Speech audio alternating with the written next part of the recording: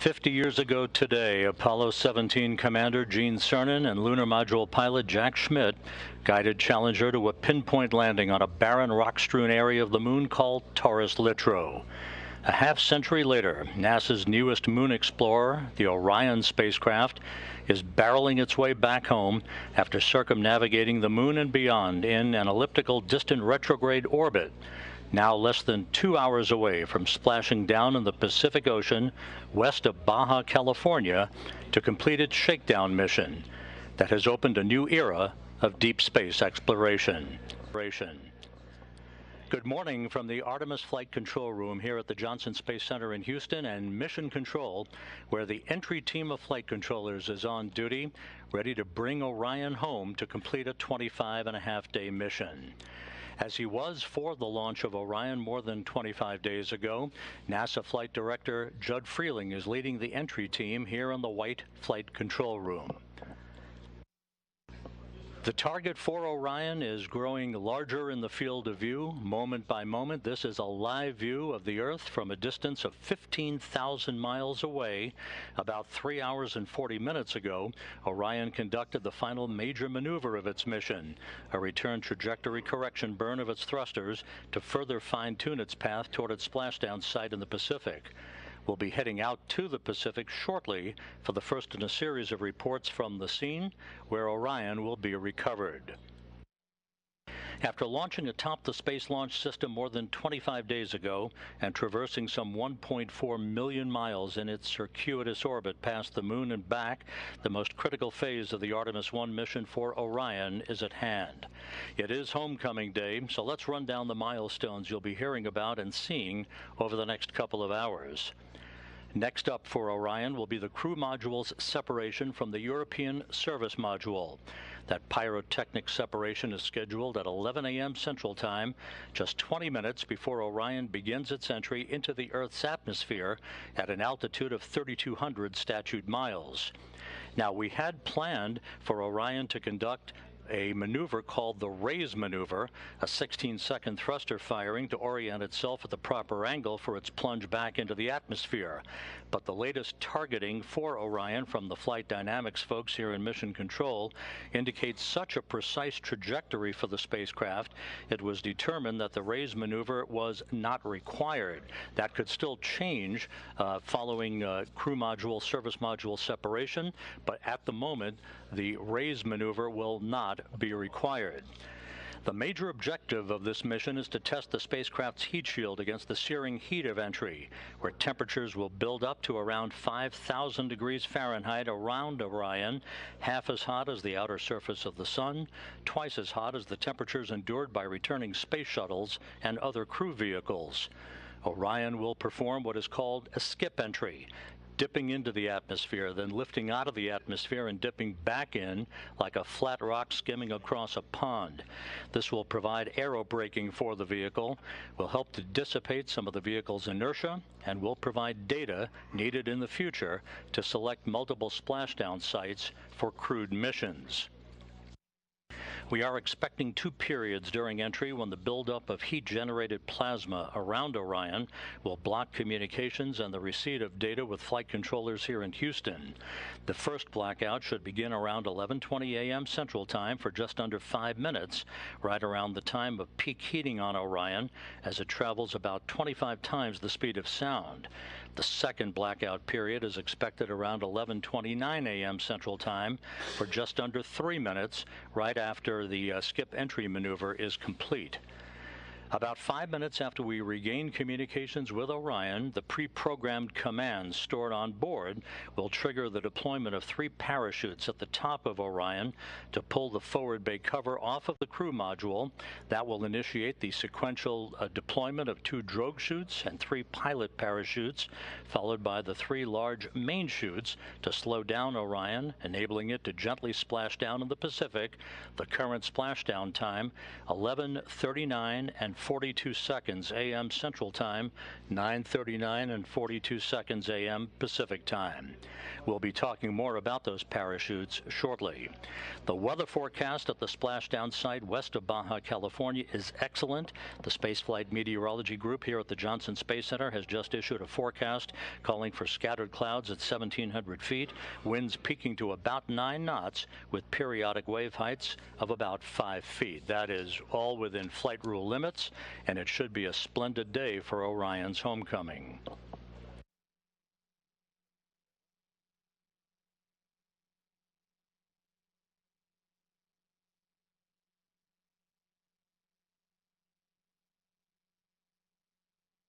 Out in the Pacific, aboard the prime recovery ship, the USS Portland, embedded with the Kennedy Space Center's Exploration Ground Systems Recovery Team and the U.S. Navy, is my colleague from the Kennedy Space Center, Daryl Nail.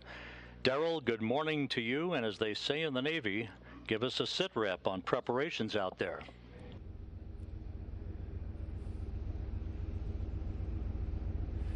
Well, good morning to you, Rob, and that's right. We're live on the deck just outside the bridge here on the USS Portland with a fantastic view of the area of splashdown. I just spoke with the recovery team. They say we are currently 5 miles away from the splashdown location right here in the Pacific Ocean. The location, as you mentioned, just off the coast of Baja, Mexico. We got the great weather report, seas, as you mentioned, 4 to 5 feet. We're looking good there. Let me show you the bridge deck where we are currently positioned. This is looking forward for the ship. I talked to Captain John Ryan, who says that he currently has the ship in a racetrack going around the location near where splashdown is, just upwind of it, so that the debris that comes down, that being the crew module and the parachutes, the forward bay cover, when it separates, will be all downwind of us. Now, preparations are already underway. We can hear the helicopter engines running, so we want to take you to a live view of the flight deck. This is towards the back of the ship, where just 5 minutes ago, the Navy started the engines on 2 of the 3 Navy MH-60s, or Nighthawk helicopters, that will be used for the operation. There you see them on your screen. The 2 helicopters on the left side of the flight deck, they will be involved in the operation. The third to the right is a backup helicopter. Now, one of the helicopters will use the Navy's infrared targeting system, which will start looking for Orion at an altitude of about 50,000 feet. Should be able to quickly lock on to Orion's heat shield, which should be still very hot after reaching 5,000 degrees Fahrenheit on the heat of reentry. The second helicopter will track the forward bay cover, a 1,000-pound, 9.5-foot wide titanium cover on top of Orion, which protects the parachutes during the heat of reentry. It is jettisoned to allow them to come out. Now, NASA's plan going in was to recover it, but they've made an adjustment due to the seas and the limitations of a small boat crane needed to lift it out of the water. Both helicopters, if you can see just to the left of that helicopter at the bottom of your screen, have GSS cameras mounted to them. These are ultra high def cameras to record 8K resolution video for engineering purposes. Now, with those helicopters just minutes away from flying out, let's take a look underneath this very flight deck. You can see into the well deck, and this is the multi-purpose capability of this vessel, the USS Portland. Down on the well deck is where the final phase of recovery will happen. 2 teams of Navy divers are preparing to launch the small boats. You see them at the bottom of your screen, just partially protruding there at the bottom. Those are inflatable boats that the Navy will use. 6 in all will pre-position themselves in the open sea to recover debris from the descent operation, and then, of course, secure the Orion crew module itself. The Navy dive team will also take above water and underneath water photography of the heat shield before the crew module is moved. This is for all engineering purposes, so they can see it freshly returned from space. Once the divers have Orion stabilized with tow ropes, you see that bright yellow structure right dead in the middle of your screen. That is the cradle that the boats and the winch lines will pull into position and put it right down on top of that cradle. They will flood that deck with water, roughly about 6 feet, and then with a careful choreography of winch line and lines being pulled and maintained by sailors, they'll put it in position for its ride back to San Diego. Now, coming up, we'll speak to one of the Navy divers who will be in the water helping. In fact, he's on deck standing by in just a few minutes. He's ready to go into the water. We'll get some words from him before he goes out on his assignment. Looking good on the ship right now. Rob, we'll send it back to you in Houston. Thanks, Daryl. And again, a live view from Orion as it continues its pinpoint journey back towards its splashdown site, not far from where you are out in the Pacific. We will be going back to Daryl Nail on the USS Portland frequently during the course of today's coverage. Orion is wrapping up, as we said earlier, a mission that will have spanned 1.4 million miles, having flown further away from Earth than any human-rated spacecraft designed to return humans to Earth.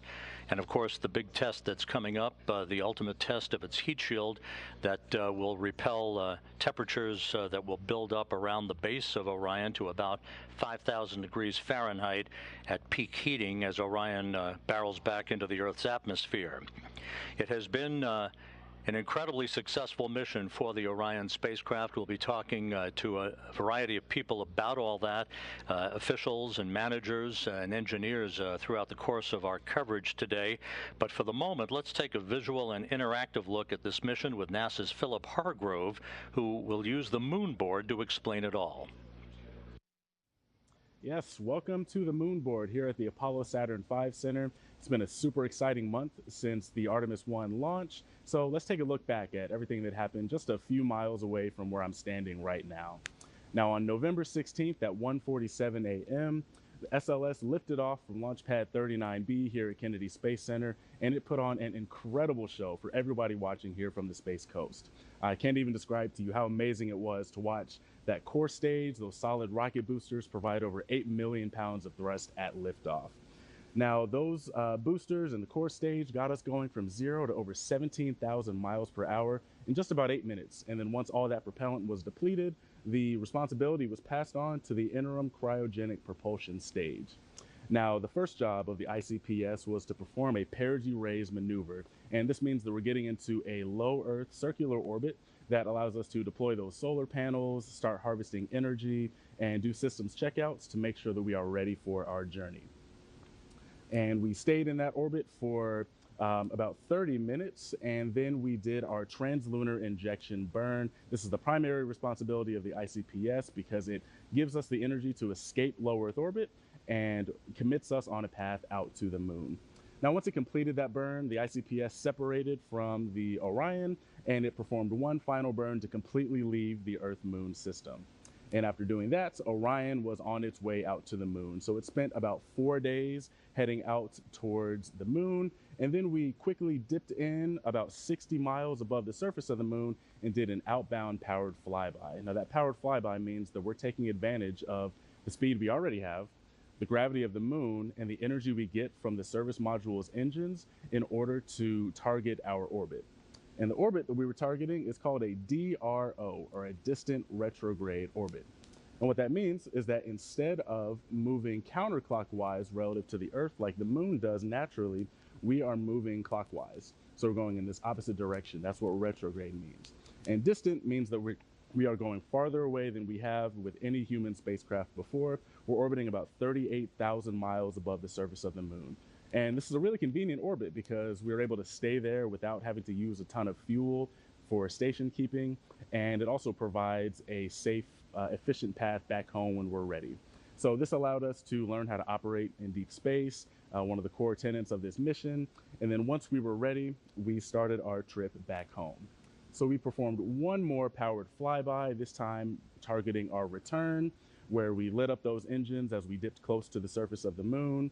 And then we began our return transit, which took about 7 days, and that leads us to today. So next time we'll talk a bit more about what that return looks like and what our entry is actually going to look like. But until then, back to you. Thank you, Philip. And again, a live view of Orion closing in on planet Earth, now about 11,000 miles away from Earth, as it continues a very, very precise trajectory for a splashdown that is scheduled at 11:39 and 42 seconds a.m. Central Time this morning. For Orion, launch from the Kennedy Space Center occurred on November 16th on the world's most powerful rocket, the Space Launch System. The first outbound powered flyby of the moon was performed 5 days later on November 21st, dipping to within about 81 miles of the lunar surface. That placed Orion on a very precise trajectory for its ultimate goal, that racetrack trajectory called the distant retrograde orbit, that would allow Orion the time and the space environment needed to test its mettle. 4 days later, Orion executed an engine firing to enter into that orbit, and the next day, Orion surpassed the record set during Apollo 13 52 years ago for the greatest distance ever traveled by a human-rated spacecraft designed to return humans to the Earth. On November 28th, Orion reached its farthest distance from the Earth, some 268,000 miles, before departing the distant retrograde orbit on December 1st. And this past Monday, Orion conducted a 3-minute, 27-second engine firing behind the moon to whip around Earth's closest neighbor for the final leg of its flight, passing to within 80 miles of the surface, turning for home, and its splashdown that is scheduled just 1 hour, 21 minutes, 44 seconds from now. The initial mission of the Artemis I program was always designed to be a test flight, wringing out all of the systems of the Space Launch System and the Orion spacecraft, and for more than 25 days it did just that, setting the stage for a crew to board an Orion vehicle for a trip around the moon in 2 years. So with that, out in the Pacific, where Orion will be splashing down not long from now, we're going to go back here in a moment to Daryl Nail, who's standing by with one of the first persons that will actually be in the water to execute the recovery and the securing of the Orion spacecraft. Daryl?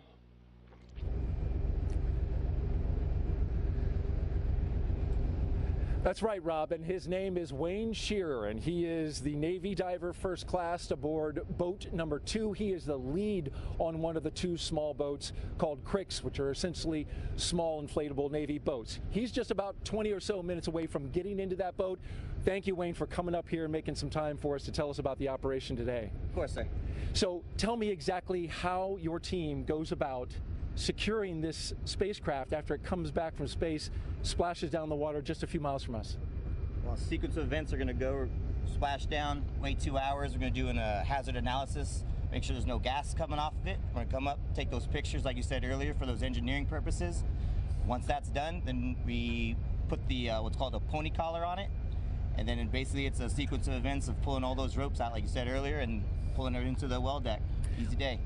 Easy day, and we know that there's certainly going to be some challenges, right? Seas are 4 to 5 foot currently, which is within your limit. Let's take a look now underneath the well deck to the boats that are currently being prepared. You're really literally going to be going down here and right to that boat after we conclude our interview. How will you manage the 4 to 5 foot seas with a bobbing spacecraft and bobbing inflatable boat with your team? Well, this is just another day in the park for us. You know, we've trained for the last year and a half for this. We've been in worse seas than this, recovering anything under the water. It's just different. Instead of recovering something from under the water, we're going to recover something that fell from the sky. You can see on our screen, those are the tip edges of your 2 inflatable boats. I imagine you'll be positioned somewhere towards the front or back? I'll be positioned toward the middle of the boat. Towards the middle of the boat.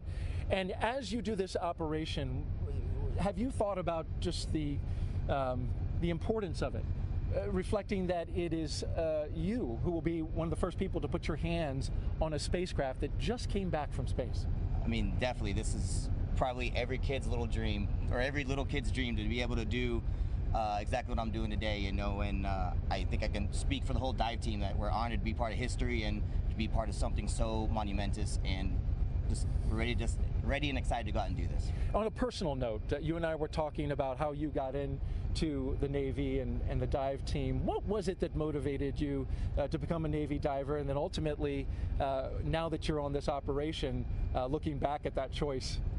Well, February 2003 from Leesville, Louisiana, and I heard a loud boom outside my window one morning, and I ran outside and talked to my dad, and a few hours later we're watching the news, and unfortunately what we heard was the USS Columbia break up. So, you know, it was not a great thing to hear, but it kind of jump-started my career of like, hey, what do I want to do? And I wanted to be out there to help people, and the Navy just kind of fell into my lap. And 20 years later, to be able to be part of history of the next thing we flown into space like that is absolutely a dream come true for myself.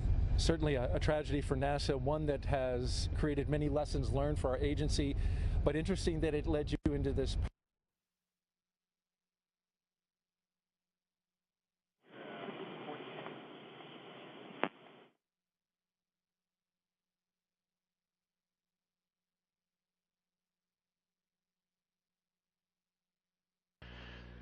That they have around the world.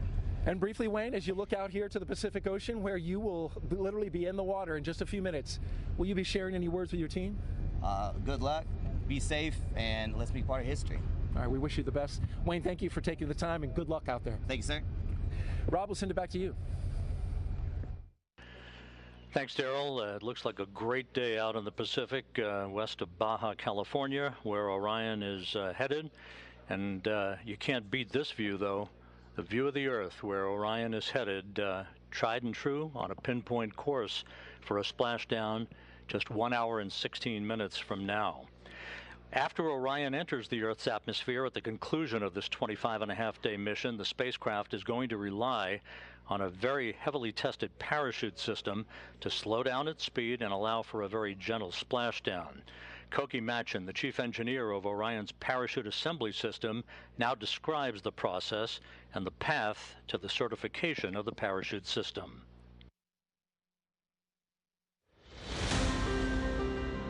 A series of 11 parachutes will be deployed in sequential fashion. A very dramatic return to Earth lying ahead for the Orion spacecraft. Our design is almost exactly the Apollo design. The shape of the mains, the shape of the drogues. The only major difference is we are bigger. Apollo weighed roughly 13,500 pounds, and we weigh 22 and change thousand pounds. And so our parachutes are larger because we have more energy to take out of the system, and our parachutes are stronger. So at a fundamental level, all round parachutes are alike. The Orion system has drogue parachutes that initially decelerate the system, and because they're deployed at a much higher velocity, they're made of ribbons. The ribbons can take the fluttering associated with high velocity deployments much better than a solid canopy can. And once the system slows down, it deploys the mains. The mains are much closer to a personnel chute. They're called ring sails. The major difference would be that a personnel chute could be 28 to 30 feet in diameter, and a CPAS main is 116 feet in diameter. So the Orion parachutes are what we refer to as hybrid parachutes. The drag surfaces are nylon, but then the structural grid, how we take the drag on that nylon surface and transmit it down to the vehicle, is made of Kevlar. And Kevlar is quite a bit stronger and stiffer, and it just completely different material than the drag surfaces are. So the CPAS system is designed to safely recover the crew with just 2 mains deployed. The problem with deploying the backup chute after you deploy the first 2 chutes is you have to negotiate the chute that's already out there. So what we chose to do, and what Apollo chose to do, was to deploy the backup chute with the main system itself. And as a result, we get a much softer landing when all the parachutes work properly. But both systems were designed to land with just 2 main parachutes functioning.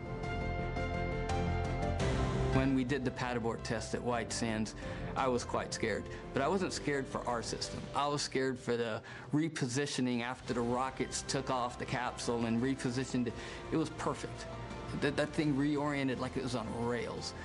And I swear to you, this huge relief came over me when the cover came off, because I thought, wow, we're not done, but we're done.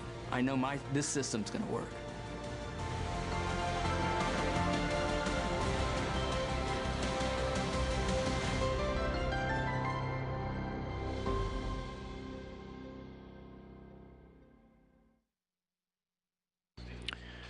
And there again, the view of the Earth. We're about 33 minutes away from the first big milestone. That will be the separation of the crew module and the service module, signaling the beginning of Orion's entrance into the home stretch of its 1.4 million mile journey. With us at this hour is the Deputy Associate Administrator for Exploration Systems, Kathy Kerner. Kathy, thanks for joining us this morning. It's great to see you. Glad to be here. You know, this is a little bit of deja vu for you. You were a flight director in this room for a number of years. Your thoughts as Orion approaches the end of this maiden flight?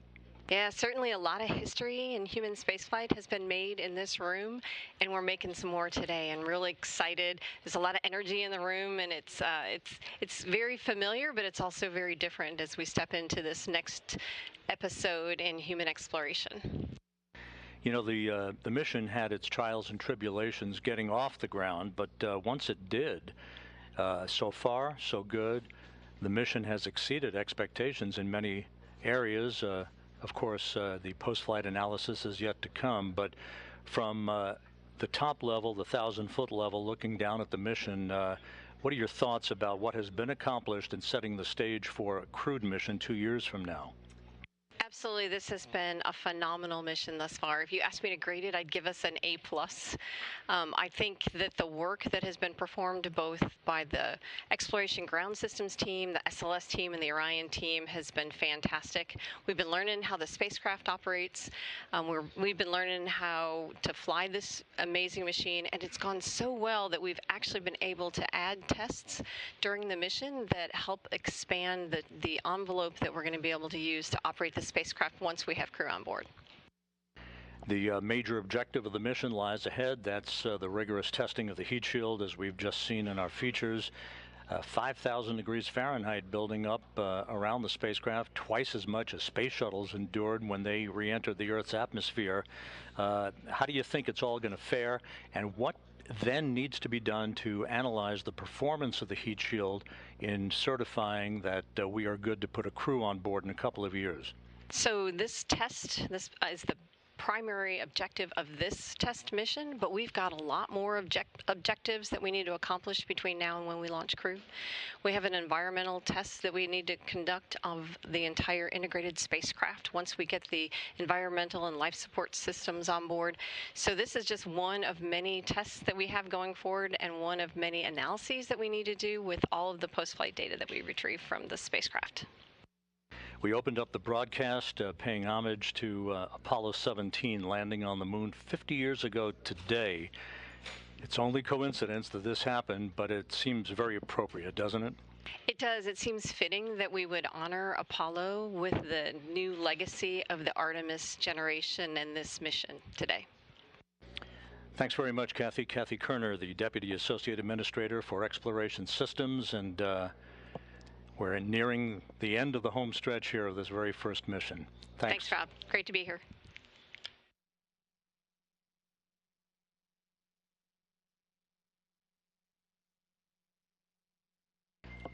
And as the Earth grows larger and larger in the field of view, Orion continues its trek back home with crew module, service module separation just 30 minutes from now. Entry interface just 20 minutes after that. In the meantime, let's go back out to the Pacific, the destination for Orion today, where Darrell Nail from the Kennedy Space Center, again embedded with the Exploration Ground Systems and Recovery teams, is standing by with Shannon Walker, NASA astronaut. Well operations. All hands on the ball, staying clear of wing walls, vehicle storage areas. That's right, Rob. Shannon Walker, NASA astronaut, has been on board since we departed on Wednesday to come out to the site. Thank you for being here to take some time to talk to us amidst this important operation to recover the Orion crew module. Absolutely. I am happy to be here. So tell me a little bit about the reason you're here and what you're doing as you observe the operations today. Yeah, of course, we do not have crew on this capsule, but I am here because the next Artemis flight will have crew on it. And so we are starting the process of assessing how we're going to operate with crew. How do we extract the crew from the capsule? How do we get them to the ship safely? How do we do all the medical checks we want to do? So we're starting the process of getting ready for the next Artemis mission. And with this capsule being recovered today, it will be brought back. I imagine that the astronauts will be very interested in the data that comes off of it. This particular capsule has sensors all over it, more than any future capsule will have. Yeah, absolutely. So this is going to tell us what we need to do, change, modify for the next Artemis mission. The ship expects to read man flight quarters at 0945. And what you're hearing are some announcements from the ship PA informing the crew at what stage in the operation we're at. I should mention that we just had helicopters, the MH-60s at the back of the flight deck just launched off and are in flight now to the recovery area. They play an important role here. Shannon, continuing now with our interview, when you look at the operation as a whole, they're currently trying to determine how the astronauts will be recovered. That's not happening today. That's right. But that will have to be integrated into the operation. Do they come off immediately after the crew splashes down? Or there's an idea kicking around there to have them stay in the capsule and come to the back of the ship. What are your thoughts on both of those? What are the pluses and minuses on those? Well, certainly the plus of having the crew come off immediately is that the crew is not staying in the capsule for an extended period of time. There'll be a time when we'll have to turn off the cooling in the capsule, which would mean the crew will start getting very warm in their suits. So it's better to get them off before that. Also, you'll probably see later the operations in the well deck. There are a lot of waves in there, and it's probably not going to be a fun ride for the crew to be in there. So you're right, we're looking at it. The actual, let's see, next summer, we're going to have another test run. We'll be out on a ship, and we will be looking at all the different methodologies for getting crew off the capsule. And may I ask what your particular favorite would be? I mean, I think you've already kind of indicated you're leaning more towards let's get off the ship. Get off immediately. Yeah, so I think we will probably, now don't quote me on this, but we'll probably extract the crew via helicopter from the capsule and helicopter them over to the ship. And as an astronaut, just briefly, when you come back from space, physically, you're in a condition where how would you describe it, physically and mentally? Yeah, so when we come back, we consider crew deconditioned. While on the space station, for example, we have lots of exercise, so we're really strong when we come back. It is still a big adjustment to being in Earth's gravity again. The lunar missions is kind of in the middle between what we did in the shuttle days and what we're doing on the space station. So we don't know exactly how the crew's going to feel, but they're going to be exhausted, and so their balance may be off a little bit, so it's better just to get them out of the capsule. As far as the mental side goes, I found that when I am back on Earth, it's just a huge sigh of relief in that somebody else is worrying all the details and I can just sit and relax a little bit. Well, we appreciate you being here. Thank you for all the insight. You're doing a great job of staying balanced amidst the 4 to 5 foot seas as you see the horizon going up and down, right? It is definitely a challenge. Thank you very much, Shannon. Rob, we'll send it back to you in Houston. Thanks, Daryl. Thank you, Shannon, and happy sailing out there as we continue to watch this scintillating view of the Earth as we are just 1 hour, 5 minutes away from splashdown. Now, as Shannon Walker alluded to in that interview with Daryl Nail on the USS Portland, we're going to be on the air here for a couple of hours after splashdown, while a number of flight objectives and test objectives are being conducted, data gathering on the Orion spacecraft. But the whole recovery issue to get Orion into the well deck of the USS Portland is no small feat.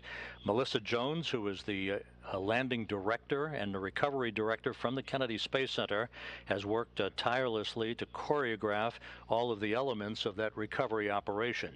Let's take a look now at how Orion will be recovered.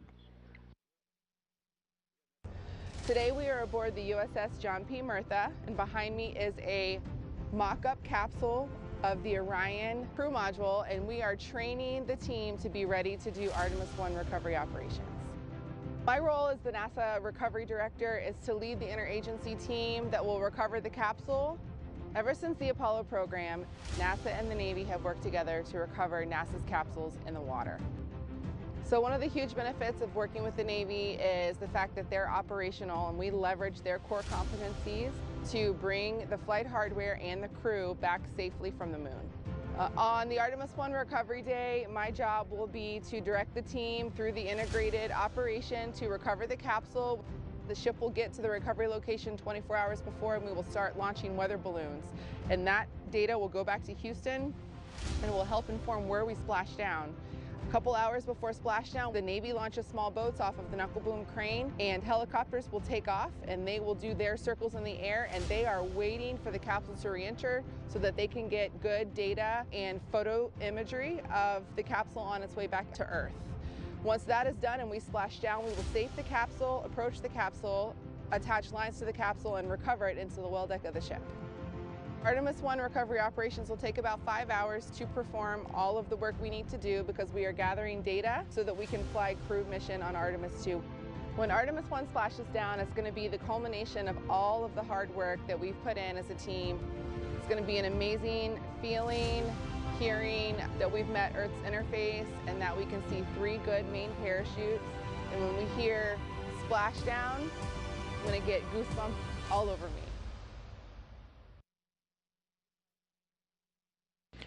And again, that whole recovery operation will take several hours. We are going to remain on the air for at least 2 hours or so after splashdown, so that we can bring you all the information regarding the initial safing of the vehicle and the test objectives that the flight control team here in Houston, led by Flight Director Judd Freeling, will be absorbing all of that data, mostly about the thermal conditions of the spacecraft, which will have come through some 5,000 degrees Fahrenheit in entry. And with us at this moment is the man who is going to be watching all of that very, very carefully, John Kowal, who's the Orion Thermal Protection System Manager. John, your big moment is lying ahead here. The plunge back into the Earth's atmosphere. This is the moment of truth to test the heat shield. What kind of thermal environment are you expecting for Orion as it makes its way into the Earth's atmosphere and then back through the atmosphere itself? Yeah, so, as you mentioned, 5,000 degrees on the ship, but to back that up, how do we get there? So that vehicle still has all that energy that the launch rocket put into it during that first beautiful launch, right? So that gets converted into velocity. So we're going at 25,000 miles per hour, which is, how do you even fathom what that means? It's 7 miles per second. Wow. So all that energy, enough to power 4,000, 5,000 homes in a day, we have to get rid of it. And how do we do that? The vehicle comes slamming into the atmosphere, starts trying to push the air up out of the way. That air is pushing back, the pressures go up, the temperatures go up. We're talking upwards of around 10,000 degrees Fahrenheit in the flow field. So that energy goes into the flow field, and then the flow field wants to give it back to the surface of the TPS. So that's what the TPS is going to see, or what the heat shield is going to see, and that's what pushes it up to 5,000 degrees Fahrenheit. What kind of testing was required throughout the course of the preparations for Orion to prepare the vehicle for launch that made you confident that it could withstand the rigors of this sort of environment? Yeah, there's been a lot of testing. I mean, we've been at this for since the end of the shuttle program. If you think back to that system, that was a reusable system, we had kind of been out of the business of these ablation materials for quite a while, since Apollo. So we had to train a whole new generation of engineers on developing that type of system, as well as getting the materials back. So there was a lot of testing in arc jets. That's the primary way that you test these types of materials. You can create these temperatures. It's like a wind tunnel with a lightning bolt going down the center of it, and that's how you create this high temperature plasma, and that gets impinged onto the test article. So we do a lot of materials testing. We've done quite a bit of testing of the system. Even though we're using the same material, the AVCoat that they used in Apollo, it's in a different form. And so we made it into blocks. Those blocks have seams that have to be filled. Those seams are always one of the areas that you want to test the most, is because that's where the problems happen. And so we've done a lot of testing there in the thermal.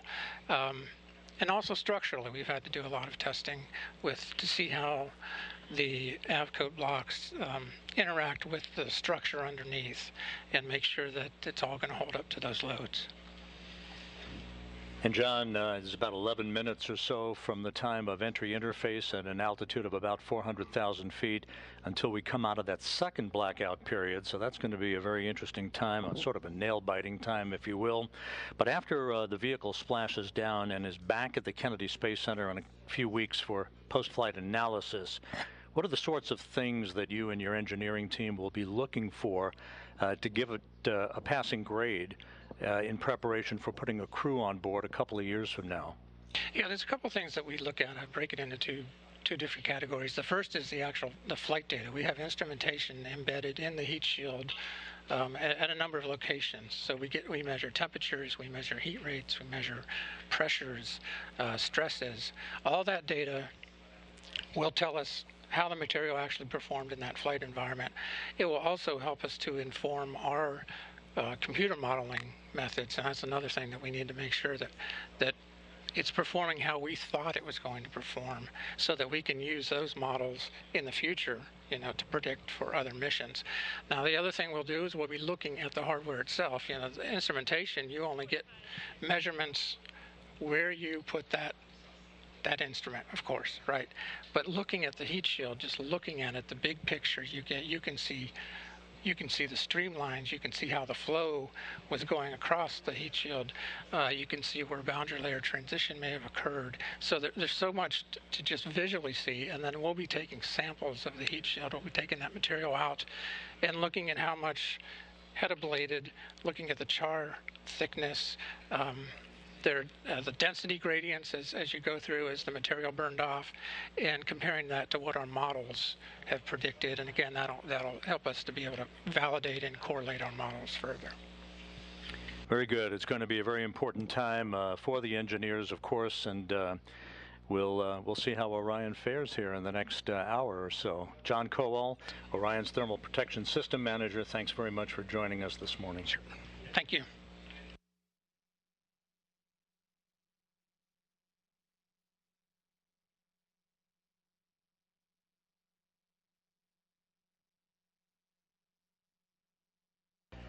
Now just 16.5 minutes away from the separation of the crew module from the European service module that will begin a trip hammer series of events as Orion begins the process of entering the Earth's atmosphere. Entry interface just 36 minutes away. So let's go back out to the Pacific Ocean west of Baja, where Daryl is on the USS Portland. Daryl?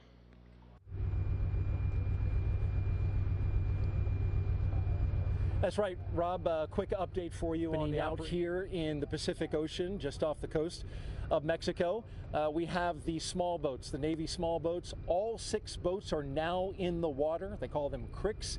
These are Navy boats that are inflatable, highly maneuverable. These are the ones that will actually put hands on the spacecraft in order to secure it and eventually get it tied to lines that brings it to the back of the ship and into the well deck. I want to talk a little bit about this location here today. This location in the Pacific, we're just about 5 miles away from the splashdown area. This was actually the backup location. Initially, this was supposed to happen off the coast of San Diego, California, but the weather forecast for that area called for a cold front that has moved in today, bringing with it 12-foot high seas, and those seas would have been too high to perform this operation, too high for the small boats for recovery. So Recovery Director Melissa Jones and the mission management team made the decision to back up and go to the backup location 300 miles south of San Diego, and that's where we find ourselves today with excellent weather in order to do this operation. As you look off into the sky, we're awaiting the second to last weather balloon release that we will have for the day. This weather data critical to the operation that is happening today, especially when it comes to the landing point of the crew module in the ocean, as well as the debris that goes with it. And that debris happens during the separation of the forward bay cover, which covers the parachutes, and then of course the parachutes and their hardware themselves. All of it together, they take in the winds, and you can feel the winds are picking up a little bit.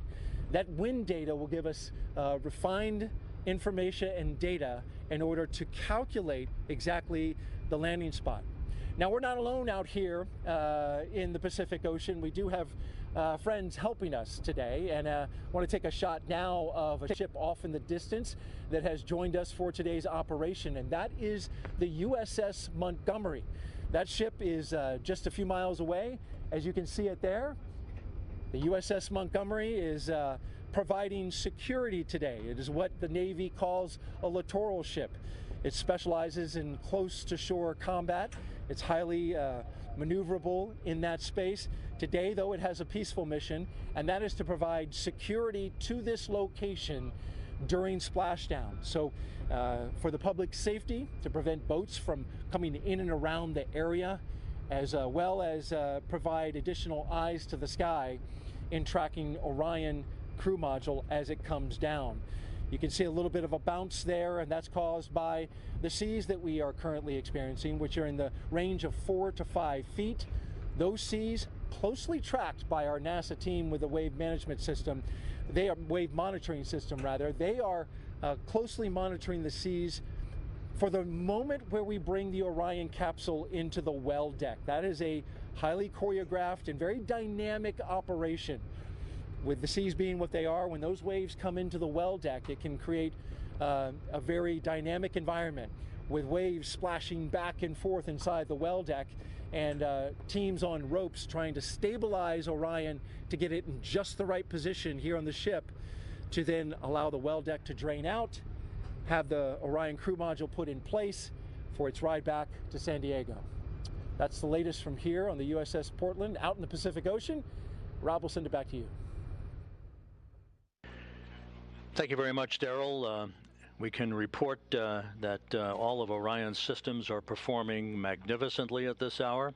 At an altitude of just under 6,000 nautical miles, we did lock up on the tracking and data relay satellite system.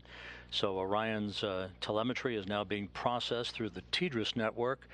This worked in concert with the Deep Space Network throughout the course of the mission. And now that we're on TDRS the rest of the way, we'll be able to have real-time data through our tracking and data relay satellite system constellation.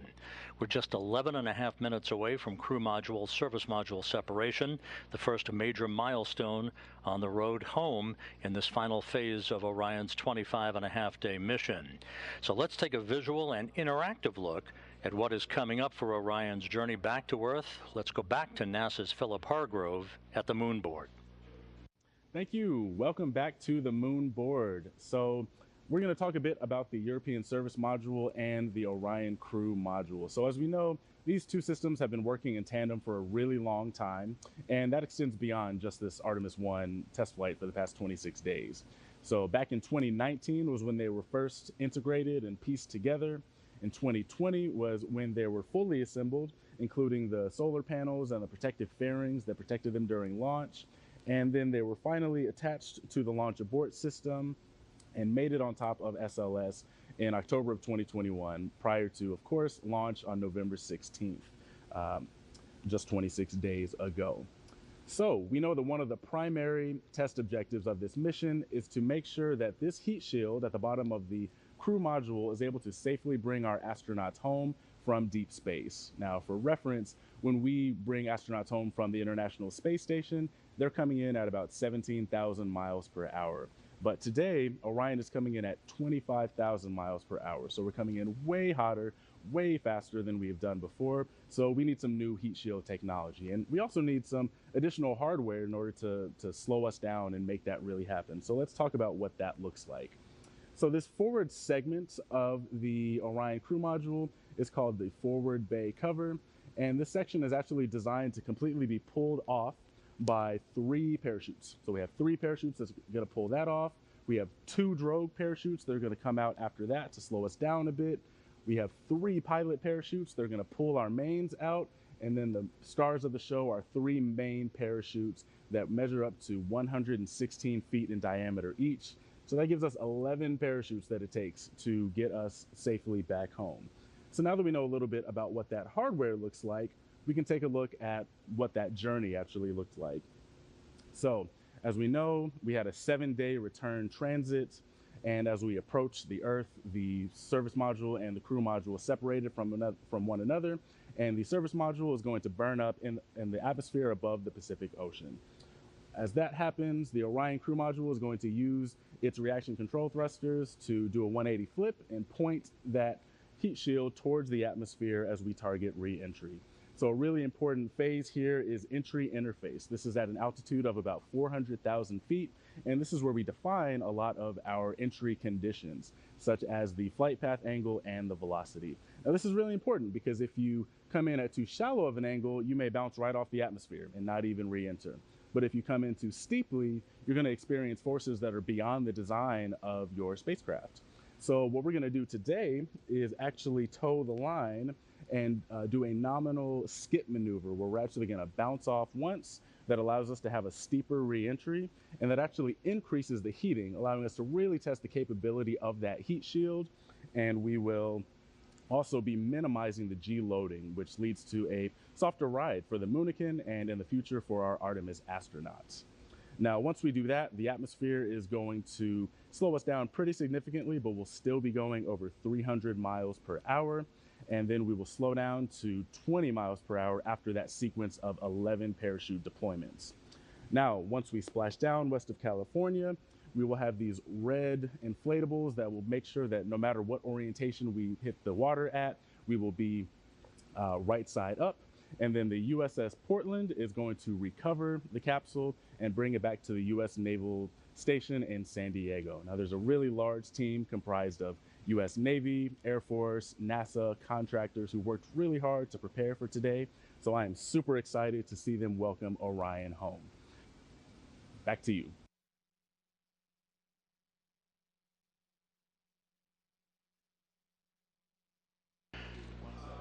Thank you very much, Philip. We are coming up on the critical stuff leading up to Orion's return to Earth and its splashdown in the Pacific, just 7 minutes away now from crew module, service module separation. That European service module has worked like a champ throughout the course of the mission. The service module, which of course housed the solar arrays and all of the other propulsive functioning for Orion throughout the course of the mission, has been monitored in the European Service Module Control Room in Noordwijk in the Netherlands, where that team of flight controllers is eagerly awaiting the completion of the service module's work just a few minutes from now, when it will pyrotechnically separate from the crew module, leaving the crew module on its own. Entry interface is scheduled just 26 minutes from now.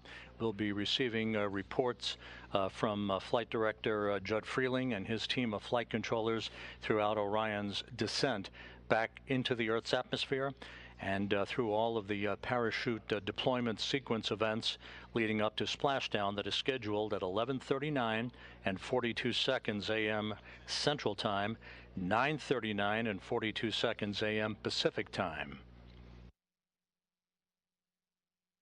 One thing worth noting is once Orion splashes down in the Pacific, it will stabilize in one of two positions, either pointed up, which is called stable 1, or pointed down in stable 2.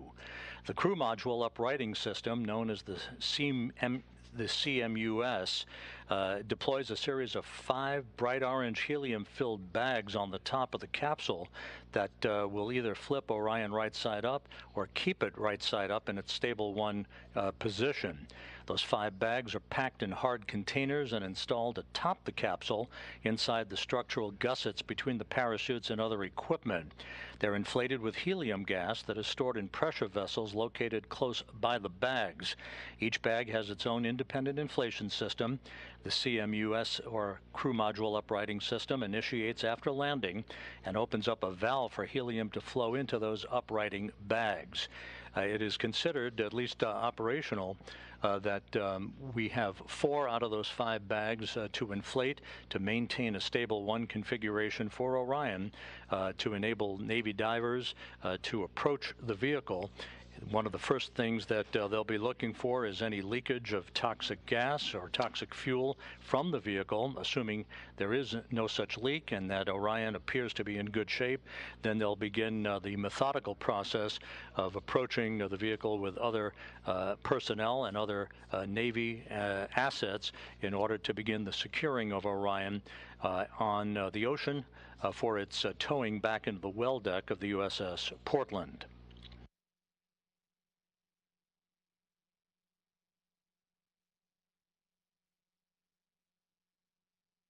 We're under 4 minutes now until the crew module and service module separate from one another. We'll be standing by for all of that. You can see in this telemetry-driven animation that Orion is currently traveling just under 17,000 miles an hour, just under 4,000 miles away from Earth, and a hefty 254,000 miles from the Moon, which of course was its target, in distant retrograde orbit, flying around the Moon for its outbound powered flyby at the beginning of the mission to move to a distance of some 268,000 miles away from Earth, farther than any human-rated spacecraft designed to return to Earth had ever been designed to do, surpassing the distance record established 52 years ago during the Apollo 13 mission.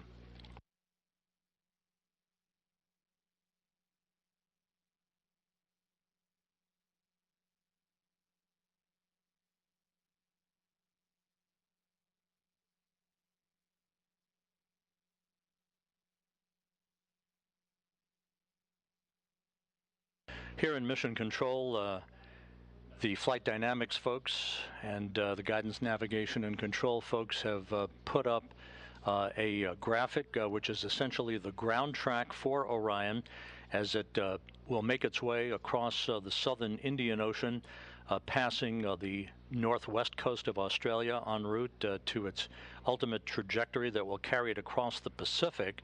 It will be moving from south to north across the Pacific Ocean to the splashdown zone, almost a direct straight line towards the point of splashdown, which will be west of Baja California.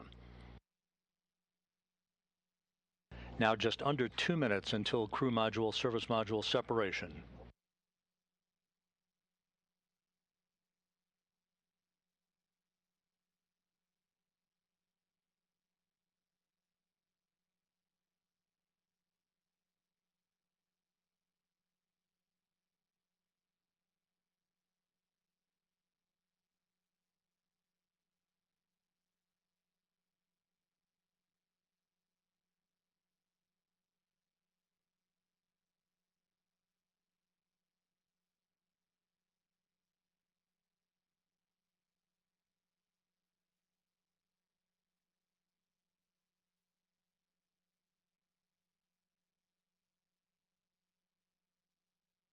Now just 1 minute away from crew module, service module separation. We'll be standing by for confirmation of that from the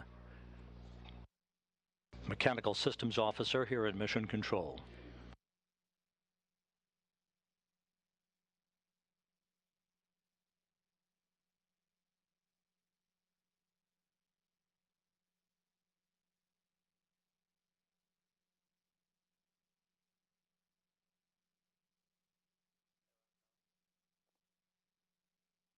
"30 seconds until separation. This will come at an altitude of 3,200 statute miles.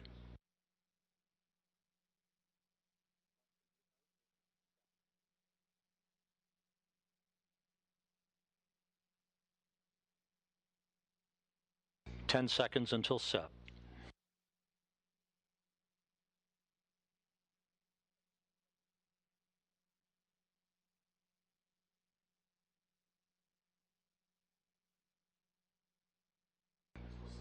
We have confirmation of separation. Orion flying on its own. Again, the separation occurred right on time at 11 a.m. and 11 seconds Central Time, with Orion 3,200 statute miles away from Earth. The service module, the European service module, has done its job.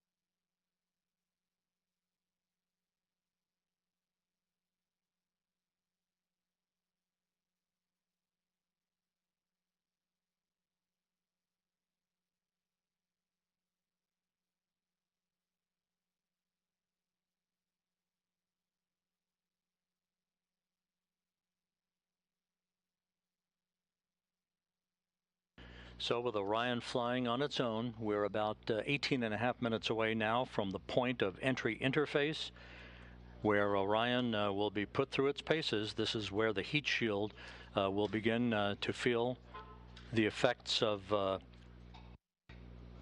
peak heating of 5,000 degrees Fahrenheit on the heat shield, and the beginning of 2 blackout periods where the plasma around the vehicle will build up such that it will block data and communications between mission control and the spacecraft itself.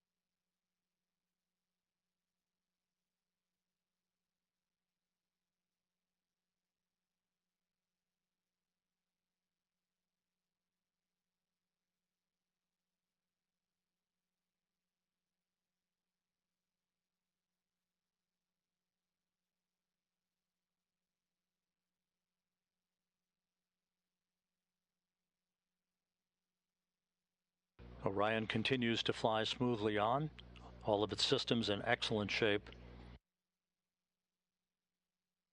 Less than 17 minutes until entry interface.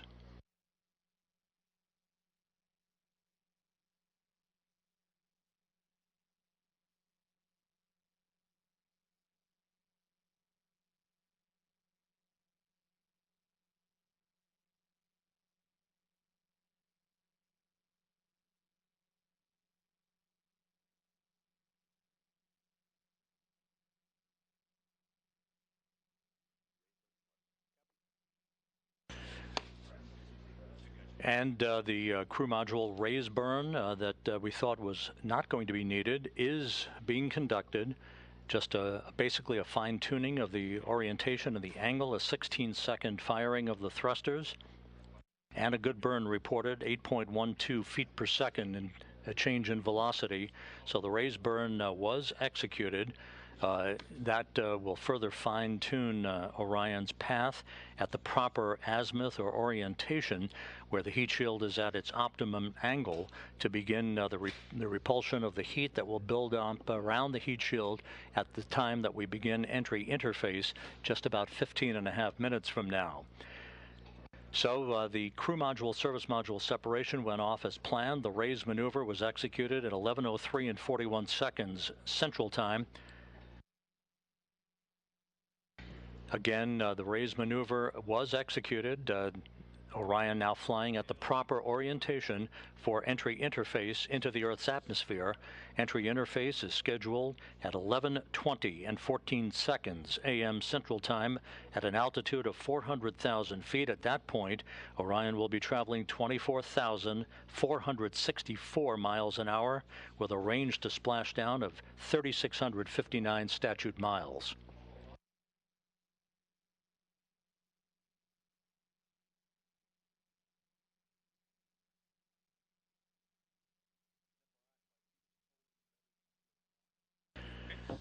Flight controllers reporting a solid lock with the tracking and data relay satellite system, receiving data that's being processed through the TDRS network.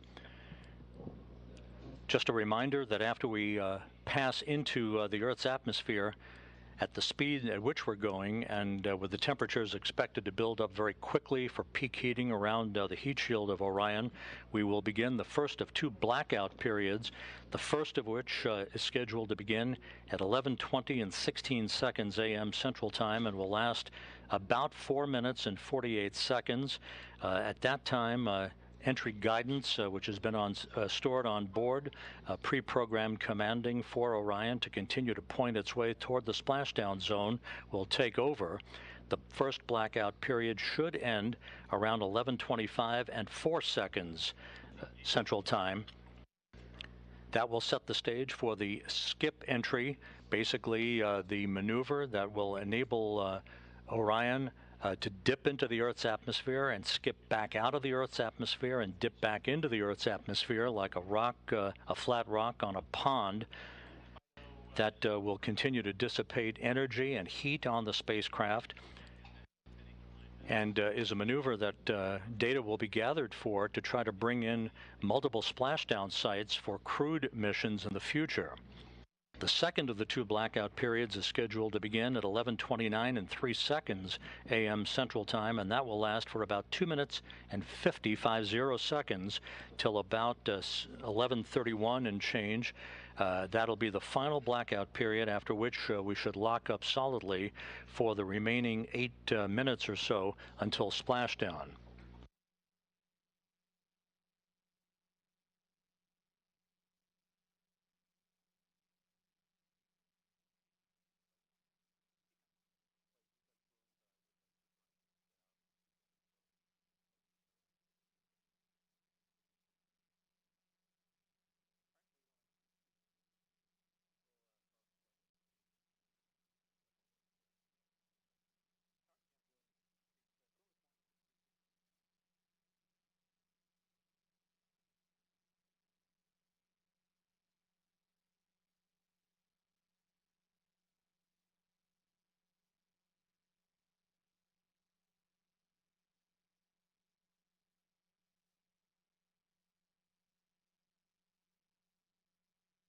This is Mission Control Houston, 12 minutes away from entry interface.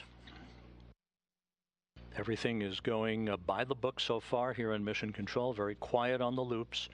Entry Flight Director Judd Freeling and his team of flight controllers watching carefully over their data as they oversee the arrival of Orion for its splashdown site west of Baja, California. Time to splashdown 31 minutes.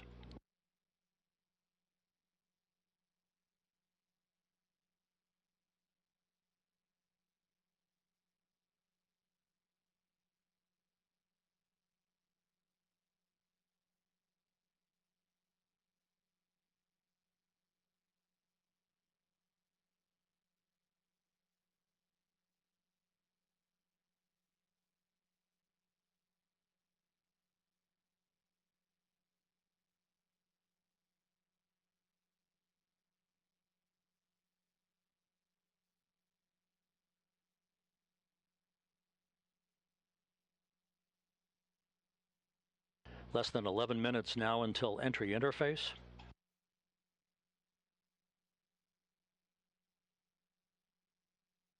During the period of the two blackouts, and even after we have emerged from the second of the two blackouts, Orion, through a series of pre-programmed commands stored on board, will conduct a series of role reversals.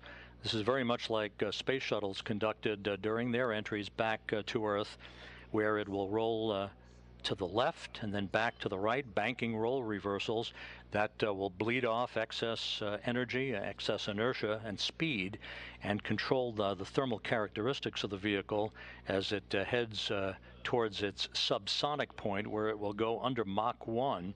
It will go subsonic at about 11:34 and 55 seconds a.m. Central Time, some 5 minutes before splashdown. If everything goes as planned, Orion will reach an altitude of 40,000 feet at 11:35 a.m. Central Time, just about a minute before forward bay cover chute deploy begins. The series of 11 chutes, 3 that will pull the forward bay cover off of the top of the crew module. That'll be followed by the deployment of the drogue chutes, and then the 3 large main parachutes, 3 orange and white parachutes. That'll be the moment we'll be waiting for. Orion now 28.5 minutes until splashdown.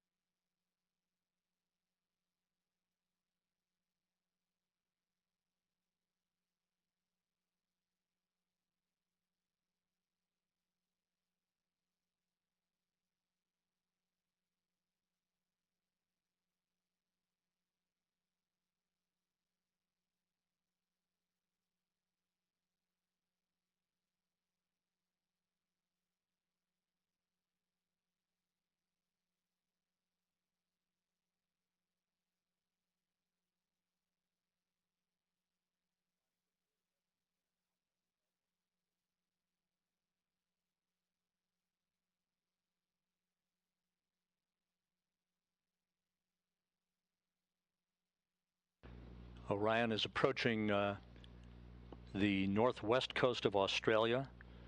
27.5 minutes until splashdown. We're just 8 minutes away from the point at which Orion will dip into the Earth's atmosphere and begin what basically is a hellish entry, where temperatures around the spacecraft will raise to about 5,000 degrees Fahrenheit. That's half as hot as the outer surface of the sun.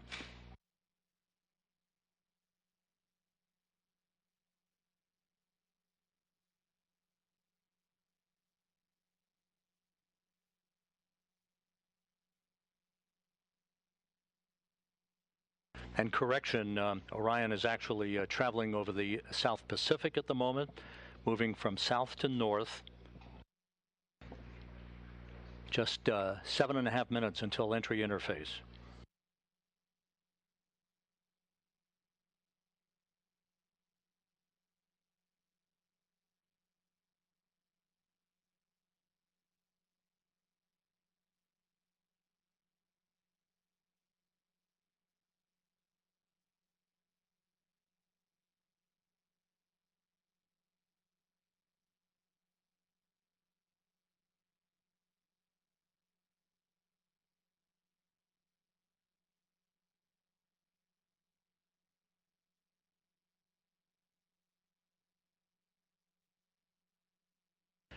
And this view from a camera inside the cabin of Orion, this doesn't look like much at the moment, but it will soon when it shows the forward bay cover jettisoning and the initiation of the parachute deployment system.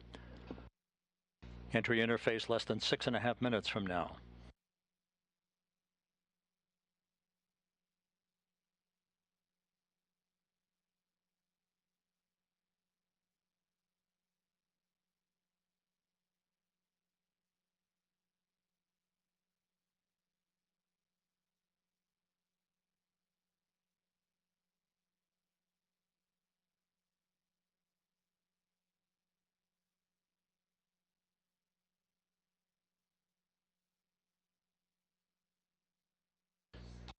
Just to recap, the crew module, the Orion crew module, separated from the European service module about 14.5 minutes ago, right on target as it was planned, and a short raise maneuver, a 16-second firing of Orion's thrusters, oriented the vehicle, raising it just a tad so that its heat shield was at the proper orientation in the direction of travel, to begin entry interface in about 5 minutes at an altitude of 400,000 feet above the Earth.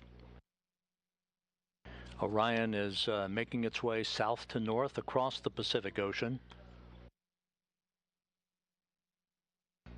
Currently traveling at 23,000 miles an hour.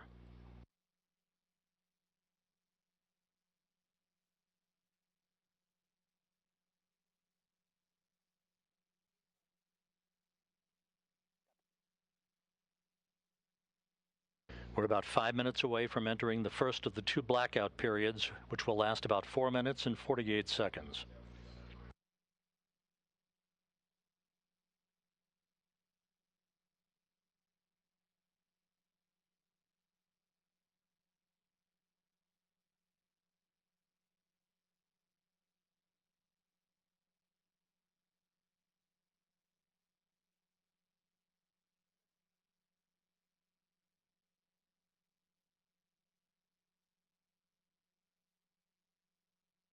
A journey that began with the power of the launch of the Space Launch System 25.5 days ago, about to reach its final minutes in the searing heat of re-entry, where temperatures around Orion will build up to 5,000 degrees Fahrenheit. Just under 4 minutes until entry interface.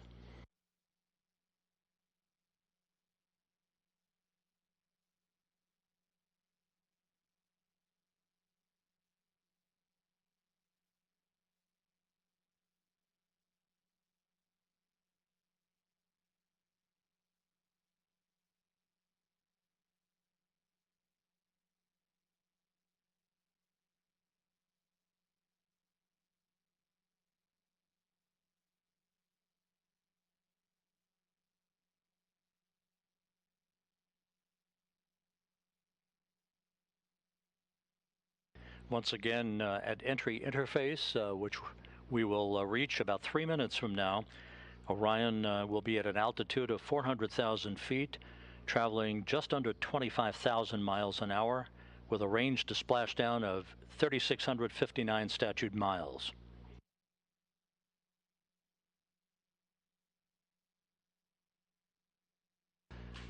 Within seconds after reaching entry interface, we'll begin the first of the 2 blackout periods that will last just under 5 minutes, about 4 minutes and 48 seconds.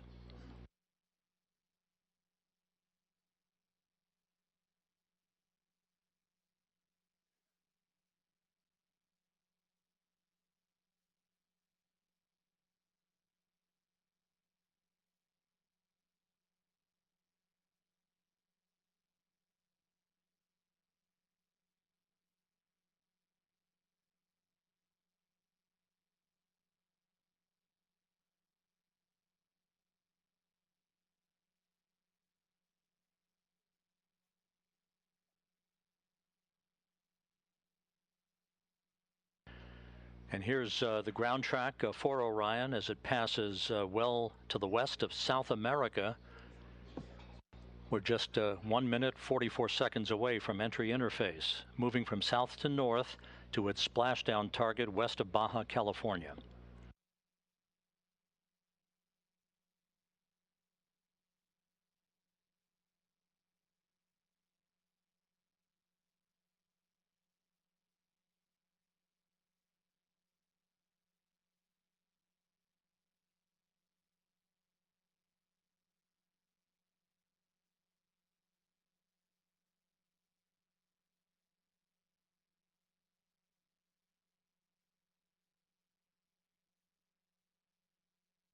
Just 1 minute away from entry interface.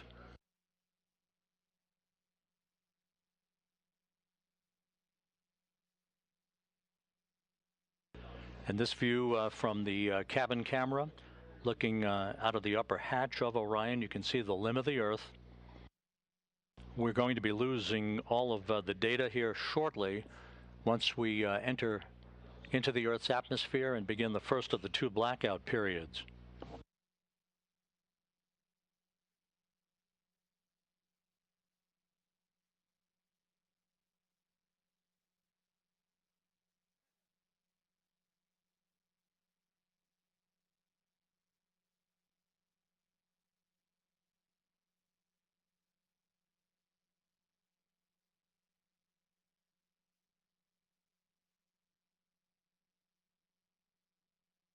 Standing by for entry interface and the first of the 2 blackout periods.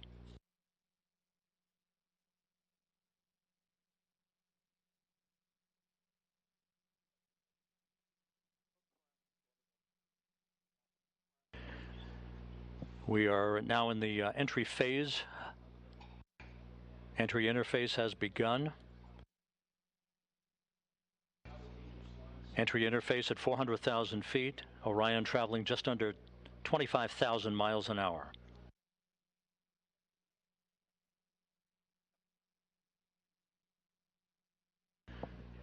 We've gone into the first blackout period. This is a visualization based on what should be happening at the moment, where the temperatures around the heat shield are reaching about 5,000 degrees Fahrenheit. This is the moment of truth for Orion.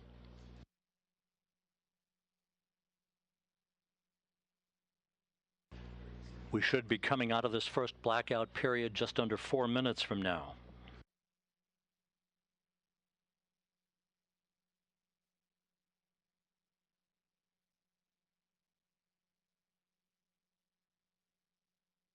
Orion should be traveling about 23,326 miles an hour at the moment. Range to splashdown 3,125 statute miles. Again, this is a visualization of what should be happening with Orion at the moment, although we are in a blackout period that should end about 3 minutes and 15 seconds from now. Once we emerge from this first blackout period, we'll conduct the skip entry maneuver that will further dissipate heat and energy and begin a very, very dramatic reduction in the velocity of Orion as it approaches its splashdown site.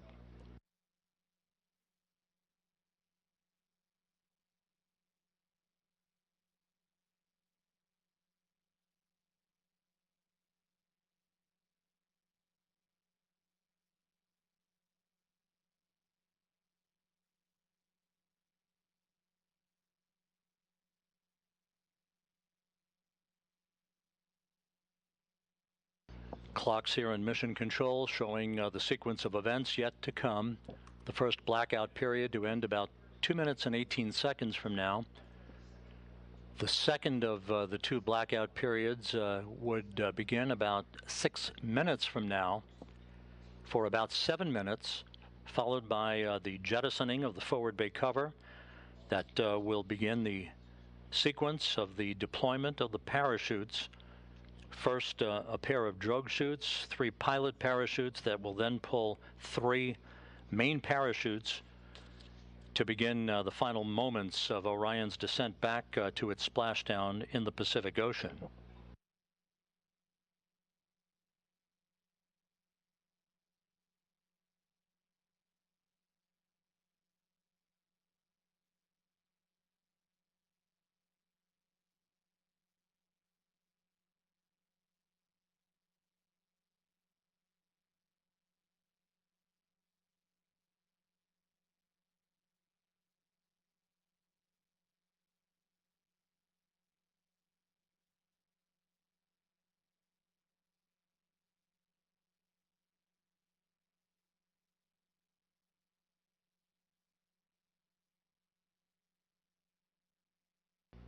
One minute to go until we come out of this first blackout period. When we emerge from this first blackout period, we'll be at an altitude of 274,000 feet, traveling just under 17,000 miles an hour with a range to splashdown of 2,000 statute miles.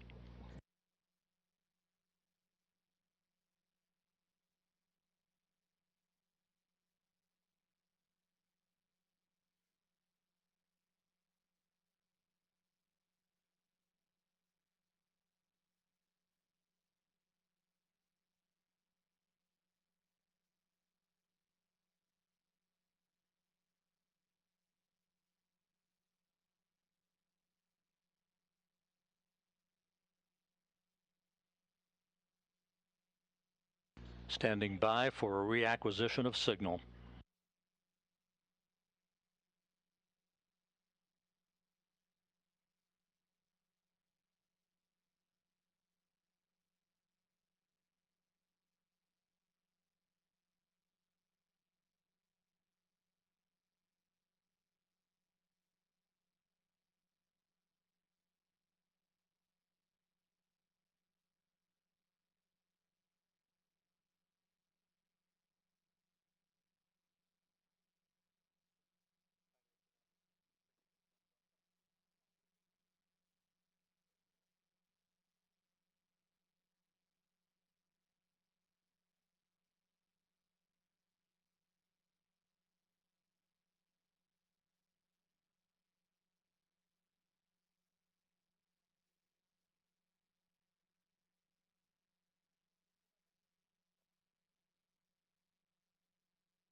And we have data from Orion. Orion out of the blackout period.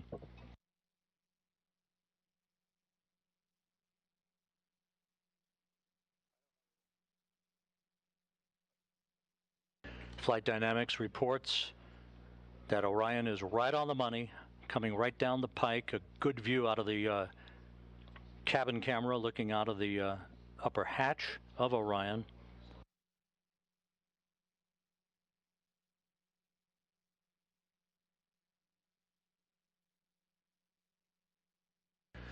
We should be performing the skip entry maneuver momentarily. Good communications established with Orion.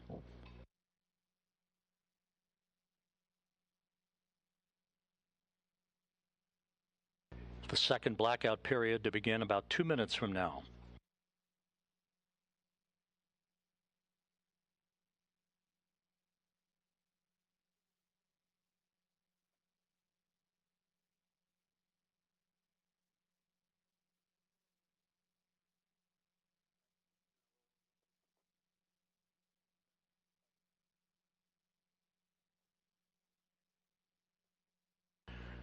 Orion is at the apogee of the skip entry maneuver, beginning the second in a series of role reversals, again banking maneuvers to bleed off excess inertia and to dissipate heat around the spacecraft.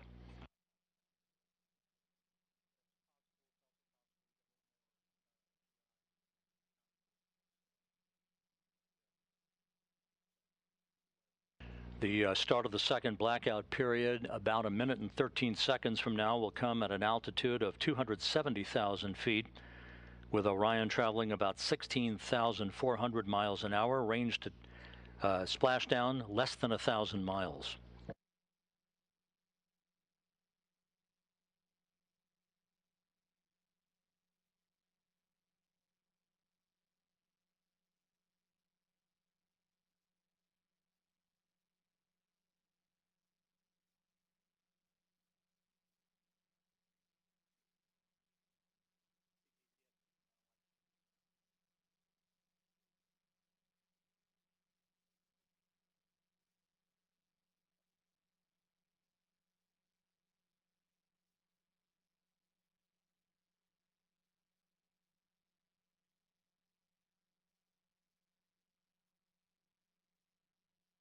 Coming up on the start of the second blackout period.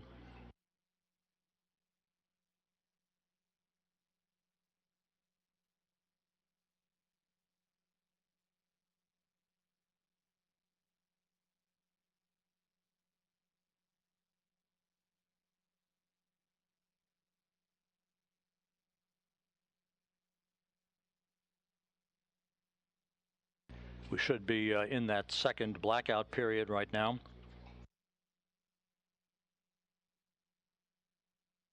Orion approaching a velocity of 20 times the speed of sound. If all goes as planned, we should be out of the blackout period with a solid lockup on the vehicle at 11:31 and 46 seconds a.m. Central Time.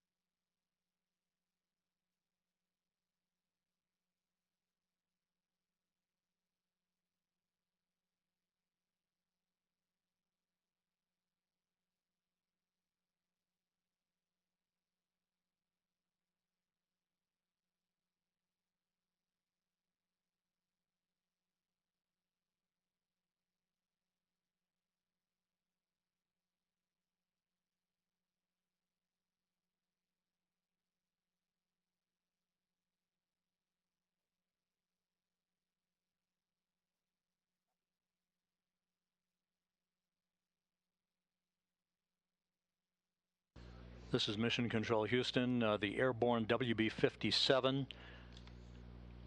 one of the airborne assets to track Orion's return to Earth, has visual acquisition of the vehicle.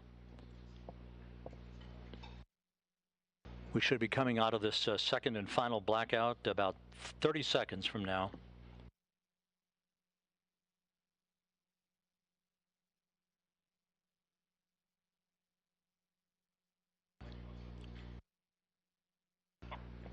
And helos flying off the deck of the USS Portland now have a visual acquisition of Orion as well, at an altitude of 174,000 feet, traveling 12,600 miles an hour, range to splashdown 288 statute miles.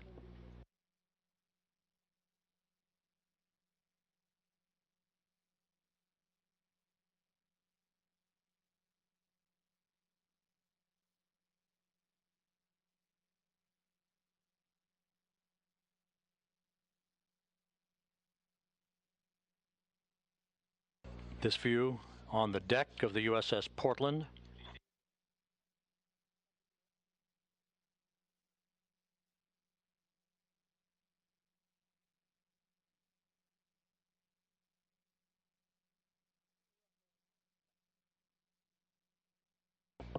And there is a view out of the cabin camera of Orion as it continues a series of role reversals. We have data back from the spacecraft. Flight Dynamics reports Orion straight and narrow on a true course toward its splashdown site. Forward bay covered jettisoning less than 3.5 minutes from now.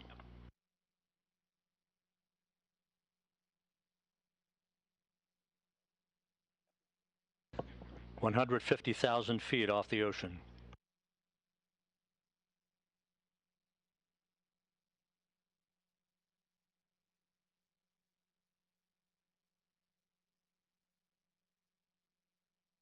Orion now traveling at Mach 10.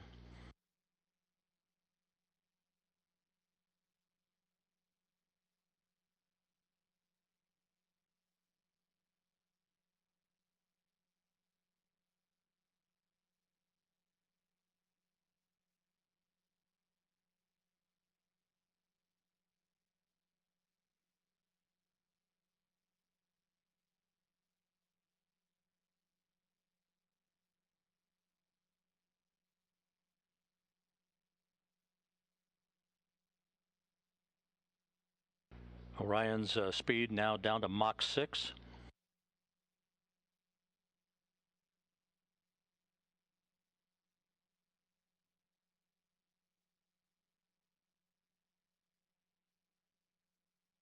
Two minutes until forward bay covered jettisoning.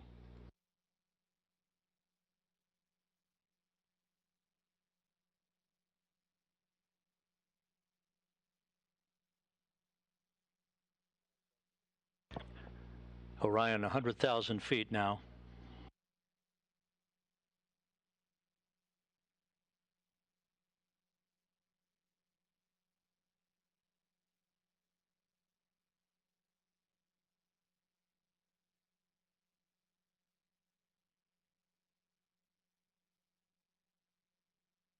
The spacecraft about to go subsonic.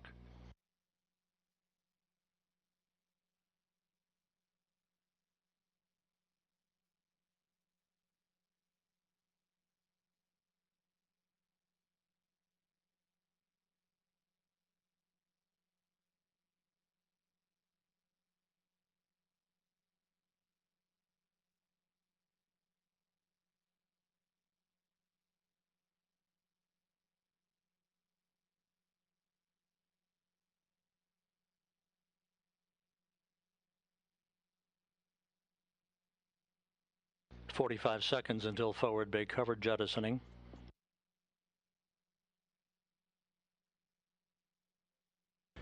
Orion now at 50,000 feet.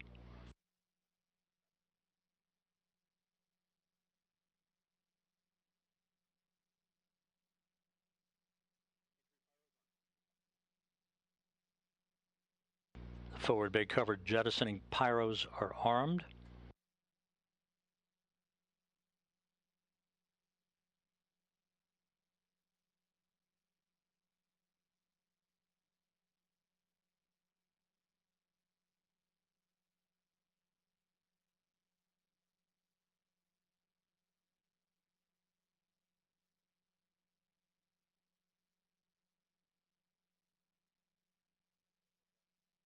(25,000 feet).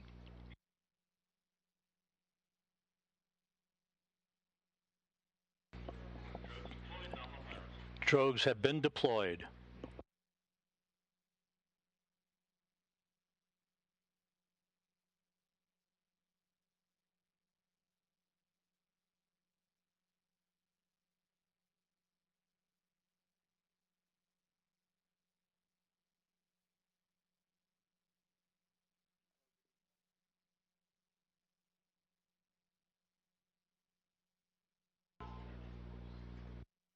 Two good drogue shoots reported by the recovery team out in the Pacific.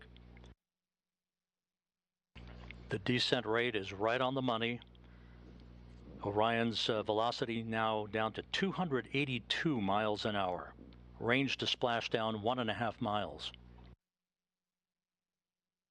10,000 feet now.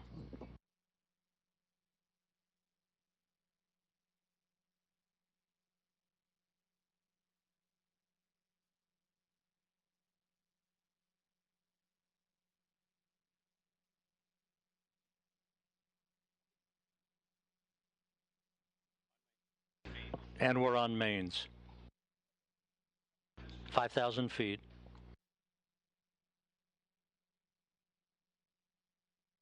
Reefing in progress.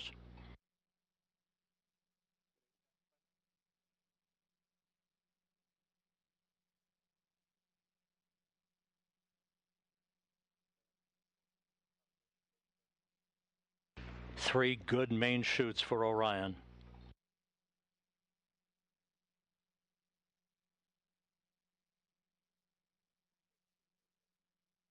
We have three fully inflated main chutes. Time to splash down 90 seconds. Perfect descent rate reported.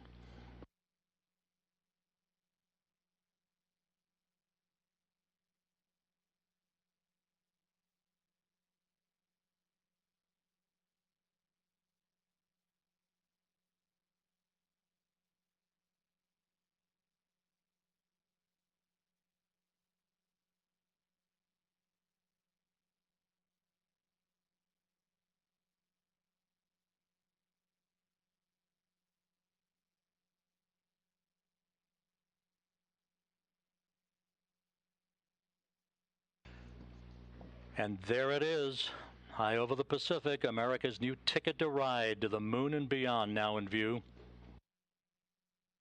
Orion under its chutes descending toward splashdown.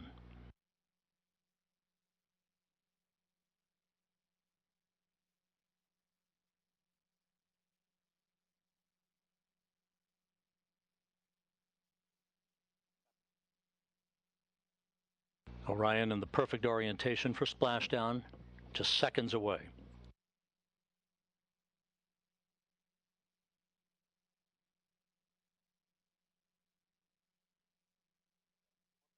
(1,000 feet).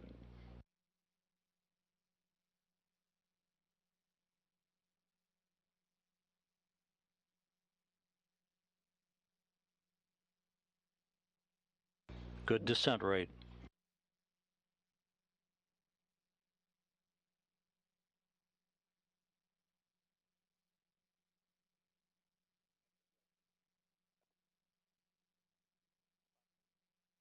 (500 feet).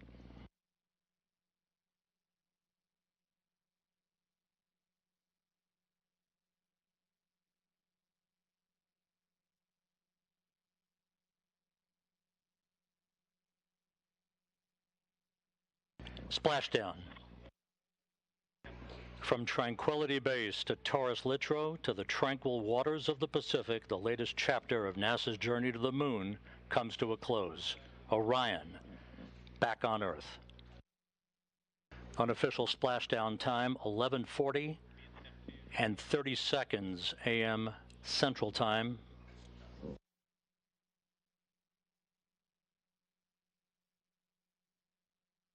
At a mission elapsed time of 25 days, 10 hours, 54 minutes, 50 seconds. That's unofficial. Splashing down off the coast of Baja, California.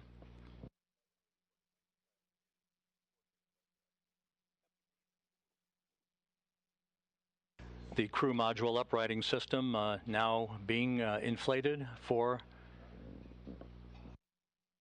the bags currently being inflated.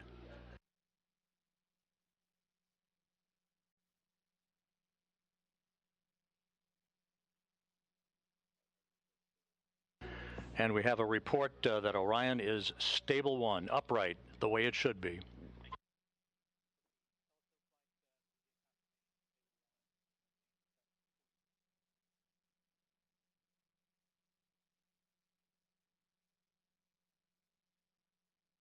Once again, splashdown occurring at 11:40 a.m. Central Time, 9:40 a.m. Pacific Time, west of Baja, California, after a textbook entry for the Orion spacecraft, bringing its 25-and-a-half-day mission to an end.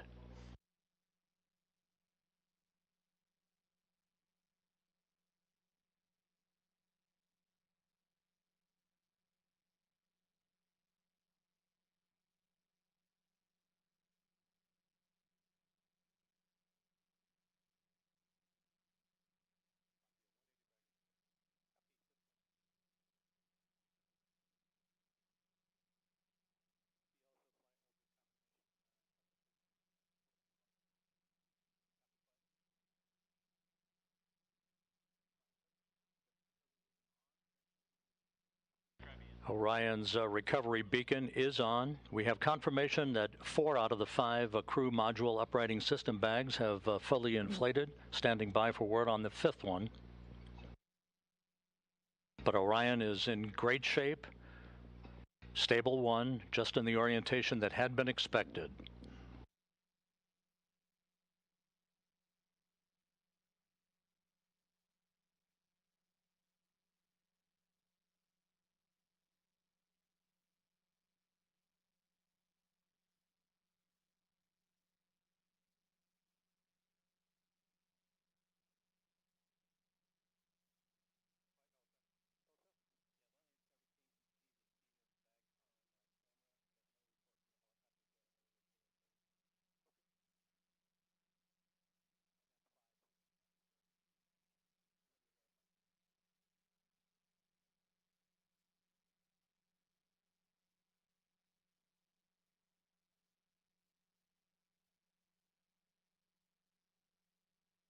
This is Mission Control Houston. Once again, the Orion spacecraft, having completed a journey of 1.4 million miles, bobbing gently in the Pacific Ocean. 4 out of its 5 crew module uprighting system bags have been deployed. We're standing by for word on the 5th. However, irrespective of that, it is in stable 1 configuration, in good shape, according to the recovery team. And we are now receiving word that all 5 of the crew module uprighting system bags are fully inflated. So that's exactly what we had hoped for. Orion safely bobbing up and down in the Pacific Ocean.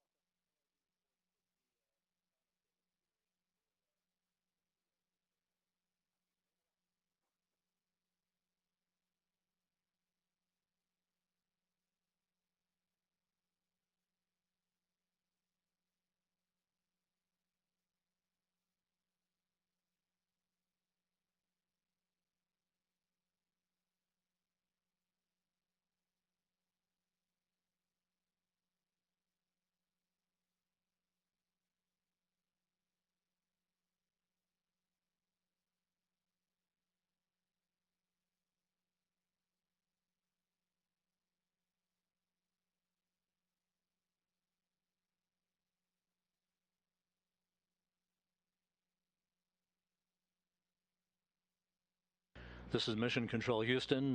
You're looking at the Orion spacecraft that splashed down about 6.5 minutes ago at 11:40 a.m. Central Time, 9:40 a.m. Pacific Time. We are estimating that it splashed down around 5 nautical miles away from the USS Portland. The recovery ship and Navy boats and divers will be approaching the vehicle before long. The spacecraft is in what is called a stable 1 configuration, upright, just the way we had expected it to be. 5 perfectly inflated crew module uprighting system bags, maintaining a nice gentle configuration for Orion. First of the Navy helicopters now approaching the vehicle.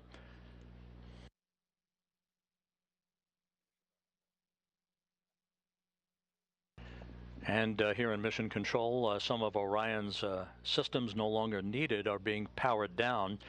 Many of them will stay powered up for the next 2 hours while we conduct a series of test objectives to characterize the thermal conditioning of the spacecraft that will be important for future data for crewed missions to determine how long the crews can remain comfortable inside a vehicle returning from the moon.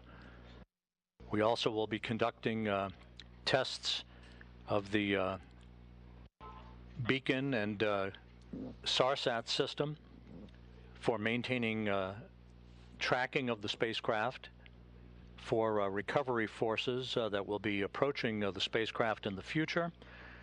And coming up in the next hour and a half will be the reactivation of an ammonia boiler system that will provide cooling in the spacecraft, as it will when crews return from their missions on board Orion.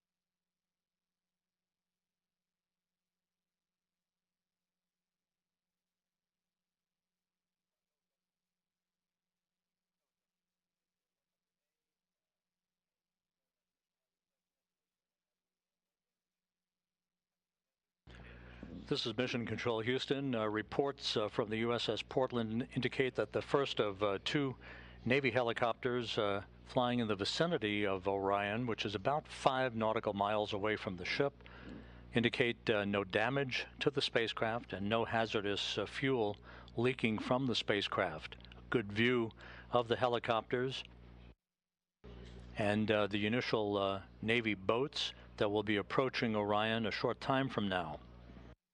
Once again, the splashdown occurring at 11:40 a.m. Central Time, 9:40 a.m. Pacific Time.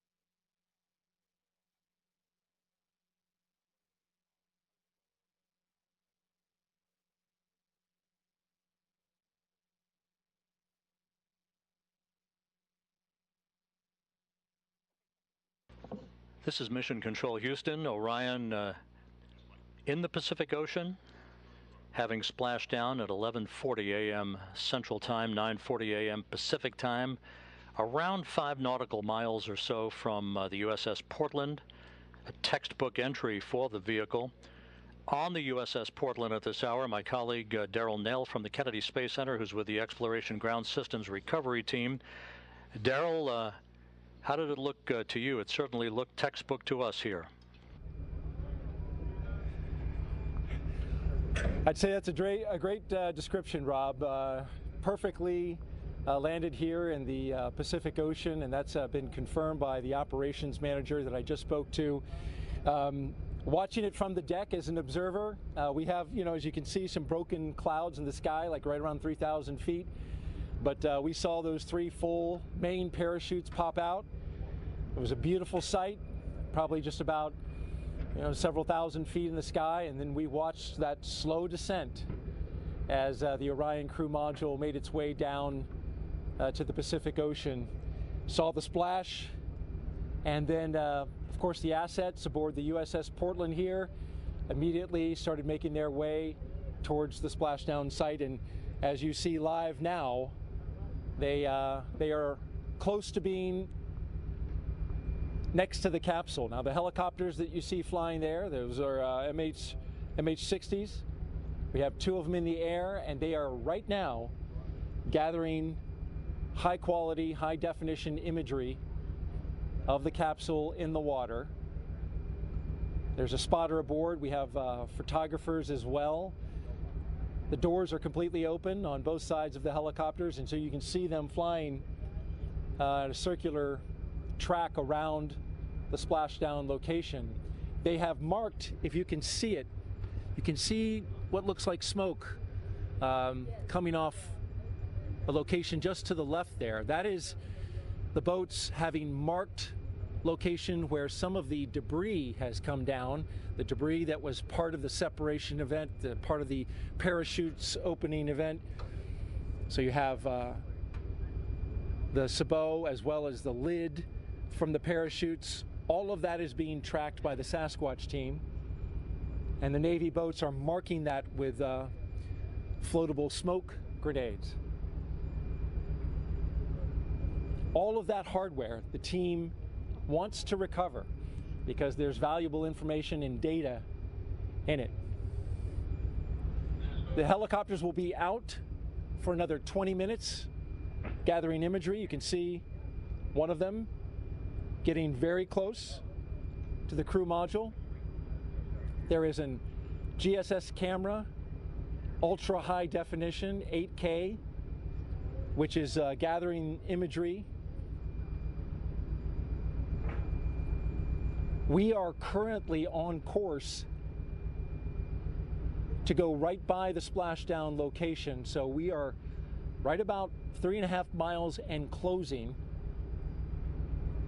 We are going to a point that's going to be 1 mile out. That's our next waypoint, 1 mile out from the splashdown location. One of the things we're waiting for is for ammonia boil off, and that's why the Navy boats are not yet next to the capsule. We're still going to wait that out. The amount of time that that's going to take is has not been determined. They have allowed for as much as 2 hours. The ammonia on the capsule is used for cooling purposes, to keep the cabin cool for crew. Of course, there's no crew in this capsule, but for future missions, it will certainly be an important part of keeping the astronauts cool during the heat of re-entry. But for now, they're going to vent off that ammonia, and as they do that, it's not quite safe to get close to the capsule with the Navy divers.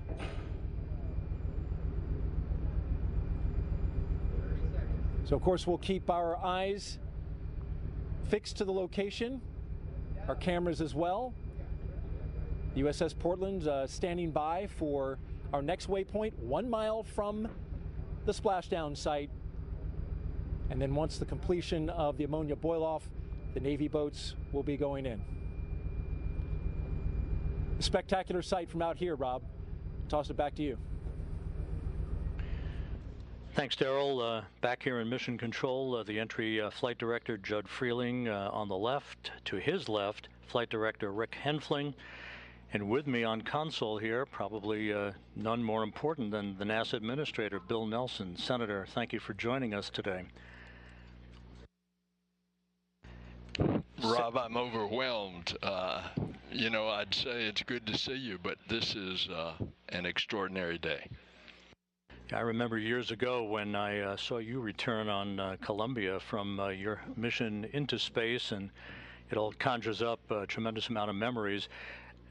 Orion back on Earth, having circumnavigated the moon, having survived a critical test of its heat shield.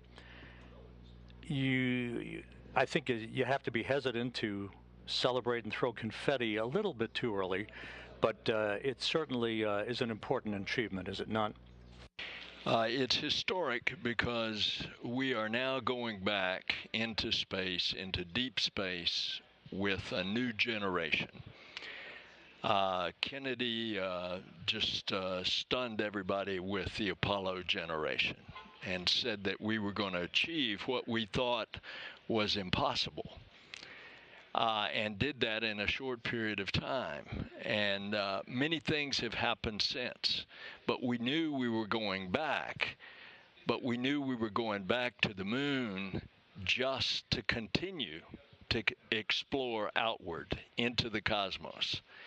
And so that's why this is a defining day. It is one that marks new technology, a whole new breed of astronaut, a vision for the future that captures the DNA of particularly Americans, although we do this as an international venture. And that DNA is we are adventurers, we are explorers. We always have a frontier, and that frontier is now to continue exploring the heavens. We had to wait a while for Artemis to finally get to the point where the Space Launch System got us underway back on November 16th. But once it did, these engineers and the other members of the team's front room, back room, they've been pretty giddy over the amount of data that they've required and how this vehicle appears to have exceeded its expectations in its performance. The whole vehicle, the rocket, the European participation in the support module, the spacecraft itself, Orion, performing so well that they added a lot of tests. And lo and behold, we're going to be up to our ears in data, thankfully. And of course, today the two main things that had to happen was that that heat shield had to work, and it did beautifully, where they can skip off the atmosphere and bleed that speed down from 25,000 miles an hour. And then the parachutes had to work, and they did it as well. You know, the engineering, the design of this mission, all the work that will go into the next flight when a crew is on board, right, to orbit the moon. What does this say about NASA and the international partner cooperation and the partnership that ultimately takes us not only to the moon but beyond? Well, it says a lot about our country because we don't do it secretively. We do it openly, and we do it with our friends, and we invite all peoples of the earth. And we are doing it also with commercial partners, because when we go into orbit on Apollo 3, we are going to rendezvous and dock with in this case, SpaceX lander, and the crew will go down to the surface. And then we have another competition going on now for another lander, so that we will have two landers. And again, this is the program of going back to the moon to learn, to live, to invent, to create in order to explore beyond. 50 years ago today, Gene Cernan, Jack Schmitt landed their lunar module Challenger on Taurus Littrow, the final lunar landing. It only seems fitting half a century later to the day, Orion back home. And what a fitting opportunity that I had last night to sit with Jack Schmitt at the astronaut dinner and to talk to him about those experiences. 50 years, it's a long time, but look what we have done in the meantime. The space shuttle, we built the International Space Station, we brought in commercial partners. We now go to and from regularly the International Space Station with cargo and crew. Here we go. We've got scouts going to the moon that are commercial scouts that land, that take NASA instruments and scientific instruments in preparing us for the landings of our astronauts. And so it's a new day. A new day has dawned. An Artemis generation is taking us there. And Orion continues to await the arrival of the USS Portland, which shouldn't be very much longer from now, and some flight test objectives that will be taking place over the next couple of hours before we here in Houston hand the vehicle over to the Kennedy Space Center recovery team. NASA Administrator Bill Nelson, pleasure to see you today, and thank you so much for being with us. What a day. Oh, it is my great privilege.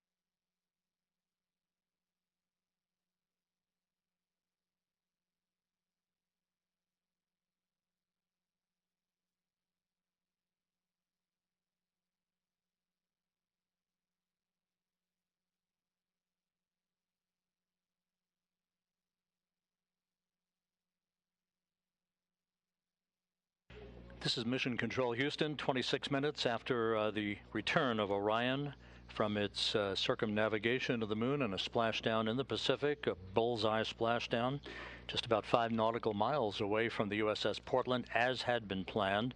The Portland about to arrive near the spacecraft, as you heard from Daryl Nail, who at this moment is standing by on the Portland with the woman in charge of the recovery operations, Melissa Jones. Daryl? Thank you, Rob. That's right. Melissa Jones, the recovery director, just came from outside the ship's control center where she was monitoring and, of course, managing her team in the midst of this recovery. So, Melissa, thank you for being here. Thank you for having me. This is an exciting day. What a day it is, right? We just had splashdown, and want to ask you, first of all, operationally, where do we stand and what do we have to go? So we had a picture-perfect splashdown, and at this time we're gathering data. With the CM powered up, we'll get some flight test objective data on thermal conditioning, and we're doing some signal data with the tri-band beacons, making sure that we can see the beacons on the capsules and on the astronaut suits to prepare for Artemis II.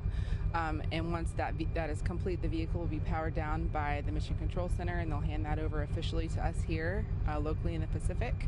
And then we will approach the capsule and attach some lines to it and pull it into the back of the well deck. And that's a delicate mission, right? Because you will be attaching lines, and through the use of Navy boats and then also a winch inside the well deck, and Navy sailors on the lines attached to it as well.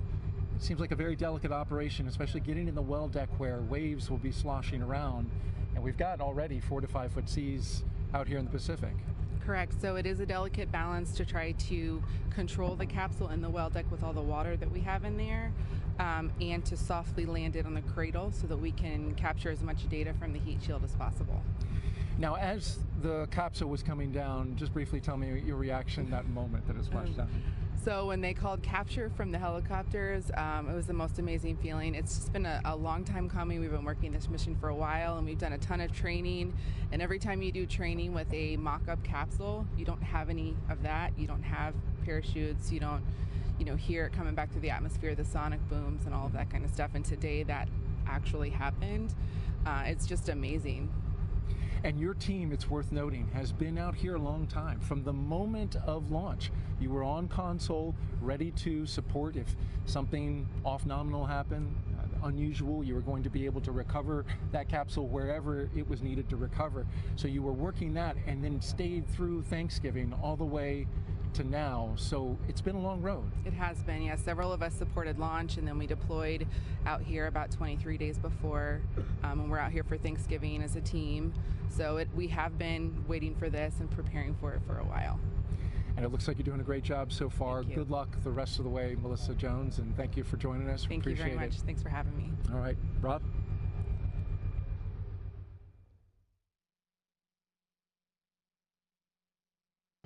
Thank you, Daryl. We'll be back to you on the USS Portland here shortly as the post-splashdown activities and the recovery operations will continue. As mentioned earlier, it will take about 2 hours from the time of splashdown until the time that Flight Director Judd Freeling and his team of entry flight controllers here will hand the vehicle over to the Exploration Ground System Recovery Team that will work over the next several hours to bring the Orion into the well deck of the USS Portland.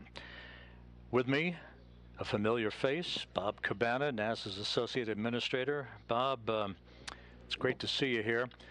And with Orion back on Earth, another milestone accomplished on the road back to putting Americans on the surface of the moon. In terms of the criticality of what we've seen over the past 4 weeks, your thoughts on how this mission evolved and now the stepping stone that would put a crew on board a couple of years from now? Oh, Rob, it's been absolutely critical to get this mission off safely. This test flight is what we need in order to prove this vehicle so that we can fly with a crew, and that's the next step, and I can't wait. The launch, first off, I was on the roof of the Launch Control Center. I went up there with the administrator and deputy administrator when we came out of the T-minus 10-minute hold, and it was phenomenal. It was absolutely amazing. The rocket performed flawlessly, and I haven't been that happy in a long time after we came down off the roof. And then to see the mission go as well as it did, the shots that we got from the vehicle, that one from 40,000 miles away where you saw the moon with the Earth in the background. And then this morning, I mean, we've learned how to operate this vehicle. A few minor glitches along the way, but it is performed flawlessly. And we're learning how to work with it, operate it. And that's what this JSC team does. It is so great to be back here in mission control, to be with the ops team. I'm so proud of these guys. Amazing. But if you were watching this morning, I loved the video. I don't know if it was on NASA and bigger. It was really hauling as it came in, and the preciseness with which they were able to bring it down and seeing the chutes come out, and it's just, I'm so proud of this team, the Orion team, the entire SLS Artemis team, the folks here at JSC. It's just been amazing. I wish Gene Cernan were still alive. Here we are on the 50th anniversary, and Gene was such a proponent of getting us back to the moon. I wish he were alive to have seen this mission. It would have meant a lot to him. I don't want to date you, but I think 24 years ago, at this moment in time, you were building a space station, I believe, with your crew on STS-88. We had so many dramatic, jaw-dropping images during the course of this flight. What for you was the most impactful moment? Oh, I'm not sure I can pick one. Obviously, the launch. The team has worked so hard to get to the point where we successfully launched this rocket. I think the successful burns along the way to actually get that go for the TLI burn and do it and be on our way to the moon again. Absolutely awesome. I think the pictures that we saw, but the splashdown, how can you not? I mean, this was really emotional, going around and congratulating folks for what we did. So it's hard to pick just one. I think what has meant the most to me, more than just watching the mission, more than the mission highlights, is being with the teams at the Kennedy Space Center, at the Marshall Space Flight Center, here at the Johnson Space Center, and just being able to go up and talk to them and thank them for all their hard work that got us to where we are. I think it means a lot to me. And Bob, final question. The next step, Artemis II, putting a crew on a vehicle to orbit the moon. It's going to be a complicated mission. It's a long road. It seems like a long time from now, but based on what we've just witnessed, and based on what we believe will be the ultimate data flow out of this mission, doesn't seem that far away, does it? It is not that far away. It's going to mean a lot when we get the crew assigned, and we see them in training. We get that human face to this. I've seen the flight hardware at KSC. The Orion 2 spacecraft for Artemis 2 is there. It's in build. We got to get Artemis 1 back and transfer some of the black boxes across to make sure that they get checked out and everything works. You know, the rockets being built. We are on the way, and I think when you put a human face to that, when you actually see that, hey, we're sending humans to the moon again, and we're going to get this one-year cadence eventually where we're doing this on an annual basis. This is our future, and it's different from how we went during Apollo. We're going in a sustainable way. We're paving the way to go onto Mars, not just the moon and Mars, but to establish a presence in our solar system beyond our home planet, to explore, to have those technologies in space, to continue to learn and improve things here on planet Earth. Bob Cabana, NASA's Associate Administrator. Thanks so much for being with us, Bob. Rob, it is always a pleasure to share a mic with the voice of NASA. I think a lot of you, buddy, you know that. We've worked together a long time. You keep doing a great job. Thank you very much, Bob. Bob Cabana, NASA's Associate Administrator, with us here in Mission Control.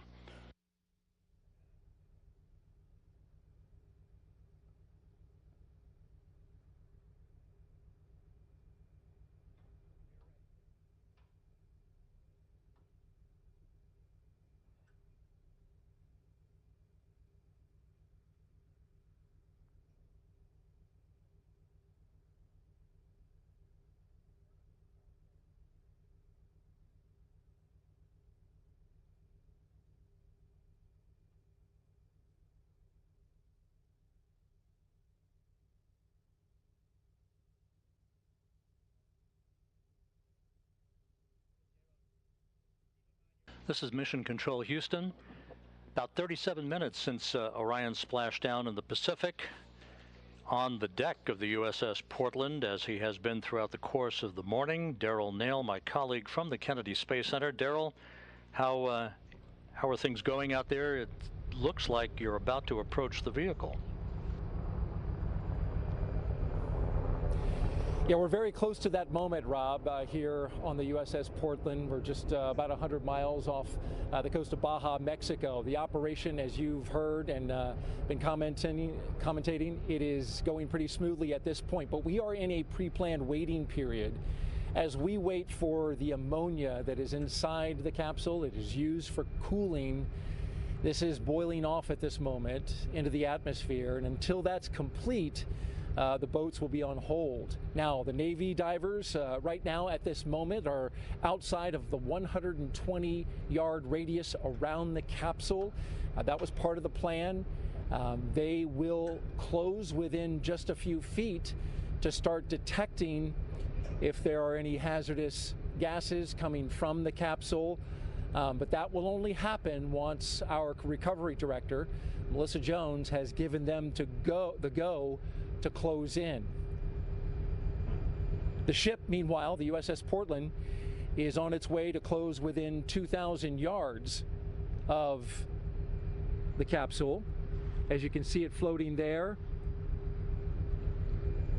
The bags fully inflated that are used to upright it. Bright orange in color at the top of the capsule. The ship will then come alongside the capsule, and once the Navy divers have gone in and made sure that the capsule is safe to approach.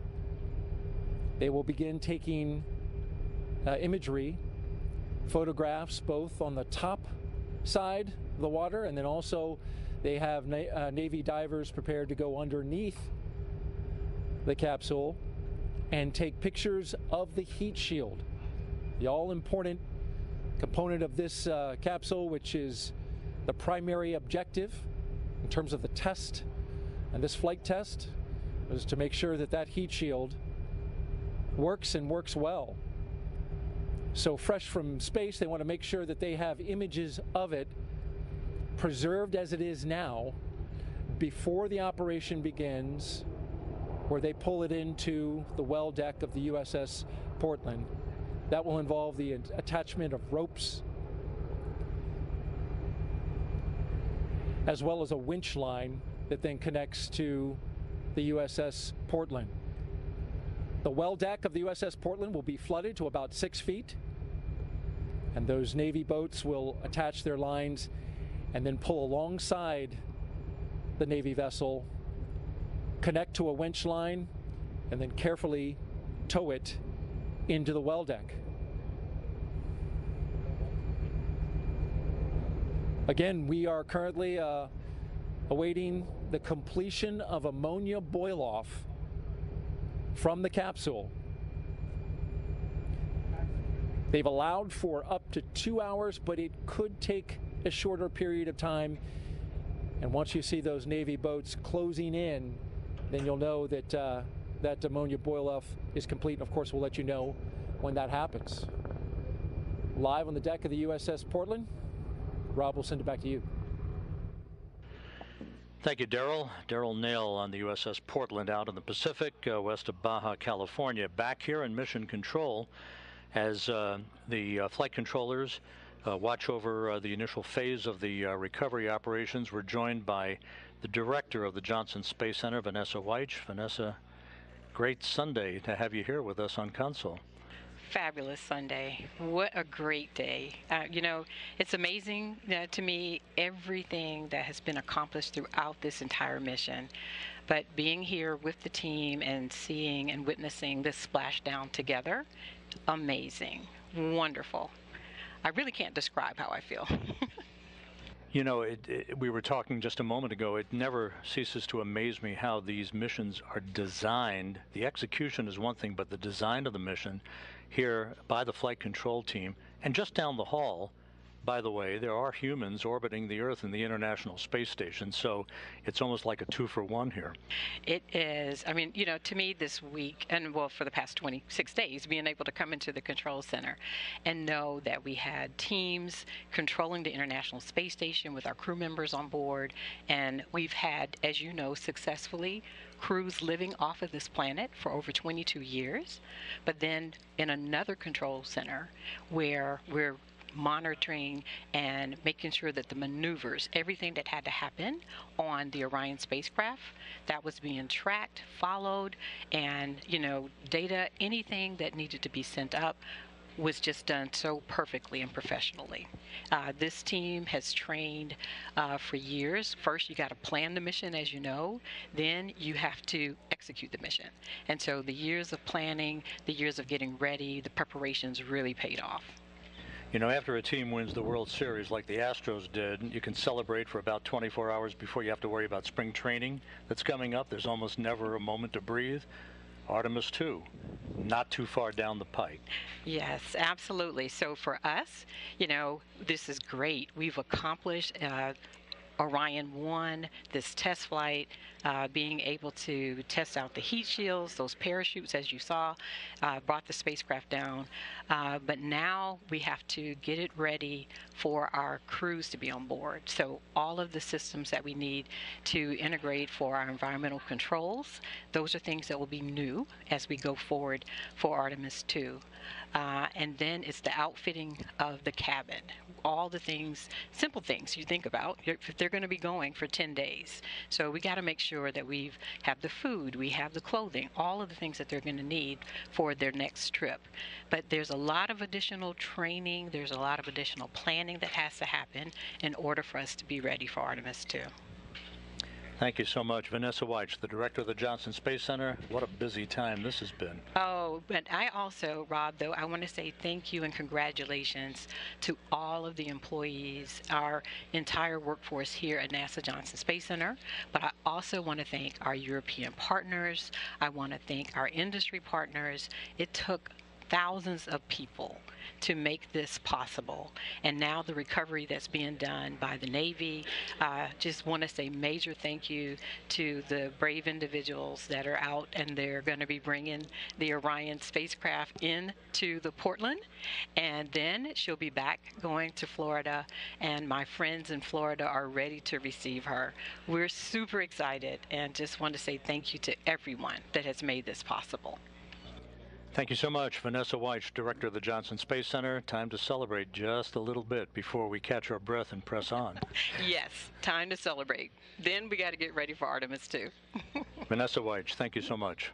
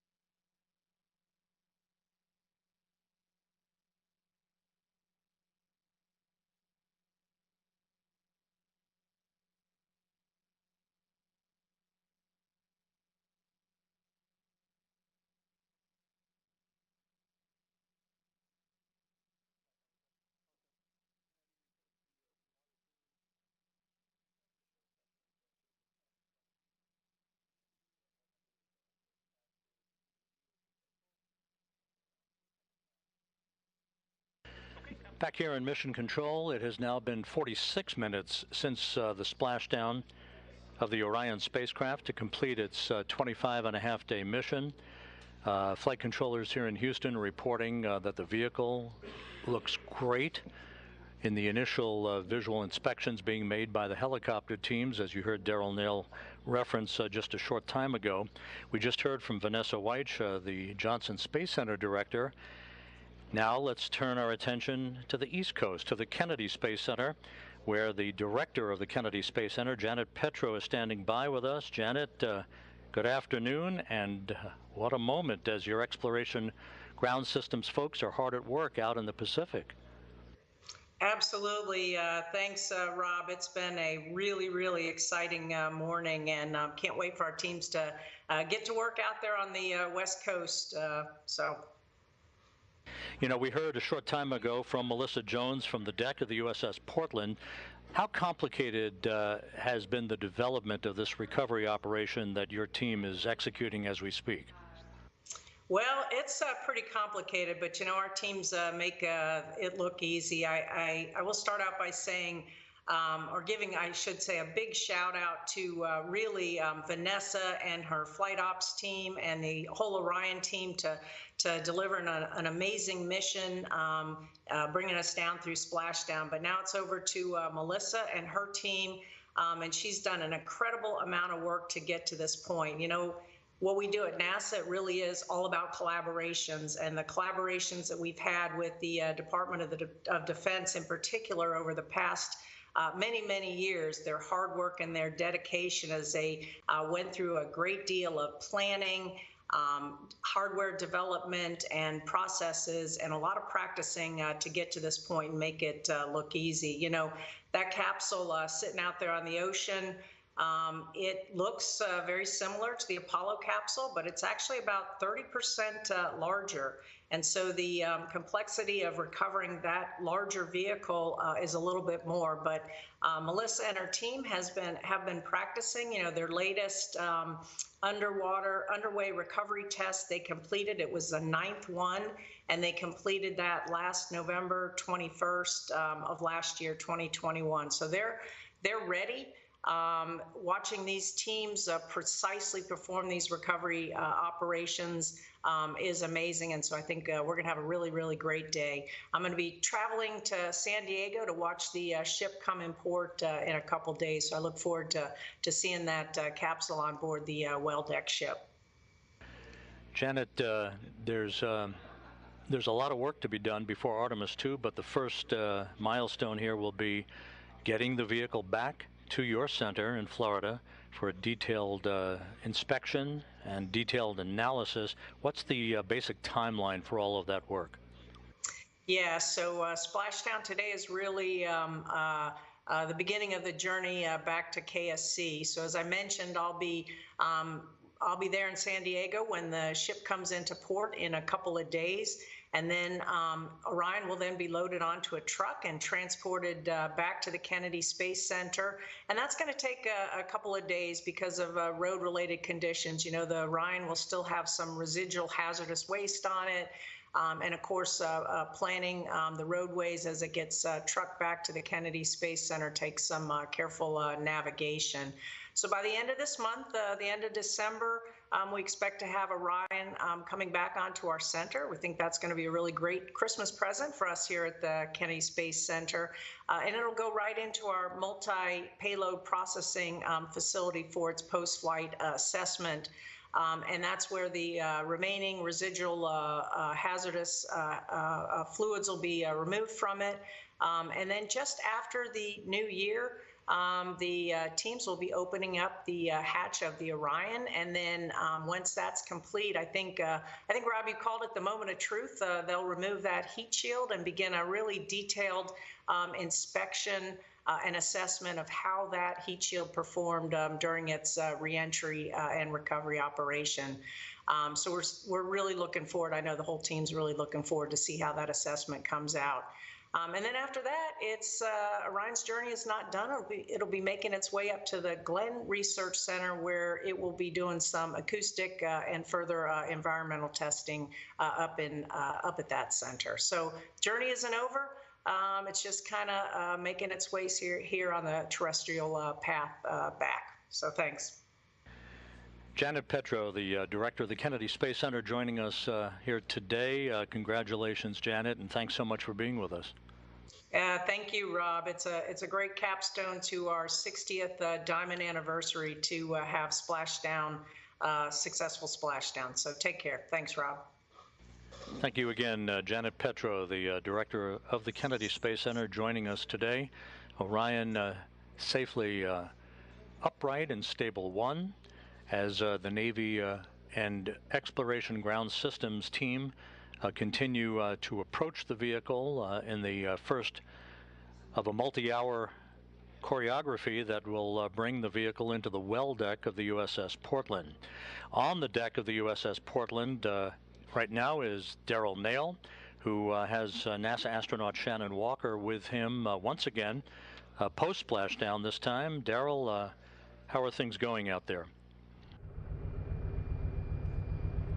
Rob, we've got a front row seat to this operation. As you can see behind me, Shannon Walker, as you mentioned, NASA astronaut, joining me with this incredible view as we watch that capsule floating in the Pacific Ocean just 100 miles off of Baja, Mexico. We have an MH-60 Nighthawk helicopter encircling it and the Navy boats in the water. First of all, Shannon, how about this view? It is amazing view and so exciting to see the Orion capsule back on Earth. That is a human-rated capsule that went around the moon and returned and is now in the Pacific Ocean. As an astronaut, what kind of thoughts do you have seeing a moment like this? Well, it's actually really emotional to see something like this, knowing that the next time we're going to have people on that capsule or the second Orion capsule. It's pretty amazing that we're going to be able to go back to the moon soon. Incredible indeed. And as we look at, let's paint the picture for the audience as we look out at this operation. Currently in a moment where we are pausing for ammonia boil-off. That's the cooling that the Orion crew module uses to keep the astronauts cool inside the cabin as they wait to be taken out of the capsule. There's none in this one, but this would be a period in which that would happen. You can see the Navy boats. They are roughly outside of 120 yards from the capsule. They have equipment that will sniff out any hazardous gases near the Orion. And so they are holding in position until that ammonia boil-off happens. And then also in your view, you can see the MH60 circling back around. It is leaning so the photographers inside and a high-resolution camera mounted on the side can get imagery of the capsule fresh from space. My question to you, Shannon, is as we watch this continue to wait and for the Navy divers to get closer, thoughts of Artemis II now come to mind. You've heard folks have been talking about it. Rob has been discussing it with many of the leadership around NASA. People want to know, well, who are the astronauts going to be for Astronaut 2? Yeah. So, any idea? That is the question. No, I have no idea. Once we get this capsule back, we'll look it over and we'll be able to determine when Artemis II will actually be able to launch. And once we know that launch date, we'll figure out the right time to name the crew based on the training flow. So there's actually a period of training in which you have to do a set amount of time to get ready for that, but really predicated on Artemis II and that launch date? Absolutely. We don't want to have the crew just spinning their wheels if Artemis II is going to be a long way out, but I don't think it will be, so I would say sometime in the next 6 months maybe. Is it just a guess? Don't hold me to it. We might be naming the crew. All right, very good. Shannon Walker, NASA astronaut, thanks for joining us today. One quick update and note, the recovery team was looking at the possibility of recovering the parachutes as well as the forward bay cover, but that is not going to happen this time. They did mark their locations, but they did slip below the surface of the ocean, and so no recovery of the parachutes or the forward bay cover. That's it from right here on the USS Portland. Rob, we'll send it back to you. Daryl Nail on the deck of the USS Portland with NASA astronaut Shannon Walker. It's been almost an hour since and splashdown went by the book.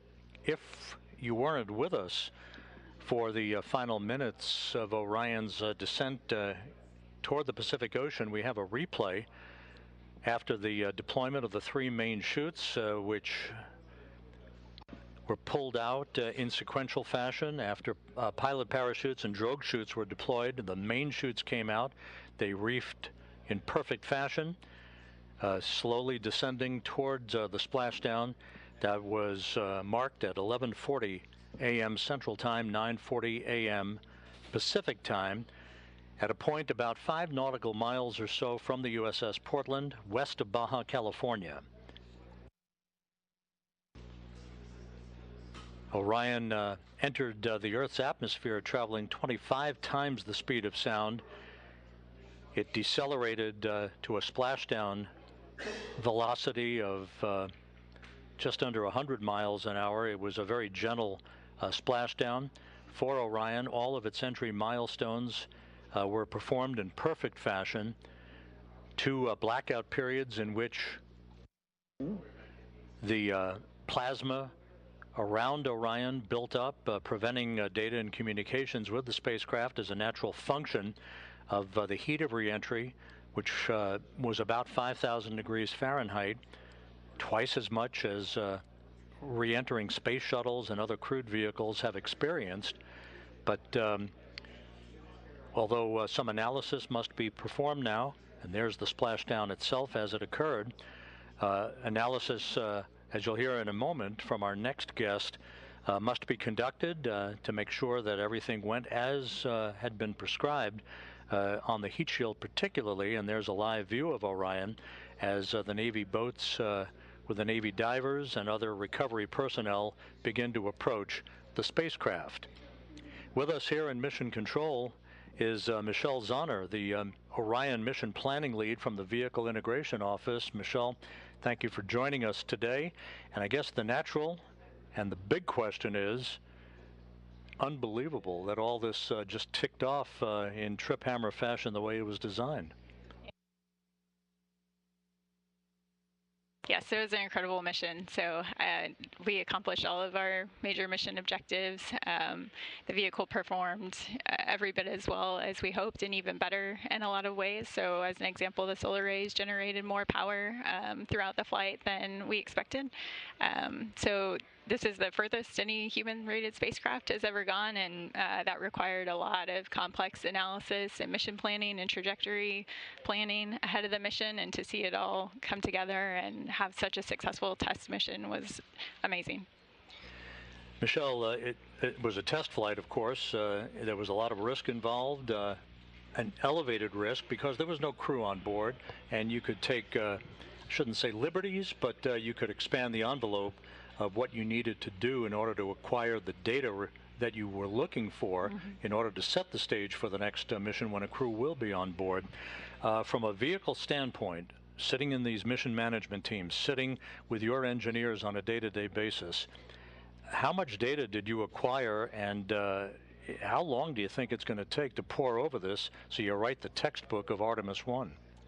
Yeah, we acquired a ton of data during the mission. So one of the first things that we'll do post-mission is take several months to go back through that data, really dissect it and understand the vehicle performance.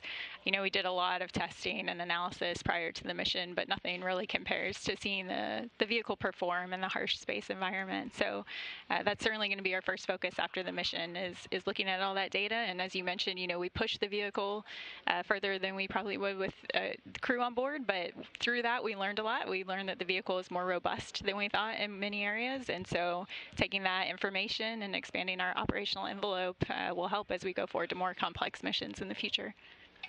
And in the Orion Vehicle Integration Office, for yourself and your colleagues, it's almost like wearing two hats. You have to go back and pore over the data from this flight, but now you got to prepare a vehicle that will sustain a crew, including an environmental control system, a life support system for the crew itself. How are you all going to juggle all of this work over the next couple of years? Yeah, there is a lot of work that goes on in parallel. So as I mentioned, I think the post-flight review is going to be the top priority for the first few months. But at the same time, the crew module and the European Service Module for Artemis II is already at Kennedy Space Center. It's already being put through the paces and testing. So that vehicle is already there. After splashdown here, there are some avionics that we're going to take off of the Artemis I crew module, refurbish, and then install in the Artemis II crew module. And then, as you mentioned, we have the new environmental control and life support systems and a lot of other crew interfaces like crew displays, and all of that is in the process of being integrated and tested. So we celebrate Artemis I today, but tomorrow we get back to work and we start focusing heavily on Artemis II and making sure we have a successful first crewed mission. You're going to have to delay those vacation plans just a little bit. Michelle Zahner from the Orion Vehicle Integration Office, thank you so much for joining us today. Thank you for having me. Appreciate it.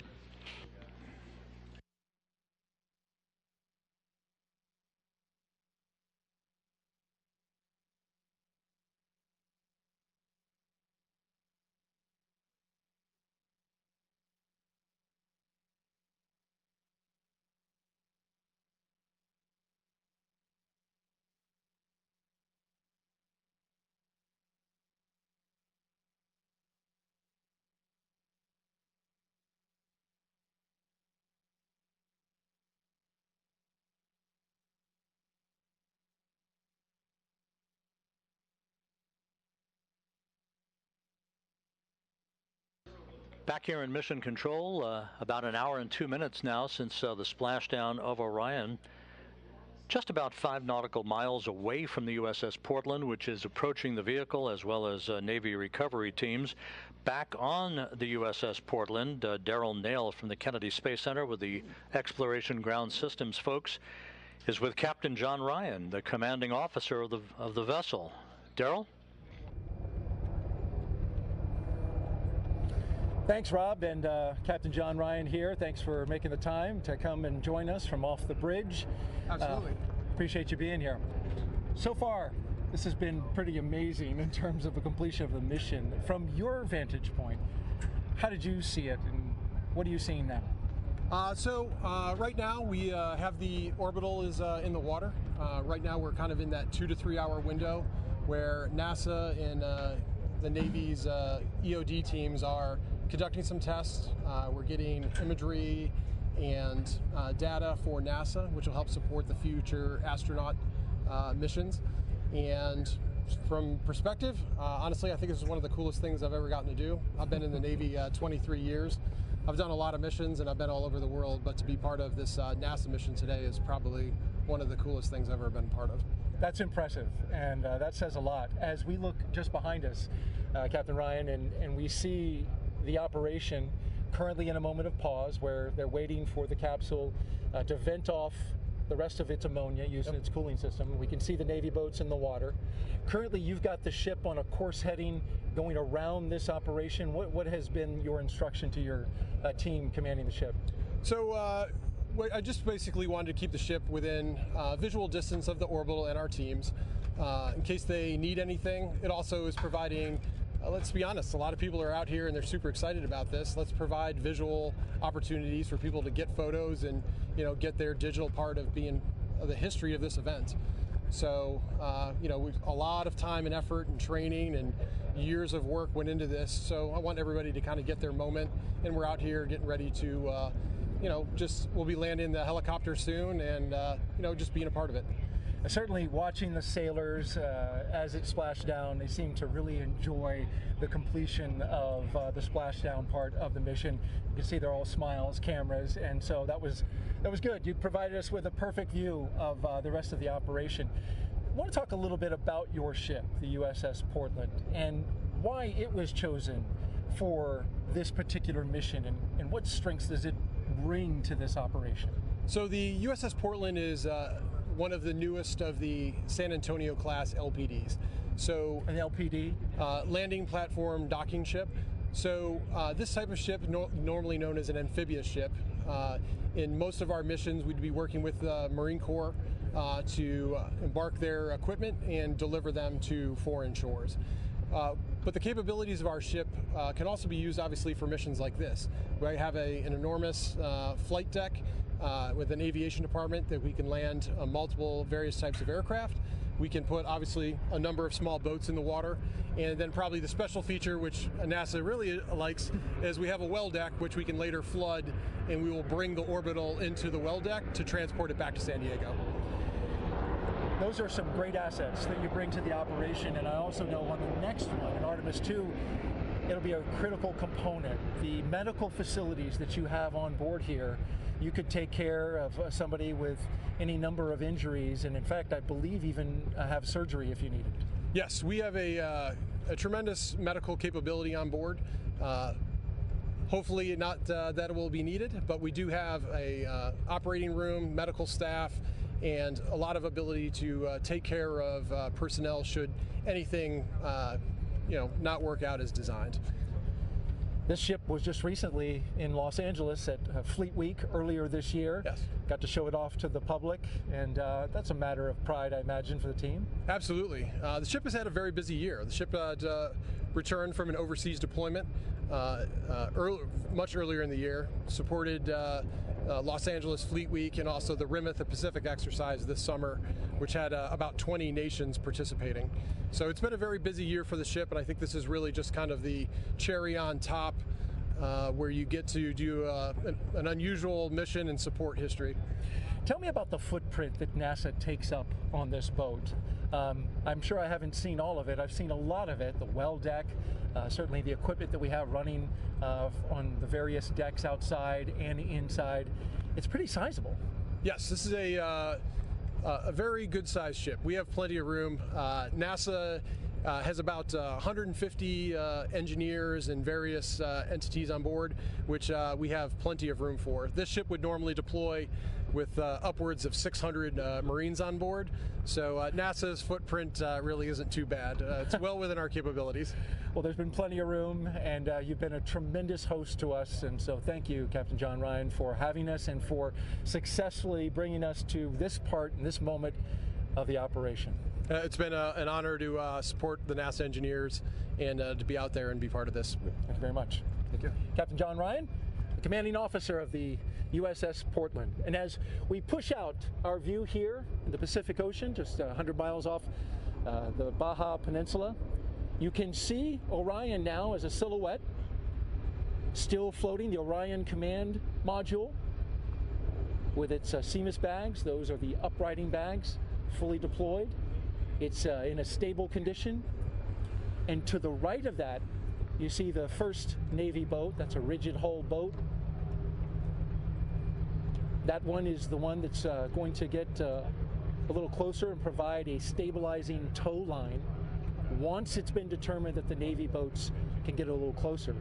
As we pan just to the right of that, you will see the remaining 4 boats. 2 of those boats are inflatable boats with Navy sailors aboard.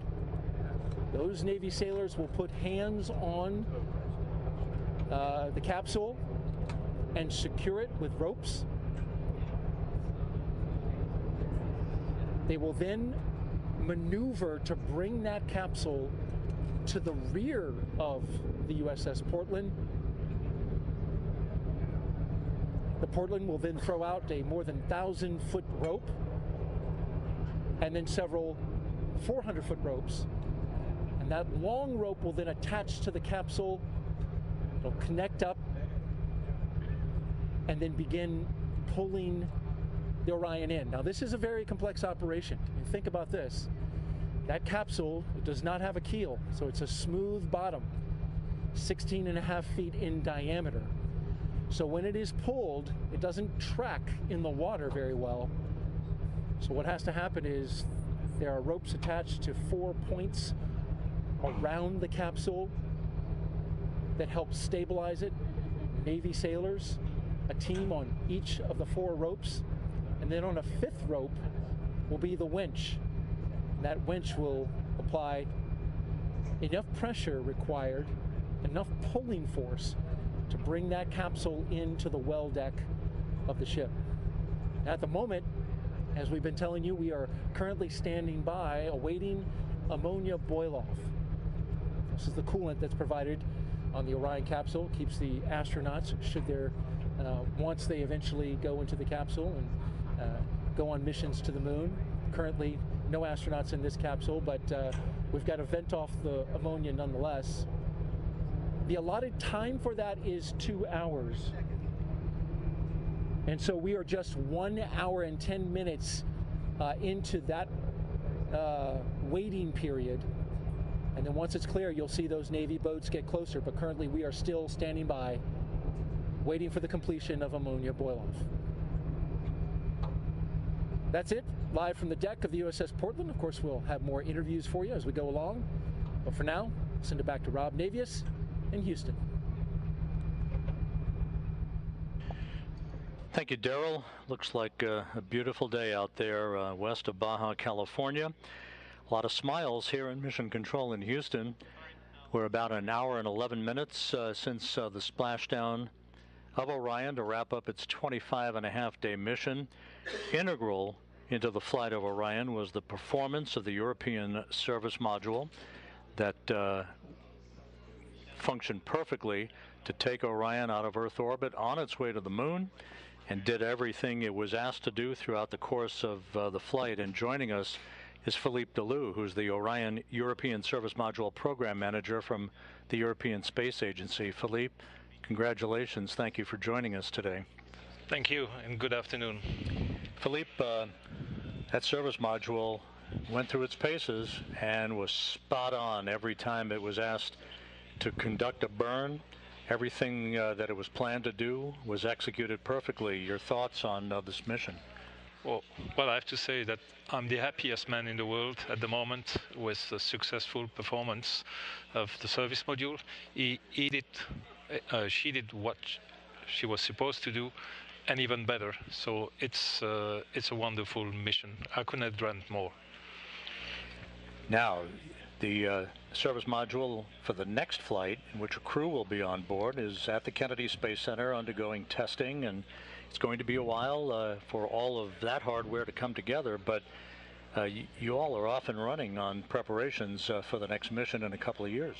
That's correct, yes. Well, we have already assembled the service module back in Europe and delivered it. Now it's being integrated with the crew module in Kennedy, and that's, if I don't mistake, should happen in the next summer. Philippe, the work that the service module did, obviously invaluable. You can't conduct this mission without the work of the European service module. What kind of process was involved in getting to the point where the design of this mission the requirements that the service module was asked to perform, and then ultimately conducted over the last 4 weeks. How did this evolution of this mission unfold for you and your team? Well, this is a story that started quite a long time ago, in 2011, when there was a decision that the crew module would be built by Europe. So there's been a long process into setting up the requirements, proposing a design, discussing the design, also involving NASA, and agreeing on what should be the final design, take up the challenges which are associated with the design, eventually build the hardware, integrate it, and then preparing for the mission. So this has been a long way and a lot of work by the European Space Agency and the European industry. And you know, down the hall where the International Space Station is controlled out of, ESA is a frequent flyer to the International Space Station, and the international partnership, of which ESA is such a critical contributor, is so valuable to human spaceflight now and in the years ahead. Talk a little bit about that. That's clear. I mean, going to explore deep space is a challenge, is a big challenge. And we need all the excellence over the world in order to tackle that challenge and make it sustainable. Going there once, yes, is doable, but in order to go there on a regular basis and for a sustainable exploration of what is out there, first on the Moon, then Mars, and then beyond, this will require all the forces and skills of the engineer around the world, and that's with ESA and NASA. We have started that process with the Artemis program. Philippe Delou, a little moment perhaps to sample some bubbly to celebrate this moment, but a lot of hard work ahead, and thank you so much for being with us today. You're welcome. It was my pleasure. Philippe Delou, the European Service Module Program Manager, joining us here in Mission Control. Thank you, Philippe. You're welcome.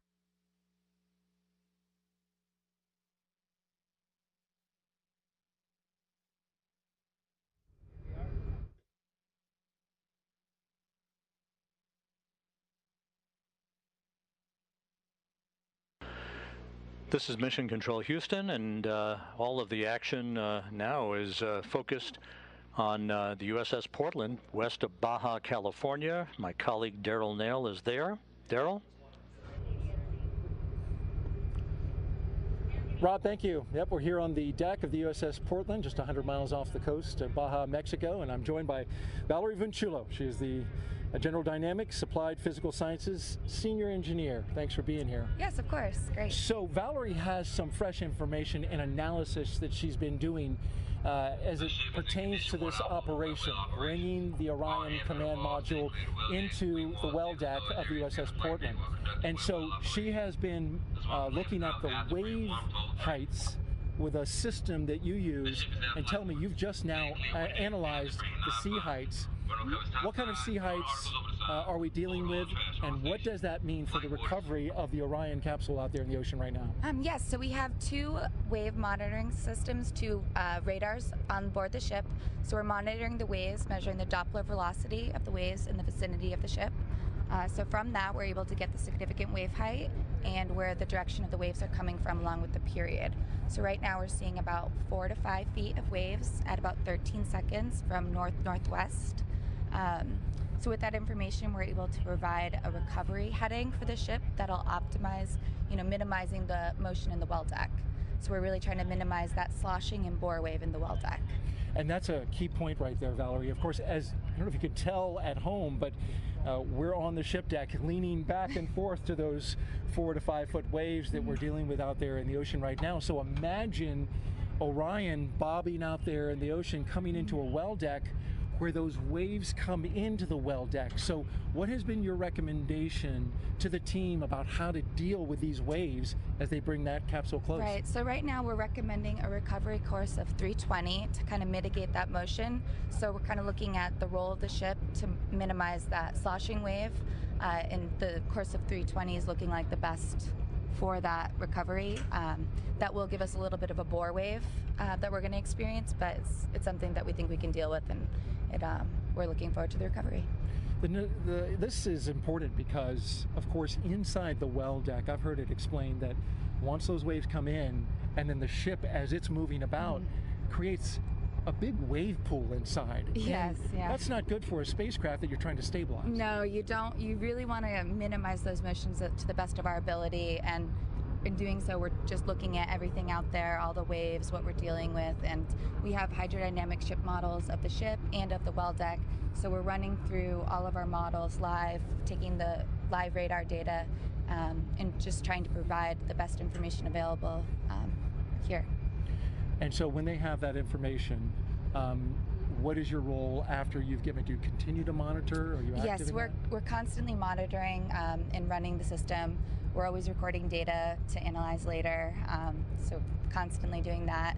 And we'll provide little tweaks and updates, as we get closer. But once they've started flooding, we're really on that course. So we'll just keep monitoring what's going on. Those two radars on the ship, where are they located and what frequency are they using? So they're located on the 05, and it's an X-band radar, and over here on the 04, so we have two, and that gives us, putting them both together, gives us a full 360 degrees, which is what you want. You want to be able to see all the waves around the ship, and they're actually an X-band radar that's been vertically polarized, so we can see the Doppler velocity as it's coming in to calculate that wave height and the swells and the wind waves in the direction they're coming in. That's high-tech stuff. I mean, it's, you've got Doppler radar. Many people may be familiar with how that helps with weather, telling our audience and weather people where the weather is, where the storm clouds are, but it literally can map out in 3 dimensions the waves around the ship. Yes, yeah, so we're looking, a lot of X-band radars, they're looking for targets, right? Another ship, avoidance, but we've polarized our radars to try to look at the waves, and just what other people might consider noise is what we want to capture. So. That's interesting. It's just the opposite of what it's typically used for. Yep. Well, Valerie, last question I want to ask you. You've been on the ship since we departed San Diego on Wednesday. Yes. It's been a long journey to get to this point, this weather alternate spot where the seas are much lower. They're now 12 feet or so off of San Diego, so this is certainly something you probably appreciate. Yes, yes. But let me ask you about that operation and looking out there and seeing that space capsule in the water. What was like that for you watching? Oh my gosh, it was amazing. It's something I will probably remember the rest of my life. Hearing that sonic boom and then seeing the chutes, oh my gosh, it was incredible. Valerie Chulo, thank you so much for joining us. Yeah, thank you for having me here. All right, Rob, we'll send it back to you. Thanks, Daryl.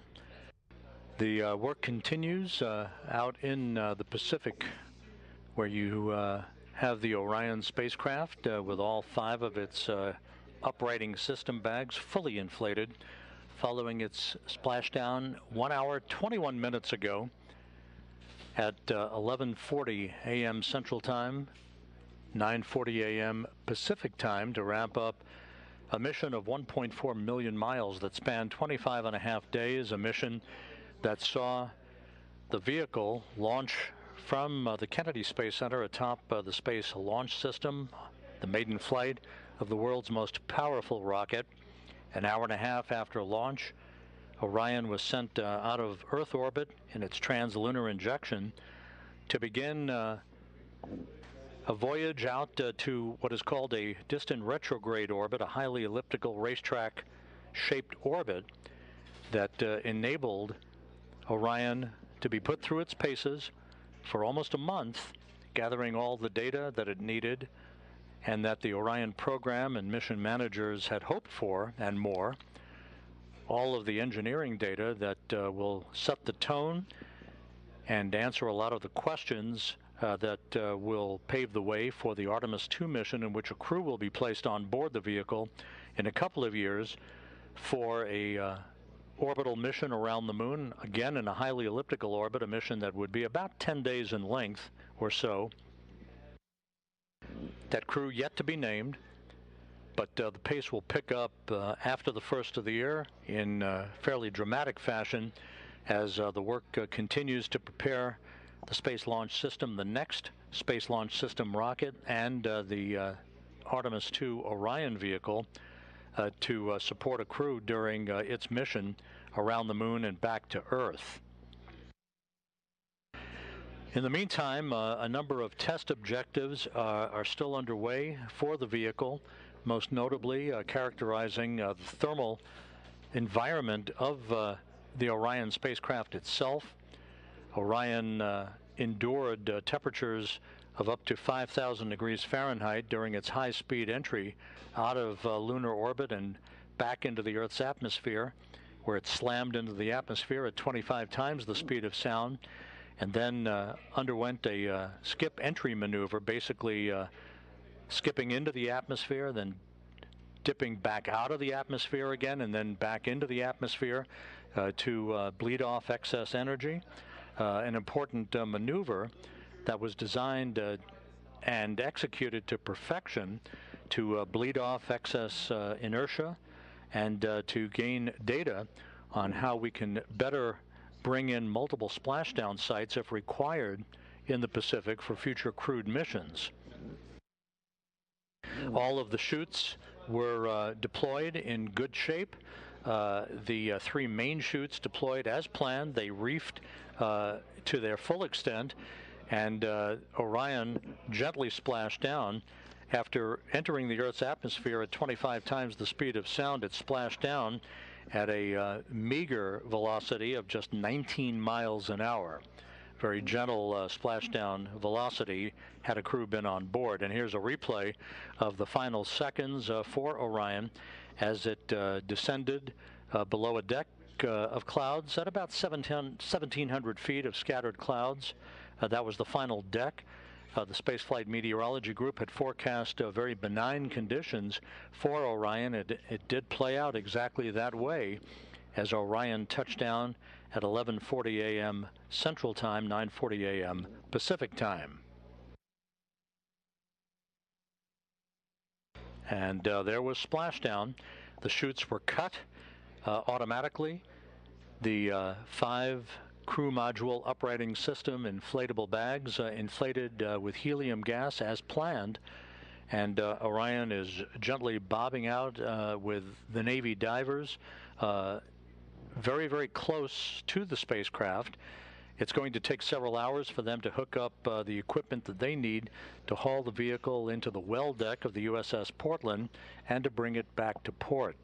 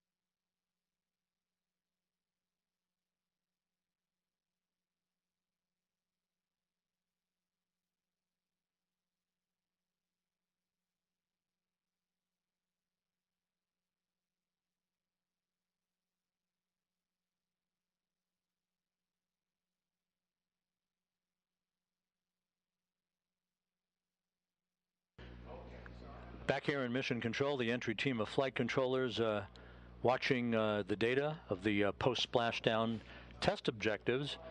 in which data is being acquired on the thermal characteristics of Orion. There'll be a restart of the ammonia boiler system to gain data on long range and extra cooling for the vehicle that will be in the offing when a crew gets on board. We'll be talking more about the crew aspect of what lies ahead a couple of years from now, a short time from now. But now it is time to go back to what is a very busy place on the USS Portland, and my colleague Daryl Nail. Daryl? Thanks, Rob. Yep, I'm here with Cody Kelly, who is the National Affairs Manager in the Search and Rescue Office at NASA. In terms of your job, we had good visual today of the capsule coming down. We clearly have the visual right now. We can see it in the water. Yes, sir. We know where it is. But that might not always be the case. The capsule may be beyond our visual sight, as well as in Artemis II, the astronauts. Tell me about what your role is and how you help find out where they are in a situation like that. Yes, sir. My name again, Mike Cody Kelly. I work in our SAR mission office. Basically, we work with all of our federal and international partners to ensure that our spacecraft are interoperable with the Search and Rescue Satellite-Aided Tracking System, or the SARSAT system. So today for Artemis I, we tested out the vehicle tri-band beacon, which was using swept tones for the helicopters that are flying around behind us to be able to locate that spacecraft in kind of what we call the terminal area, which is within about 1 nautical mile where you can get visuals, as well as the 406 megahertz beacons that were on the capsule, as well as what the astronauts are going to wear on Artemis II. We were using what's called the SAR Intelligent Terminal, or the SAINT application, which is a system that ties into our ground station at the Goddard Space Flight Center to pull in all of the data from these beacons so that we can see them anywhere in the world. And that's incredibly important, especially when we have crewed missions where we, if we had some kind of emergency abort or some kind of landing, we'd have to be able to get data to our DoD partners extremely fast, even if they're landing internationally. And this is something that we do for all of our human spaceflight programs, but Artemis really has a kind of special place in my heart because all this effort started way back in 2016 with URT-5. So we actually demonstrated some of our advanced technologies on URT-5, and slowly was able to be integrated with the landing and recovery team to provide them that key data on the day of landing and if there was any kind of emergency. The astronauts are going to wear what's called the Angel beacons, which are the advanced next generation emergency locator beacons that are located on their life preserver equipment, and that's going to be able to track an astronaut if they had to get out of the capsule, if there was an ammonia leak or some kind of emergency, as well as tying that into what the vehicle telemetry is saying to be able to give a good SAR picture to these guys that are flying helicopters looking for survivors or being able to go rescue astronauts. And so let's talk a little bit about that further. The astronauts will be wearing GPS, essentially they're GPS locators, right? Exactly, yes, sir. They're beacons.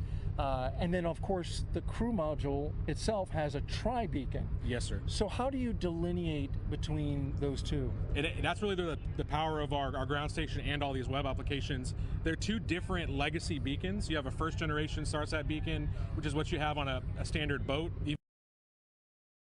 Beacon, and then we have what is called a second generation beacon, which is an advanced waveform that's specifically for the astronauts themselves. In our application, we're able to actually identify each of those beacon IDs and tie them to a specific crew member so that when they turn it on, we know exactly whose beacon that is and exactly where it's at. And the power behind that is with these emerging technologies, we're able to do this even if we have bad GPS connection or we're really anywhere in the world. And this is the kind of stuff that you can have as you go to a vendor and buy it for your boat. If you're out hiking, we're using those technologies for civilians for astronaut use and kind of vetting it out here out in the open ocean, knowing that astronauts are really one of our prime customers. So you ran a test today, right? Yes. As this operation was unfolding, the crew module was sending out its beacon, its tri-beacon, but then you also had those Angel beacons for the astronauts. They were what? You put them on the boats, yeah, right? we put them on the ribs or the rigid hulls inflatable boats that are out there tending the capsule, as well as on the fantail of the ship. What we're doing is we're looking to make sure the air crews could delineate between these various beacons if the crew members ever had to get out, as well as looking at the performance of the vehicle tri-band beacon after it's spent almost 2 weeks in space. Mm-hmm. So we're looking at not only today's technology, but tomorrow's technology to kind of serve Artemis emerging partners and really the folks that are going to be in harm's way on a daily basis. Your test was part of the operation today, and how did it perform? It went phenomenal. phenomenally. I can't give more kudos to the crew of the Portland, 1st Air Force Det 3, setting that all up with the Navy, the Air Force, as well as some of our national partners in the U.S. SARSAT program that made this all happen. So it was really a team effort, and it went flawlessly, just like this mission. So I couldn't be more happy. And you could clearly identify the capsule and the 2 Angel beacons. I mean, it was clear as day. It was clear as day, and we've been working on this application for over 2 years with this mission in mind, and it executed flawlessly. And the coders and developers at Goddard Space Flight Center did a phenomenal job being able to get this ready on time, on mission, and on location. Cody Kelly, Manager of National Affairs, Search and Rescue Office at NASA. Thank you very much for joining us. Thank you. Rob, we'll send it back to you. Thanks, Daryl. Great job out there, by the way, throughout the course of the day. A great view of Orion as it sits passively in the fairly calm waters of the Pacific west of Baja California. With me here, sitting very calmly, veteran astronaut Randy Bresnik. Randy, thanks for joining us today. You have been an integral part of the preparation of not only this mission, but all of the astronaut office activities associated with requirements that will ultimately lead to putting a crew on the next vehicle that will orbit the moon in 2 years. What did you see today that A, thrilled you, and B, was most important for you to see as a result of all the work that has gone in to make this mission possible? That is a great question, Rob, and thanks for letting me come join you guys this morning. Certainly watching the team throughout the past 26 days was certainly the culmination of seeing that and walking in here and see this team be able to see the fruits of their labors. Seeing that we have a launch platform that was nearly flawless, practically flawless, getting our Orion uphill, and then having our service module, give us power and the flight control and the burns that all went off so well with so small residuals, we hardly had to do any trimming. And it was then great to see all the cameras that we put on that vehicle to bring everybody along on the mission, and put selfie as a word that we use now in spaceflight, and Artemis I getting the selfies while we were up there. And then certainly everyone holding their breath as we did the burns to get into the distant retrograde orbit, and then get out of the distant retrograde orbit, and then be able to make the trim burns to be able to get right, hit entry interface as accurately as we did here. See the service module separate, which is another big milestone, and then see the last few minutes of flight with Orion flying on its own for the very first time, and then see how well it controlled itself, and how the forward big cover came off on time, the drogues came out, slowed it down, mains came out, and we landed 2.5 miles from the pinpoint bullseye, and we had expected maybe 5.5 miles. So it was awesome to see all of that, and that whole collection is what gives us confidence for the next time. All of these things that were individually areas of concern have now been proven in flight. We've talked often during the course of the broadcast today about the fact that this is the 50th anniversary of Apollo 17's landing on the moon. Gene Cernan, Jack Schmitt, past his prologue, as they say. And now, from an astronaut office perspective, as you look down the road over the next 2 years, a lot of work to do, but certainly a leg up on what we think will be a launch in the 2024 timeframe. Absolutely. The post-flight data reduction and everything else will be amazing to see in the next few weeks and months. But starting next week, we're right into Artemis II continuum processing. We got Artemis 2 crew module and service module sitting there at KSC right now, going through its final, their final assembly. And then we had to do the verification, validation, test out, and make sure everything's working. And things like systems like the ECLIS system, which we didn't have on this. And so the first time that we're flying with that system will be when crew are on board. And so that'll be a really important, thorough checkout here on the deck. Certainly, in the next quarter, ideally assigning the crew to it, so then we can start building their spacesuits, getting them involved in training, and getting them ready to go in that 2-year mark. And hopefully we will either meet or beat that 2-year mark. And so that'll be exciting to see if we can move that fast to continue the momentum that we got from this flight. And an interesting flight design for Artemis II, where another highly elliptical orbit around the moon. This is not like your father's Apollo 8, where we simply orbited almost at an equatorial nature, but we're going to be chasing the interim cryogenic propulsion stage as well. Yeah, certainly. when you look at how bold Apollo was, you know, we had never been to the moon. We didn't know we could do it. We planned on having Apollo 7, and we flew that crew module in low Earth orbit. And then Apollo 8, we launched it around the moon and it stunned the world and, you know, proved to ourselves, you know, that we could do this. Well, guess what? We're doing that in one mission on Artemis II. We're doing Apollo 7 and 8 combined.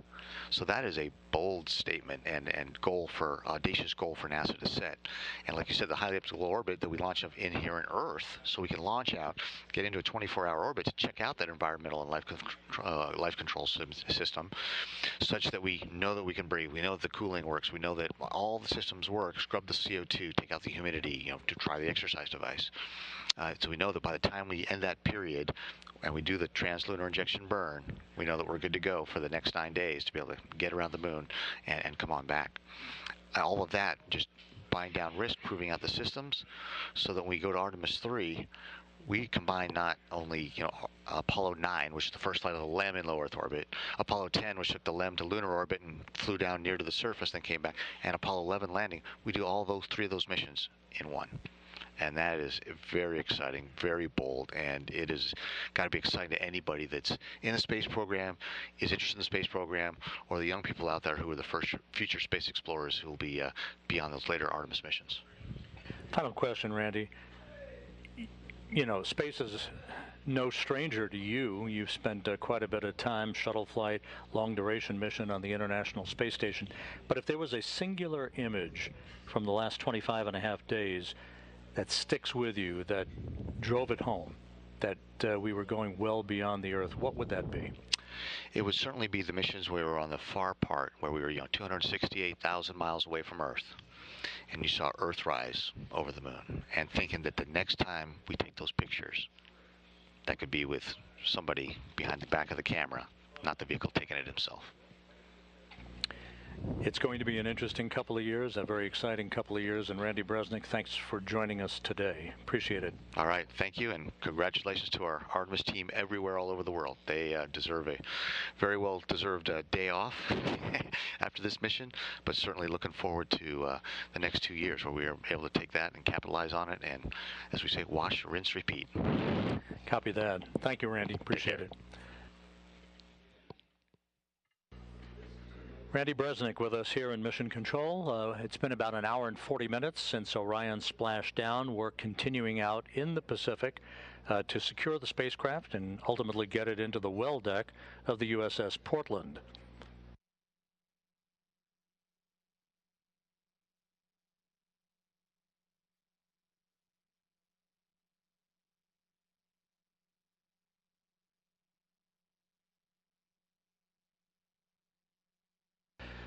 As the team here in Mission Control works through the post-splashdown procedures before they hand the vehicle over to the Exploration Ground Systems recovery team on the USS Portland.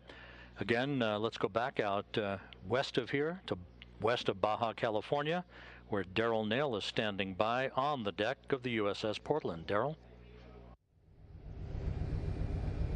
It's simply beautiful out here, Rob, and we've got a perfect view, a front row seat to the Orion splashdown. I want to give you a quick update on the recovery operations. Recovery Director Melissa Jones has decided to go the full 2-hour waiting period for ammonia boil-off, and so that's going to put us at 11:40 a.m. Pacific time for the boats to then close in and get next to the spacecraft and begin sniffing it for any hazardous gases. You can see it just right off the port side of the USS Portland, still in the water. The Navy boats off to the left, they are standing by for that moment, which is in just about 18 minutes from now. They're going to go in and start that procedure. Both helicopters, though, are back on the flight deck as well. Those assets have completed their part of the job. I want to bring in now Jeremy Vanderkam.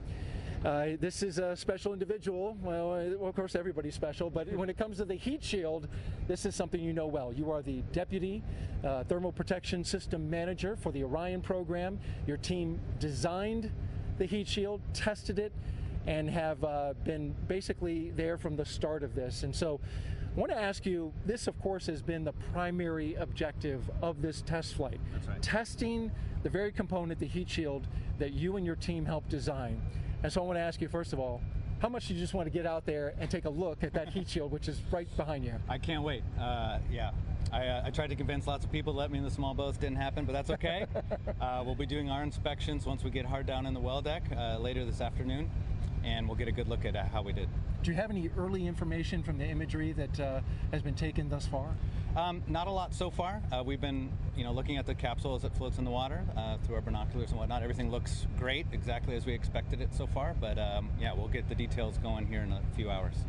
So tell me about this particular heat shield. It is different and also similar in ways to previous heat shields. Tell me about it. How does it work? Yeah, so this is the largest ablative heat shield that humans have ever devised. For a spacecraft devised to take humans farther away from our home planet than ever.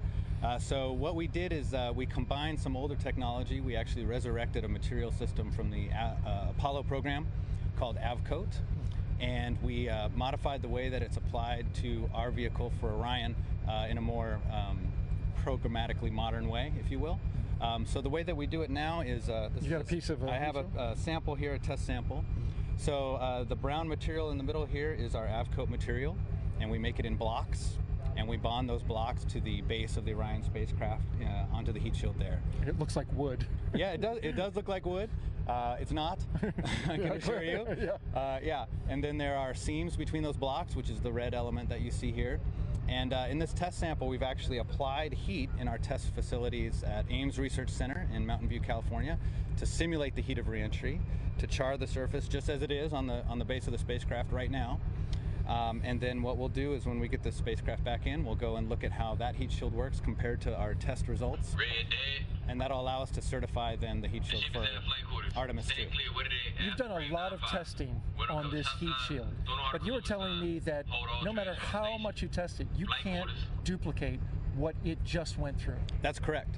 Yeah, what I'm holding here is about the largest size thing that we can test.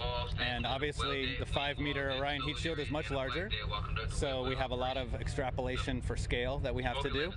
And similarly, our test facilities can't reach the combination of heat flux, pressure, shear stresses, etc., that an actual entering spacecraft does.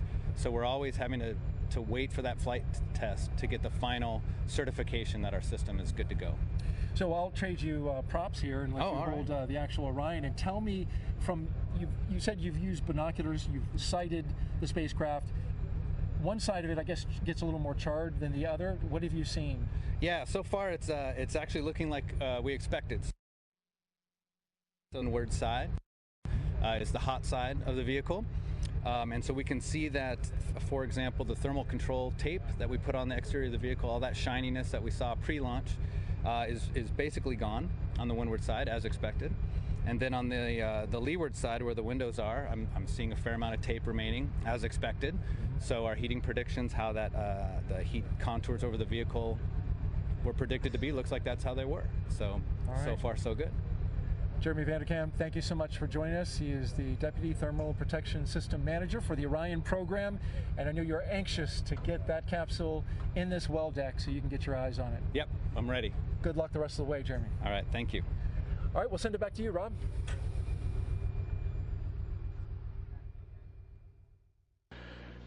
Thank you, Daryl. Back here in Mission Control. We're about 32 minutes or so away from the point at which the entry team of flight controllers plan to hand the vehicle over to the Exploration Ground Systems recovery team that Daryl has been involved with on the USS Portland. That will come after the completion of detailed flight test objectives, the last of which will be the restart of an ammonia boiler system to provide additional cooling for the vehicle. This is a test to see what kind of additional cooling might be required once a crewed mission returns from the moon to maintain the most comfortable level of cooling for a crew on board that is returning from the moon for an extended period of time, particularly if they wind up splashing down a further distance away from the recovery ship than Orion did today. Everything went perfectly during Orion's high-speed entry back into the Earth's atmosphere, and its splashdown and all of the post-splashdown activities that have occurred so far as we We'll be continuing our coverage until Judd Freeling, the entry flight director, hands back the vehicle to the Exploration Ground Systems folks out in the Pacific.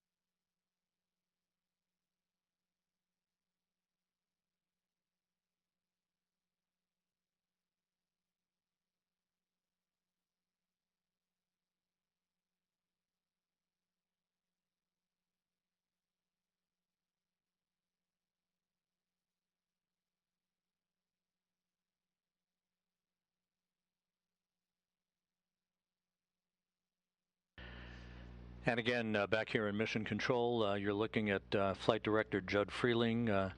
In the middle of your screen, to his left, Flight Director Rick Henfling, as the entry team of flight controllers heading into the home stretch of their work here before they hand the vehicle back to the Exploration Ground Systems folks on the deck of the USS Portland, where, again, my colleague Daryl Nail is standing by with yet another guest. Thank you, Rob. And as you can see behind us, still right here on the port side, we have Orion floating, stable, and the Navy boats there tending the ship. And we should be sending them in, and in just about 10 minutes from now, they will begin sniffing for any hazardous gases that will be coming off, and then they'll secure Orion. In the meantime, we have Dr. Emily Spreen, the Sasquatch team lead for NASA. And if you thought that your name was unique, well, it is. It surprised me when I was on the ship walking by your door and I saw Sasquatch team. I thought, what might that be? And then I found out, and it's fascinating. Emily, tell me, first of all, what is the Sasquatch team? What do you do? So Sasquatch is in charge of generating waypoints for the ship and for the small boats, as well as creating footprints, which is where we get our name Sasquatch. So Sasquatch generates big footprints, and those footprints contain the debris field as it's coming down. And that's used to help position the helos in the air and keep people safe and outside of that debris field as we are, having a spacecraft splash down. Absolutely, and it's really incredible. You were explaining to me, how you calculate these footprints. And just for background, as the Orion comes down and separates out the forward bay cover, which reveals the parachutes, and then there are certain items around that, a sabot, a lid, various pieces are coming out of it, and your team is able to model exactly or approximately where those pieces fall in the water so that assets can get close. How do you figure that out? So a lot of the data came out of CPAS drop test. That's Capsule Parachute Assembly System drop test. Those are done out in Yuma. That was used to prove the Orion parachute system. From that, we were able to derive a lot of the aerodynamic properties of some of the debris objects, which I've got some here. Sure do. So these are drogue, lid, and sabot. They're not flight versions, but they are, representative size.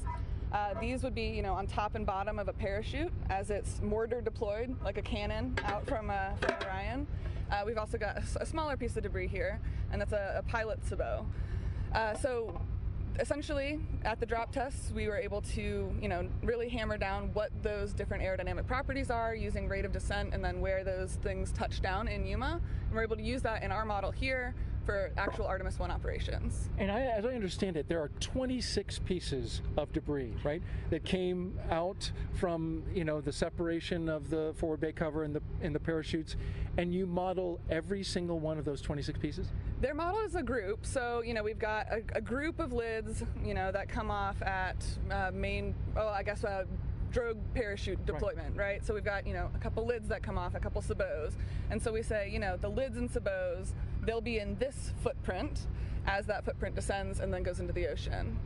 And as it lands into the ocean, I guess the shape that it kind of takes is that Sasquatch, a giant footprint. That's right, a footprint. With all that debris coming down, I mean, the different aerodynamic properties, this is going to be different than, say, the larger one, which is going to be different from the parachute. what kind of modeling goes in to be able to tell where that parachute's going to float? Because a parachute takes many forms as it's falling. Right. So we're taking in, we're using that CPAS data, but we're also taking in day of weather conditions. So we've got, weather people on board the USS Portland with us, and we're talking with spaceflight meteorology back in Mission Control in Houston, and we're getting information that we're using to take into account. Because once things are on parachutes, just like you said, they're drifting. But with that, we were able to predict the CM splashdown location within a nautical mile. So that's impressive. Yeah, we're really, really pleased. It went beautifully. Wow, nice job to your team and to you. Thank you. That right there is impressive. Now, I was just going to ask you, how about the rest of the debris field? Were you able to determine with what level of accuracy the rest of it came down? So right now, none of those other pieces have GPS information on them. We're hoping to get some information about that later. We'll see what the ship's capabilities are and what NASA's able to get from that. But that's something that's still in the works, so we'll see. All right. I'm pretty certain. Emily Spreen, Sasquatch team lead for NASA. Thank you to you and your team for doing such a great job with us and joining us. It's been an honor. It's been great. Thank you. All right. Rob? Thanks, Daryl. We're coming up on the 2-hour mark since Orion splashdown on target in the Pacific, west of Baja, California. The end to Orion's 25-and-a-half-day mission culminated a mission that was punctuated by a tremendous number of highlights, and we can take a look back at some of those highlights now. That began with the launch of the Space Launch System from Launch Pad 39B at the Kennedy Space Center at 1:47 a.m. Eastern Time on November 16th.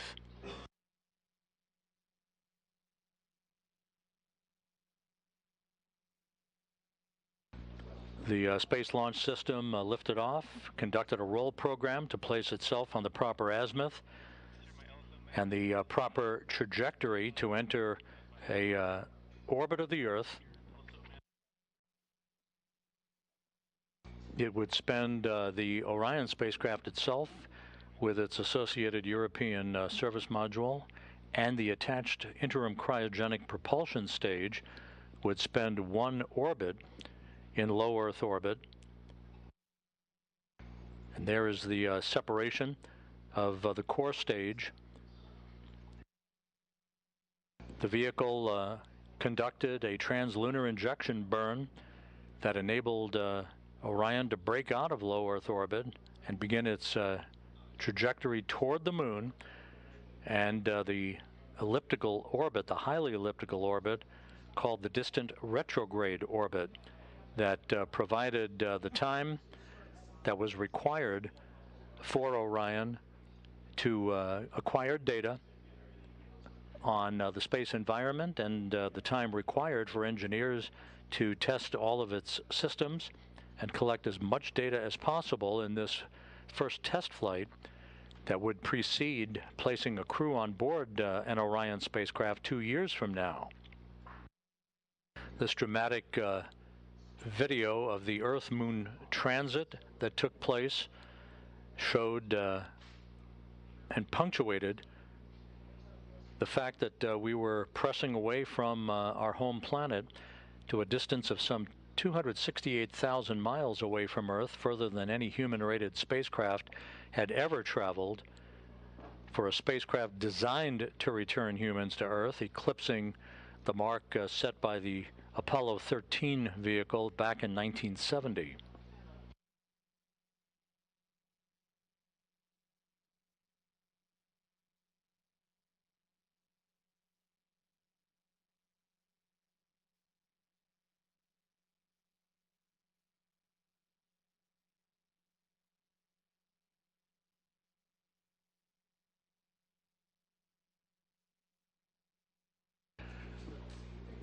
The distant retrograde departure burn that began the trip home for Orion this past Monday.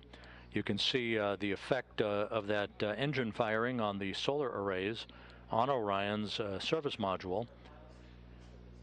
That, in effect, was what amounted to a deorbit burn of sorts that placed Orion on a trajectory to return to Earth, which it did today with a splashdown 1 hour and 58 minutes ago.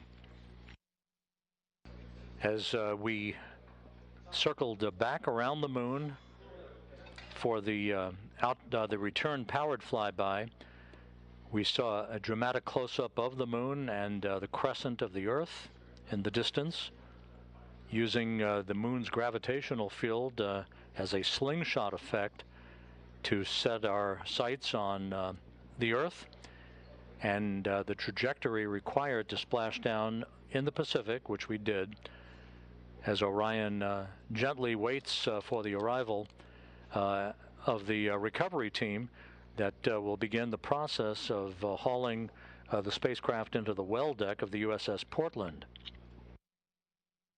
And this was the view from the cabin camera looking upward out of the forward bay, basically the top of Orion, as the first chutes were deployed. These were the forward bay covered parachutes that in turn pulled out drogue chutes and then the 3 main parachutes to dramatically slow down Orion's descent back to Earth. And as you see here, under 3 fully reefed chutes, Orion finally splashed down at 11:40 a.m. Central Time, 9:40 a.m. Pacific Time, to wrap up its mission of 1.4 million miles.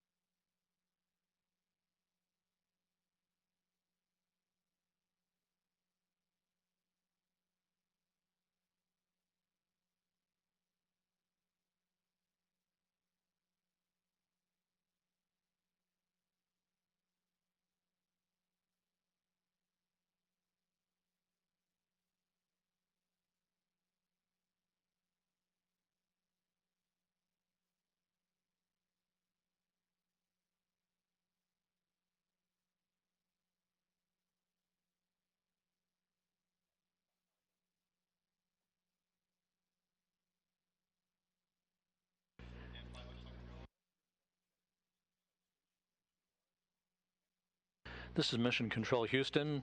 Flight controllers here reporting back to Flight Director Judd Freeling that they have begun the power down of Orion's systems, with everything looking good and data having been acquired.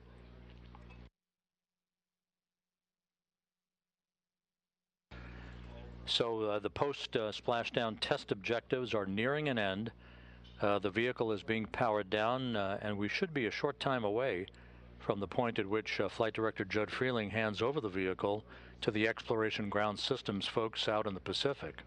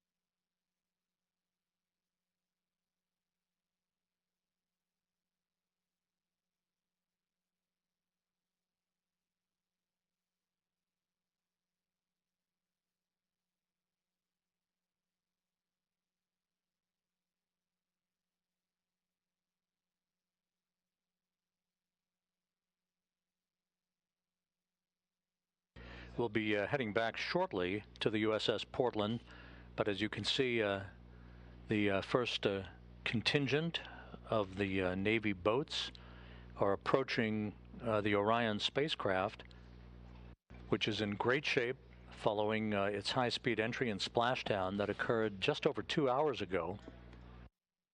We're just minutes away from handing over the vehicle to the Exploration Ground Systems folks.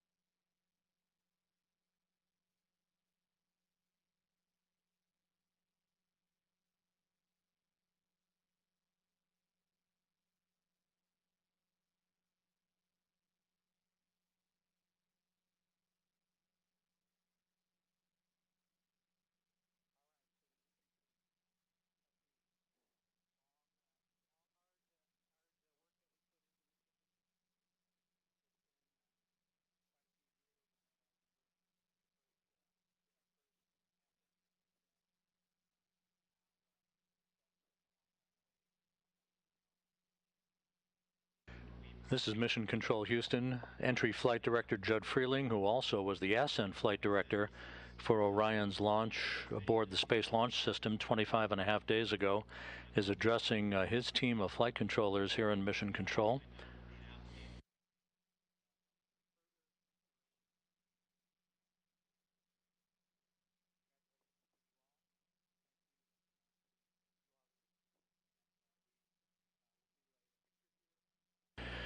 With that, Judd Freeling has handed over the Orion vehicle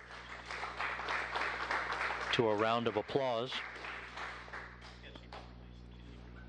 The vehicle has now been handed over to the Exploration Ground Systems folks out in the Pacific, where my colleague Daryl Nail is standing by with members of the Navy helicopter team that saw Orion up close and personal about 2 hours ago. Daryl?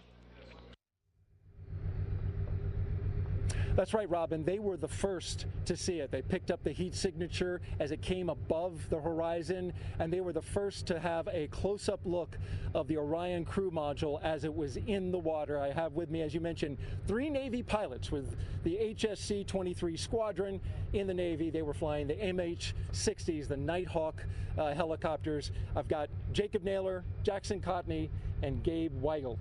Thank you all for being here, and it's great to have you. Thanks for having us. Yeah, thank you. Well, tell me, first of all, this operation, for those who were watching earlier on, we saw your helicopters going around the area almost immediately after splashdown. Tell me about how you're able to do that, and then what unfolded for your mission. Yeah, so basically we have a FLIR camera mounted on the front of the helicopter and about 7 NASA personnel in the back. So while they're riding in the back, they're giving us azimuth and elevation angles to take a look at, and basically right away, even earlier than we expected, we picked up the capsule coming in. And so us 3 were the backup aircraft pilots, but we did hear it come over the radio that they had it captured right away. They have basically a FLIR that uses infrared, so it's seeing how hot that capsule is coming down. They caught it a whole way down, which was exactly what we needed for that engineering data. easy to lock in on, right? At 5,000 degrees Fahrenheit, the bottom of the heat shield, that FLIR was just almost instantaneous as soon as that thing came above the horizon.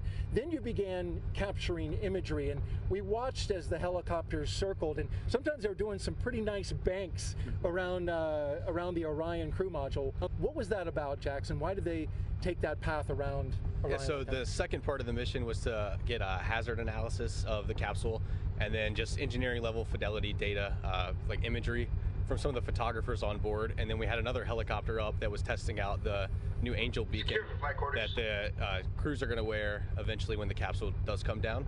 So that all deals with our primary mission set of search and rescue, which is what we're hoping to do in Artemis II, is to actually pull the astronauts from the capsule via the hoist. Right. And so you guys were also using data from the Sasquatch team. We just interviewed them and heard about the great work that they did in predicting where that debris field would be coming down, 26 different pieces as the crew module was getting its parachutes out and everything. Using that data, how accurate was it for you, and how did it help you fly around the area?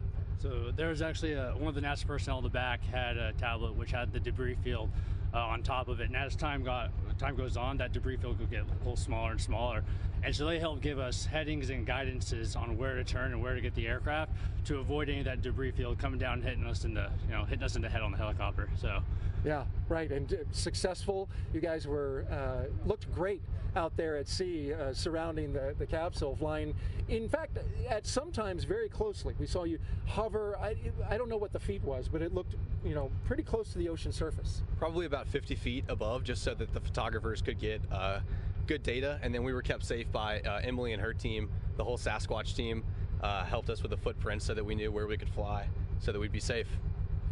Where does this rank for you guys in terms of your mission? I mean, you're young fellows, so you don't have your call signs yet, which eventually you'll get that. But being a part of this mission, it's very different, right? The civilian nature, where most DoD missions are not of that nature. So where does it rank in terms of you? What kind of what was it like for you? It's absolutely amazing, and certainly a career highlight for us up until this point. Yeah, we were still just in the backup aircraft, but just being able to just support these awesome pilots that were out there with us. We had Therapist and Ripper and Stapler and James. All of them did such a great job. So we're just really excited that this is both exciting for us and kind of plants that seed to be exciting for everyone else watching, and excited for the next mission with astronauts in it. So. And that'll be the next great part, right? So as Navy pilots, you'll be able to hover over top of the next capsule that comes down, and it's going to have astronauts in it. Briefly describe what you imagine that would be like. That's got to be an unreal experience. I hope I'm still around to be able to be a part of that, because that's got to be one of the greatest feelings ever. Pulling someone out of a capsule that's just been to the moon and back. Unimaginable feeling, I got to say. Absolutely. Well, thank you all. We appreciate you. Jacob Naylor, Jackson Cotney, and Gabe Weigelt with the HS-23 Squadron. Great job today. Thank you for joining us, and we appreciate you being here. Thanks for having us. Thank you so much. Appreciate you. All right, and here on the USS Portland, the mission continues. The operation to recover the Orion command module, which you see is still out there in the Pacific. We're awaiting the Navy boats to get a little closer to begin their operations and sniffing out hazardous gases and making sure that they are able to connect up to that capsule and tow it back inside the USS Portland, our Navy ship on scene here. That's going to do it for us, for the Exploration Ground Systems, the Department of Defense, and NASA. We want to send it back to you, Rob, in Houston, Texas.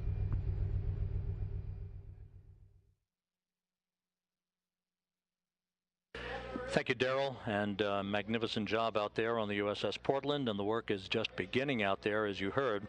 Here in Mission Control, the work is over for the entry team of flight controllers who have handed the vehicle over to the Exploration Ground Systems folks out in the Pacific, with the power down of Orion having been completed. Entry Flight Director Judd Freeling has released his team, and they will be making their way out of Mission Control, with Orion's handover now complete. Splashdown occurring at 11:40 a.m. Central Time, 9:40 a.m. Pacific Time. The team is posing for a team picture before they are released for the day. Upcoming, you can follow, if you wish, all of the remaining recovery work, including the Orion being brought into the well deck of the USS Portland on the YouTube channel that you see there, www.youtube.com/KSC Newsroom. The Kennedy Space Center Exploration Ground Systems folks now in charge of the operations to bring Orion back into the well deck, to get it back on shore, and then transport it back to the Kennedy Space Center for post-flight analysis. That'll wrap up our coverage of Orion's return to Earth.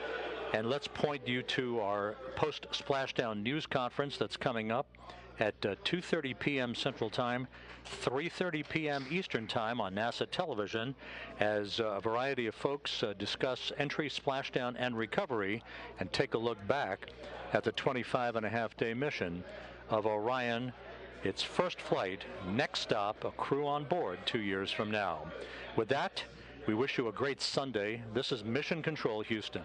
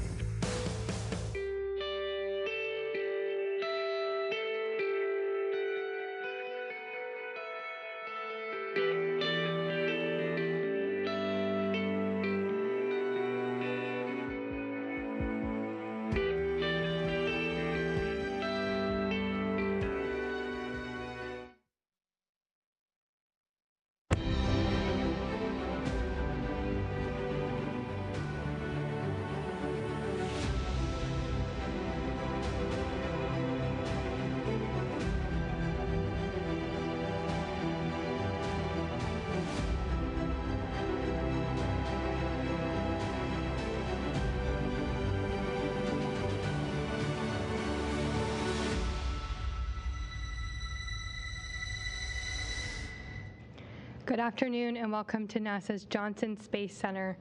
I'm NASA Press Secretary Jackie McGinnis, and what a historic and exciting day it is. Earlier this morning, NASA's Orion spacecraft splashed down in the Pacific Ocean off the coast of Baja, California at 9:40 a.m. Pacific time. After traveling more than 1.4 million miles on a path around the moon and returning safely to Earth. The record-breaking mission completes the Artemis I flight test, a 25.5-day mission that tested Orion in the harsh environment of deep space before putting astronauts on board.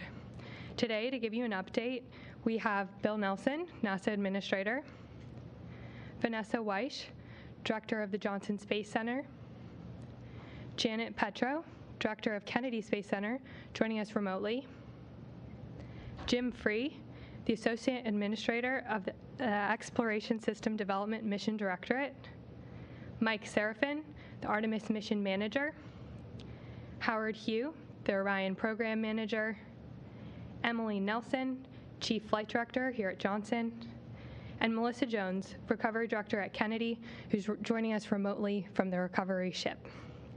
We'll be taking questions from those in the room and over the phone. As a reminder, you can press 1 to get into the queue. But first, I'd like to hand it over to our participants to say a few words. Administrator? Thanks, Jackie. This has been an extraordinarily successful mission, so much so that these folks will tell you about all the additional tests that they were able to run. What is the significance of this after a half century that we were last on the moon? There, we did the impossible, making it possible. Now, we are doing that again, but for a different purpose. Because this time, we go back to the moon to learn to live, to work, to invent, to create, in order to go on out into the cosmos to further explore. The plan is to get ready to go with humans to Mars late in the decade of the 2030s, and then even further beyond. And we know from what we are finding from the James Webb Space Telescope that it is a very, very large universe out there to be understood and explored. And so this is a great day, not only for America, but it's a great day for all of our international partners. That's a difference from 50 years ago. 50 years ago, we went as a country, as a government. Today, we go with not only international partners, but also commercial partners. And so it is the beginning of the new beginning, and that is to explore the heavens. Thanks, Jackie. Thank you. And now Vanessa Weish. Well, thank you. You know, Administrator Nelson, I completely agree with you. This mission was just, flawless. Just cannot thank our teams enough. You know, our teams here at Johnson Space Center, along with our other sister centers across NASA and NASA headquarters. It took all of us to make this mission possible. Here at NASA's Johnson Space Center, I'm just so very proud and thankful of our flight control team that did a wonderful job making sure that this vehicle was able to do all of the maneuvers, to go outbound, to do its flyby, to go further away than any other human-rated spacecraft, and then to come back. That takes a lot of different people to make that happen. So I also want to congratulate our Orion program led by Howard Hugh and all of the people that are a part of that, as you mentioned, Lockheed Martin, as well as ESA and Glenn Research Center, and then supporting them right here at Johnson, our great engineering team, our human health and performance team, our safety mission and assurance teams, as well as our teams that support our systems engineering and integration that help with the beginning plans, architectures that were part of making all of this possible. And then the testing that's being done and has been done. And I also want to thank our teams out at White Sands who are continuing to do testing for Orion. This mission is a great success for us. Right now, this tells us that this spacecraft has the outer bones and everything that it needs. So now we are going to go and finish outfitting it so that we can put humans on board on Artemis II. And that's, for us, a big, big deal because we'll put our astronauts on board. And so we're very much looking forward to that.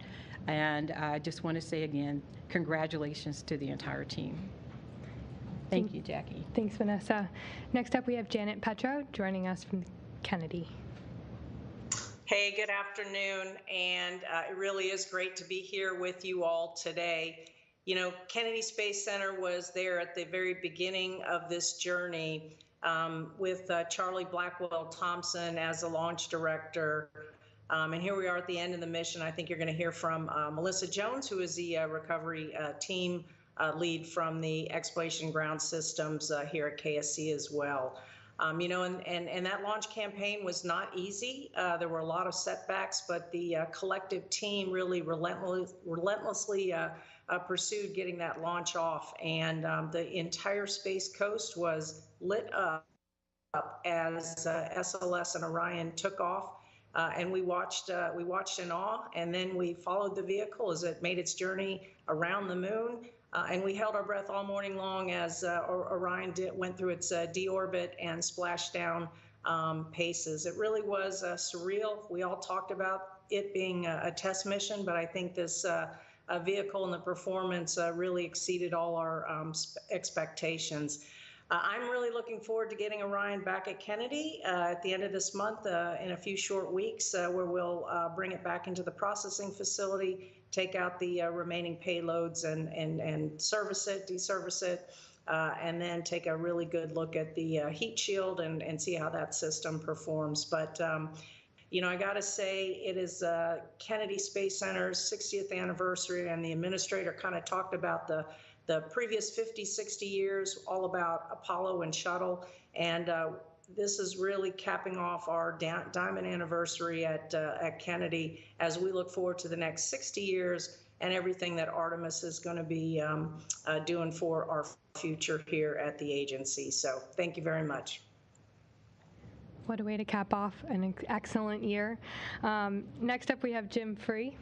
Thanks, Jackie. Good afternoon, and what a great day. You know, two pictures from this week that sum it up for me: an empty mobile launcher rolling back, and that spacecraft in the water there in the Pacific. So, a remarkable mission by every single one involved. Congratulations to folks that have worked on this for years. Some people their whole career, some people half of their career. It's great to see this first flight come to a close so we can move on down our path of our sustainable presence at the moon. You'll hear a lot about Artemis I and things we did on the vehicle in this flight and still have data to review, but we definitely pushed this vehicle far so that we can be now on to Artemis II, which is happening today at Kennedy. The crew modules there, the service modules there, the engine section arrived yesterday. That vehicle is a reality, and ironically, so are the next missions all the way out through Artemis V. We have hardware today in work around the world through Artemis V. This isn't just a one flight and we're done.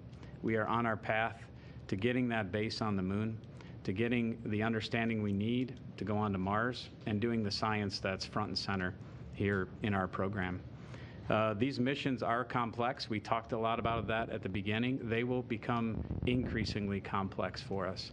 But I think the confidence that we learned in the vehicle, the things that we tested the vehicle to, the way that the teams responded to all that, I think give me great confidence in our path in the future. So it's great to be a part of it. Congratulations to everyone, and I look forward to answering the administrator's questions of when we're going to launch Artemis II. Thanks, Jim. Over to you, Mike. Well, good afternoon, and thank you to each and every one of you that have come to follow us today on a successful completion of the Artemis I mission, but especially to those that followed us from our very first launch attempt and stayed with us through hurricanes and hydrogen leaks and technical issues throughout. This team has really persevered through many challenges, and from the outset we spoke about how this was a deliberate stress test of our deep space human transportation system. And we've been up front with you about how this was going to be a challenging mission. We set some bold priorities. Priority 1, demonstrate the vehicle at lunar reentry conditions. We successfully demonstrated that today.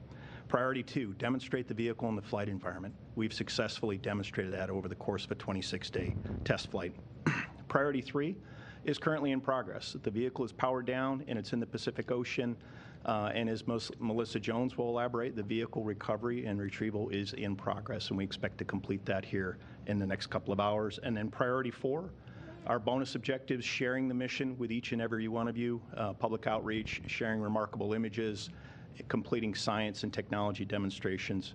We've completed that, plus some bonus objectives. So this is what mission success looks like, folks. This was a challenging mission, and this is what mission success looks like. One of our forefathers in the Apollo program, Hugh Dryden, spoke about the purpose of flight testing. And he said it was to separate the real from the imagined and the known from the unknown. And I don't think any one of us could have imagined the mission this successful, but we had a very successful flight test. We now have a foundational deep space transportation system. And while we haven't looked at all the data that we've acquired, we will do that over the coming days and weeks and fully understand and appreciate the margins that are there. I'll just say in closure, we're sharing a historic day with the Apollo 17 mission, and Gene Cernan left a plaque on the surface of the moon, and I'll paraphrase it here. May the spirit and the peace in which we executed this mission continue forward for all mankind. This mission was a peaceful mission using partnerships from across industry with our international partners, with our science partners, and we're going to grow out from here. There are more complex and more challenging missions ahead, but we've got a foundational capability here. So with that, I'll pass it back to you, Jackie. Thanks, Mike. Now over to you, Howard. Thank you, Jackie. Good afternoon, everybody. What a fantastic day for Orion and Artemis. Senator Director Weiss said we have a fantastic team. The Orion team would have been tremendously happy just getting the data, but this accomplishment that we've been able to do all through this 25.5-day mission has been so rewarding, and we've been able to get a lot of data. And I want to thank the teams today. They've worked really hard. The flight operations team has done a tremendous job operating our spacecraft. Our engineering team, our safety team, and our lead integration team has been tremendous in trying to not only just get the data down, but also looking at the data and adding additional objectives. I'll give you some highlights. We were able to be very successful in terms of our operating our systems in space, and our return has just been the same in terms of our success. We were able to hit 0.02 degrees within what we want to do for our flight path angle, and we landed within 2.1 nautical miles of our target landing site. Our requirement was 5.4 nautical miles, so tremendous success in terms of return. Of course, we demonstrated 6 skip entry capability. That went flawlessly as well. And we'll be looking forward to our heat shield data as we gather that and learn more about the heat shield performance when we get the capsule back. But overall, the mission has been tremendously successful. We've been able to accomplish over 122 of our flight test objectives that we had planned. And we added a bonus of 20 real-time flight test objectives as well. So great job by the team. Happy to look through the data even more, and ready to accomplish Artemis II going forward. So thank you. Thanks, Howard. And now we have Emily Nelson. This mission, this spacecraft and this team exceeded all expectations. I think we're all in unison on that. The spacecraft performed so well that we were able to start looking ahead at Artemis II and thinking through how else can we push the boundaries on this flight? What else can we learn? Where are there constraints that we can push on? Where are there opportunities for us to improve on our products for the next flight? And so for the last 25.5 days, we've been every day looking ahead to the next flight to see how we can improve on where we are today so that we can fly a safe and successful mission with our astronauts next time around. the team in Mission Control will spend a number of months combing back through every experience that we've had in the last month and improving our products, figuring out what we could do better, figuring out what went well and we want to repeat. And meanwhile, in low Earth orbit, we will continue to develop the technologies that are going to make Artemis 2, 3, 4, and subs successful. We'll be installing another rollout solar array, which is the technology that we'll be using on Gateway. We'll be continuing to develop some of our more human systems inside of the space station. So our work has really just begun, and we're really looking forward to unpacking everything that we had to learn from this mission as we prepare for the next one. Thanks, Emily. And now we'll head out to the recovery ship and hear from Melissa Jones. Good afternoon from the USS Portland. It's a beautiful day to be on a ship. The Orion continues to perform nominally even post-splashdown. We just completed our open water hazard assessment of thrusters and RF radiation, and all were within limits. Currently, we're doing some underwater imagery to get some good pictures of the heat shield before we bring it into the ship, and sea states are looking good for well deck operations at this time. So we'll continue with our open water operations. We're going to put a collar around the capsule, and the ship will approach, and we'll attach lines and bring Orion into the ship. And at this time, everything's picture perfect. Thanks, Melissa. Now we'll move into the question and answer portion of our event today. We'll open it up again to folks on the phone and here in the room. Again, press *1 to get into the queue. Our first question is from Marcia Dunn with the Associated Press. Hi, Marcia Dunn at the AP here at the Kennedy Space Center. Two timing questions. So Artemis II, we keep hearing 2024. When in the year 2024 might that happen? Can you roll in that date at all to make it quicker? And when will the crew of Artemis II be announced? Yeah, I guess I'll go ahead and take the first question. We've talked always about around 2 years between Artemis I and Artemis II. There's still a great deal of work to do on the crew module in terms of the hardware installation. I think everybody knows we're taking some of the boxes out of Artemis I, sending them back for retest, and then putting them into the Artemis II vehicle. Then the crew module and service module go together and go through a series of tests. So right now, we're still looking at that 2-year time frame from Artemis I to II. I think one thing we've always been concerned about is what do we learn from one, and are there changes we have to make? I think we've learned a lot from one. TBD if there's changes. So that's some of the work we'll be going through, and then kind of get that final assessment on a date for II. But we've always talked about 2 years between missions. I joked earlier about the administrator asking me about it. We obviously want to try and do it quicker. To your point, Marcia, and Howard and his team on the Orion side are always looking to ways to do things quicker. We're trying to roll in lessons learned from the processing of the Artemis I vehicle at Kennedy. Are there things we can shorten there or optimize? So that's all of our lessons learned path going forward in the near term. I'll turn the second question to Vanessa. Awesome. And so also, Marcia, one of the things that we've been talking about is when to assign the crew, right? And so we knew that we wanted to wait for this mission to go, make sure that it was a success. As Jim said, there's still some things that need to be learned as we get the spacecraft back to Florida, make sure that we have everything that we need to know. But our intent is, if all is still go and everything looks good, then our plan is to name the crew in early 2023. So we're looking very much forward to that. Our crews, people are anxious, we know that, and so that is our game plan. Thank you very much. That'll certainly be exciting. Next up, we have a question from Gina Sinceri with ABC News. For Emily Morgan, it's been over a decade since you've had a vehicle come down. What was it like to be in mission control for Orion splashing down this morning? Oh, gracious. Personally, I was talking with Rick LeBrode, our lead flight director, a few times during the day, and he commented several times that it just hadn't sunk in yet. It just really hadn't sunk in. So I'm going to echo that. It for sure has not sunk in yet. I would also say that coming to work every day for the last 26 days, I feel like any minute now I'm going to get used to walking in and seeing these amazing pictures on the front boards and at the front of Mission Control. This morning, we were finishing up some data downloads, and so that was using up all of our bandwidth, so we didn't get pictures for a little while. And then suddenly the picture pops up, and it's the most beautiful picture I've seen of Earth as we're coming back to it. And I mean, just awe-inspiring, like stunning. You know, one of us notices it and points at the screen, and everybody else just pauses for a second to just soak in.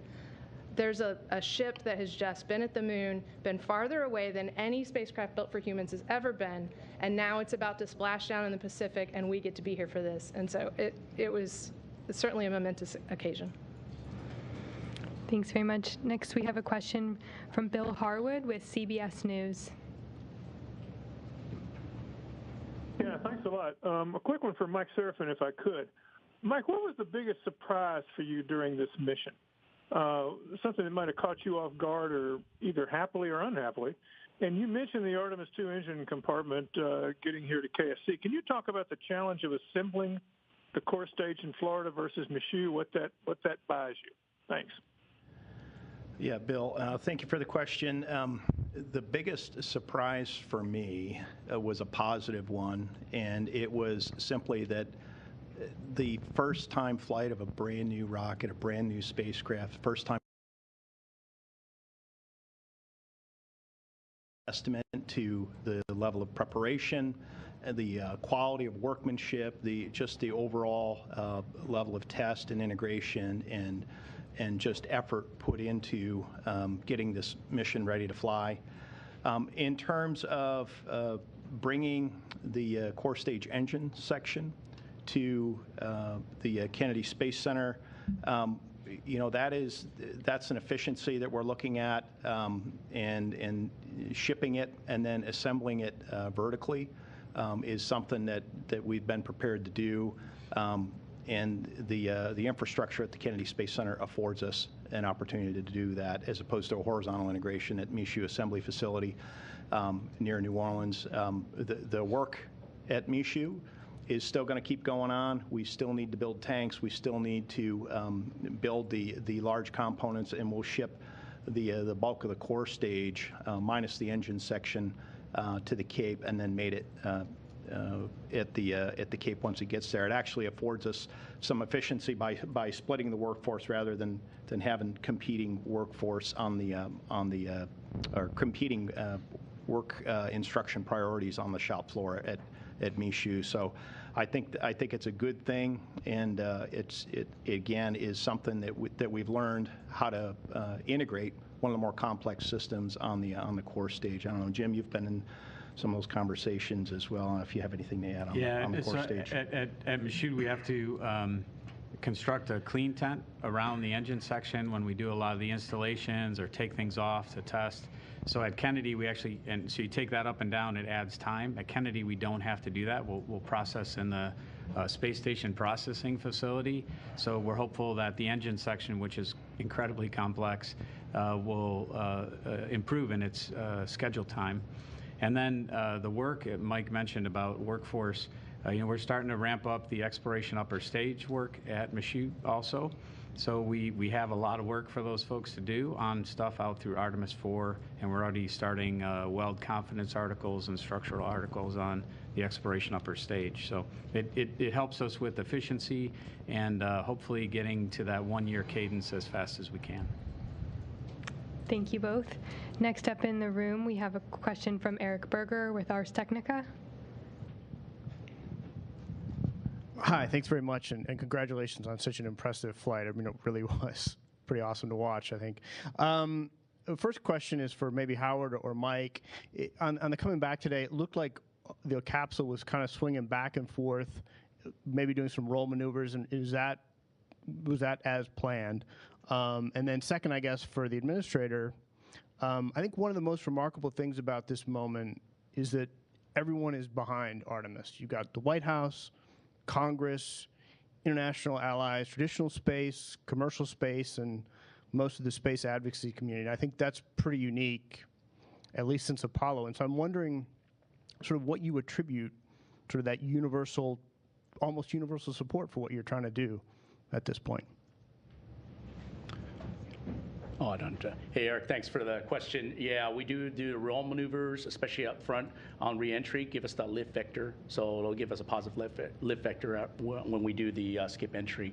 And so it's really important. Of course, we will do some roll orientation under the chute, so we make sure we land appropriately when we splash down the water as well. If I don't know specific times you're referring to, but we certainly would do some rolls. Yeah. So I'll elaborate here a little bit, Eric. The center of gravity and the center of lift are slightly offset, and the way that you control the lift vector is you rotate one about the other, and you can control which direction the vehicle is lifting up, lifting down. So those were purposeful rolls. I'm familiar and recall seeing some of the rolls when we had a signal between the two blackouts, and that was per the plan. And the blackouts were planned. We knew that those were coming as well. Anyway, and you had the support question, sir. Eric, the answer to your question is space is the place. And you see that. You see it in the eyes of children. You see it in the interaction of our guys in the blue suits, our astronauts, when they walk into any room, whether it's young or old. You see it in the technological prowess of the free nations of the world suddenly displaying transparently everything that we are doing. You see that in a nation that has been riven with partisanship. That doesn't exist here. NASA is basically nonpartisan. R's and D's alike come together to join us. And you see that reflected not only in the leadership here, but you see that reflected in the people and the leadership around the world. In the little bit that I've been to Europe, I mean, people are just, to use a phrase, over the moon about our space program. When I was at the astronomical conference in Paris, I got a message that the French president wanted to see me. And he's a space aficionado, so he just comes last week for a state visit with our president. And where does he want to go? He comes to NASA. And you see this in also the sense of America accomplishing something that people get excited about.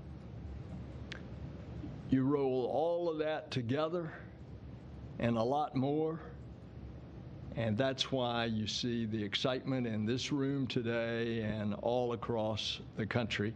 And that's why you saw 60 years ago 1.5 billion people of the Earth watching Apollo 11. And that continues today. Thank you very much. Our next question comes from Chris Davenport with the Washington Post. Hi, good afternoon, and thank you very much. Actually, my question is a follow on that, because obviously this is a very big day for NASA, and you have a lot of enthusiasm and momentum for the Artemis program. But as we know, these successes can sometimes have a very short shelf life. I mean, we saw that with the Apollo program, so I'm wondering if you're concerned about that and how you keep the momentum going with the public and, more importantly, with Congress, especially with the fact that the Artemis II mission is not going to come for another 2 years from now. Thanks very much. Well, Chris, I'm not worried about the support from the Congress.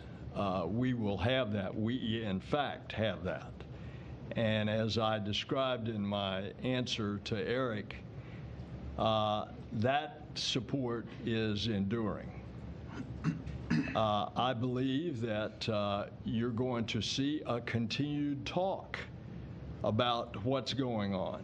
When Vanessa announces who's going to be on the crew, I think that's going to be an immediate story, and the American people, just like the original 7 astronauts in the Mercury days, are going to want to know about these astronauts and how they got to where they are and what is their life like and what it's going to be like as they prepare for this mission.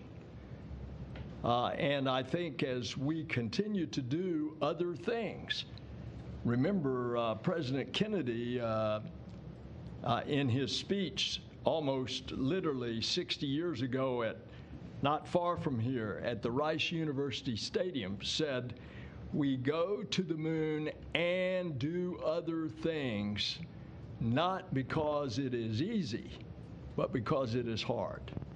And that taps into something in our spirit that we as a people of free nations, want to see accomplished.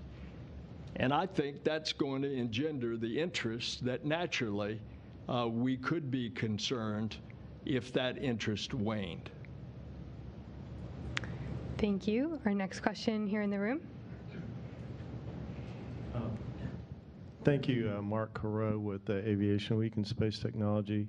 If I heard correctly, it sounds like the capsule will go overland to Kennedy. I just wondered if there's a reason for that, like if it's going to stop in between, or it's just don't want to take a chance of putting it on the Super Guppy or something. I don't know. Thanks.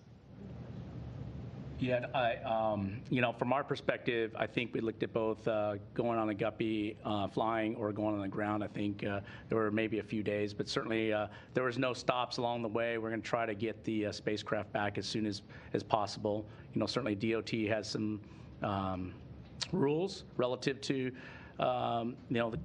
transporting something like this across the country. But I know the ground team has worked through that already, and they've got a great plan. And we expect, like Janet said, the spacecraft to be back at KSC very soon. Thank you very much. Our next question comes from Joey Roulette with Reuters.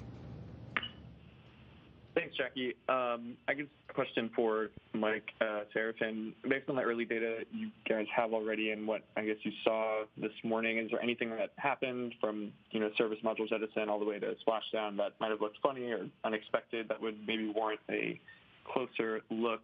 And also, what was the splashdown speed of Orion just before it hit water? And then I also just had one other question for Bill Nelson. You mentioned that the plan is to take humans to Mars by the end of the 2030s. Has NASA done any actual planning or assessments recently on that date for going to Mars? Thanks. Okay, Joey, thank you for the questions. In terms of unexpected items during reentry, I am not tracking any issues associated with the crew and service module separation, the reorientation of the spacecraft into the entry interface attitude to get aerodynamic capture, the entire skip profile. We did have 2 long blackouts. As I recall, they were each about 6 minutes in duration. We're going to have to look at the post-mission data recorders after we get the capsule back to shore to see if there was anything associated with it. But clearly the vehicle flew the skip reentry just fine. The entry guidance system was spot on, as Howard indicated earlier, relative to the targeted landing site. We came down within eyesight of the recovery ship, and the vehicle was clean. Post splashdown, all of the uprighting bags that protect in the event that the capsule flips over and needs to be automatically uprighted. All 5 of the bags inflated, and the vehicle was powered down successfully without any thruster leaks or hazards or anything along those lines. The team did leave as part of one of our flight test objectives, leave the vehicle powered for 2 hours post splashdown to gather thermal soak-back data. As we came through the Earth's atmosphere, the vehicle saw temperatures outside of it at nearing 5,000 degrees Fahrenheit. That soaks back into the vehicle structure. We did collect data by having an extended power-up on the surface of the ocean. all that was fine. All the parachute deployments were fine. Probably the only thing that happened that we expected may happen and was likely was the forward bay cover sank in the ocean before we could recover it, and the parachutes sank before we could recover those. But we knew that that was a possibility prior to flight. The fact that the parachute deployment sequence was all nominal really makes the retrieval of the parachutes kind of a moot point. So, in terms of anything unexpected, I would say no. In terms of the splashdown speed, I didn't get an exact speed, but we were targeting around 20 miles an hour, and that appeared to be about what the splashdown speed was. But we could follow up with you afterward to get an exact speed. The goal of going to Mars was first announced by President Obama, and it was thought at the time that it would be about 2033. But that was a dozen years ago. And now a more realistic goal is the end of the decade of the 2030s. But a lot of this will depend on the development of new technologies, the ability to sustain humans for a long period of time all the way. Part of that is going to be how fast we can get to humans, how fast we can get to Mars with a crew. And so we finally broke through with the Office of Management and Budget on nuclear thermal propulsion and nuclear electric propulsion research. I think that will be supportive by the Congress. New technologies to propel us there faster. And so that is why we set a target at the end of the decade of the 2030s to go to Mars. And then we're going beyond. Thank you. Our next question is from Micah Maidenberg with the Wall Street Journal. Hi there. Administrator Nelson, you were, of course, a major supporter of the 2010 legislation that was key to getting Artemis I completed. Do you feel any sense of personal vindication today by the completion of the mission, especially given the performance of SLS and Orion after some of the technical challenges with the hardware over the years and criticism of that bill? Thanks. The success of the mission today is because of a team like this and all the people that they represent, including our international and commercial partners. That's why we have come to this extraordinary day today. And I got to go get on a plane and go back to D.C. These guys are going to celebrate. I'm going to miss it. Thank you. Our next question comes from Jackie Waddles with CNN. Hey, everyone. Thanks so much, and congratulations. So I thought I remembered last week, and correct me if I'm wrong, that Orion was going to spend like 2 to 3 hours in the water, and it sounds like now it's going to spend a bit longer, maybe up to like 5 or so hours. Is that true, and why will it be in the water a little bit longer? And then I was also wondering, based on the data you've collected after splashdown, if you could tell us like what exactly the cabin temperature ranges looked like. Thank you so much. Is Melissa still with us? Otherwise, I'll take a crack at that one. Melissa, are you with us? Hey, I'm here. Part of the question dropped out, though. Can somebody repeat it?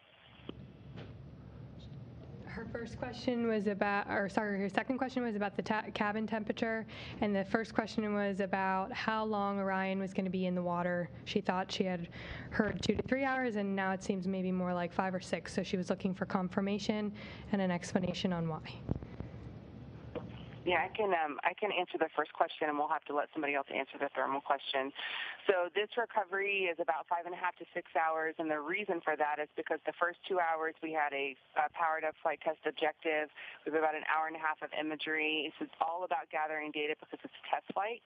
And then the last hour and a half to 2 hours will be installing a collar on it, attaching lines, and getting it in the well deck. So typically, a recovery with crew on board that wasn't required for all of the flight test objective data that we're trying to get, and the flight test objectives would be significantly less than this in under 2 hours. But in this case, we're being very careful, trying to get all the data we can, and trying to be very careful with the capsule when we bring it in and we set it down on the cradle. Thanks, Melissa. And I'll answer the second part. So when we landed, Mike mentioned, understand thermal environment in the cabin itself. So it was 60 degrees Fahrenheit. And when I left, after about an hour, it got to about 71 degrees. So really great data, very much in what we expected, and a great way to collect the data for this flight and understand how the cabin environment will be for the crew on Artemis II. Thank you very much. Our next question is from Ken Chang with the New York Times. Hi, thank you. This is for the administrator. So congratulations on today. Looking forward to Artemis III, NASA's working with a company led by someone who today suggested that Anthony Fauci should be prosecuted for crimes. And I'm wondering, is there anything that Elon Musk could say that gives NASA a pause on SpaceX's ability to execute this conduct? Thank you. Hey, Ken, I'm really sorry your connection was cutting out in the room. Do you mind repeating your question? Can you hear me? It's garbled. Yeah, it's a little in and out. Sorry. Go on to the next question then. Can't understand.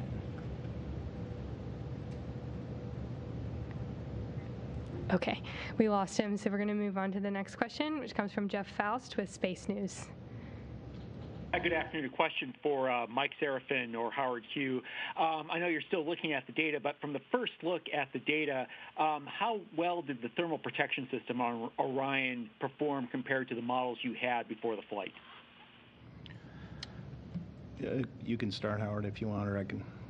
Yeah. Well, I mean, I would say that it accomplishes job returning the spacecraft to the water.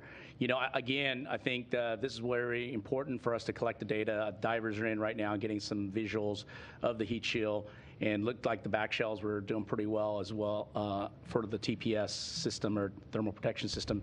So I think overall we're happy with the global performance, but we're going to look at the data very carefully. We've collected a lot of imagery and other data on its way down, and when we get the capsule back, it'll be really important from an inspection perspective in terms of its overall detailed performance, but I would say very happy with what we've seen so far on the heat shield. Yeah, and Jeff, I would agree with that. It's a little early to say because, again, the peak heating period was coincident with the blackout, and we need to go look at the flight data recorders and see what the flight recorders told us or will tell us after we get that off the vehicle. But just a first blush look at the vehicle, obviously it survived the skip reentry. And there was some charring on the outside of the vehicle on the silicon oxide tape. We expected all that. We saw some hazing on the windows. We expected all that. So initial indications are very favorable, but there's more ahead of us in terms of exactly understanding what the reentry flight test told us. Thank you. Our next question is from David Curley with the Discovery Channel. Thank you, Jackie. I think this is either for Free or for Serafin. I know there's a lot of data to digest at this point, but are there one or two or three things that you can tell us that you'd like to change from Artemis I to Artemis II? I mean, I'll just talk about the one part, Mike, and you're happy to add whatever you like. I think I mentioned one earlier about our processing flow. I think there's things we can continue to work on of everything we're doing on the front end to improve our timeline of getting the vehicles stacked out to the pad, do some of the unique Artemis II tests we're going to have to do. I'd point that out from that stuff we have under our control right now. Right, we don't need the data back from the vehicle to change that. We do have a structured lessons learned process that we'll go through that'll gather all this information and factor into the Artemis II schedule. But definitely the processing for me is the highlight. Mike, I don't know if you have anything else. It's really up to Jim, but the one change that I would like to implement for Artemis II is to put astronauts on board and send them to the moon. In all seriousness, the vehicle performed better than expected, and that's the one change I would like to see. Next up, we have a question from Mike Wall with space.com.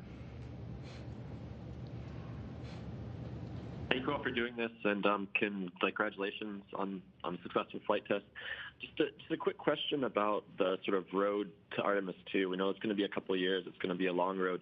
What do you see as like the biggest challenges facing you to meet that 2024 launch date? Are there a couple items in particular, like the life support system development? Is it more like rocket production? What do you guys see as like the biggest hurdles facing you as you look forward to Artemis II?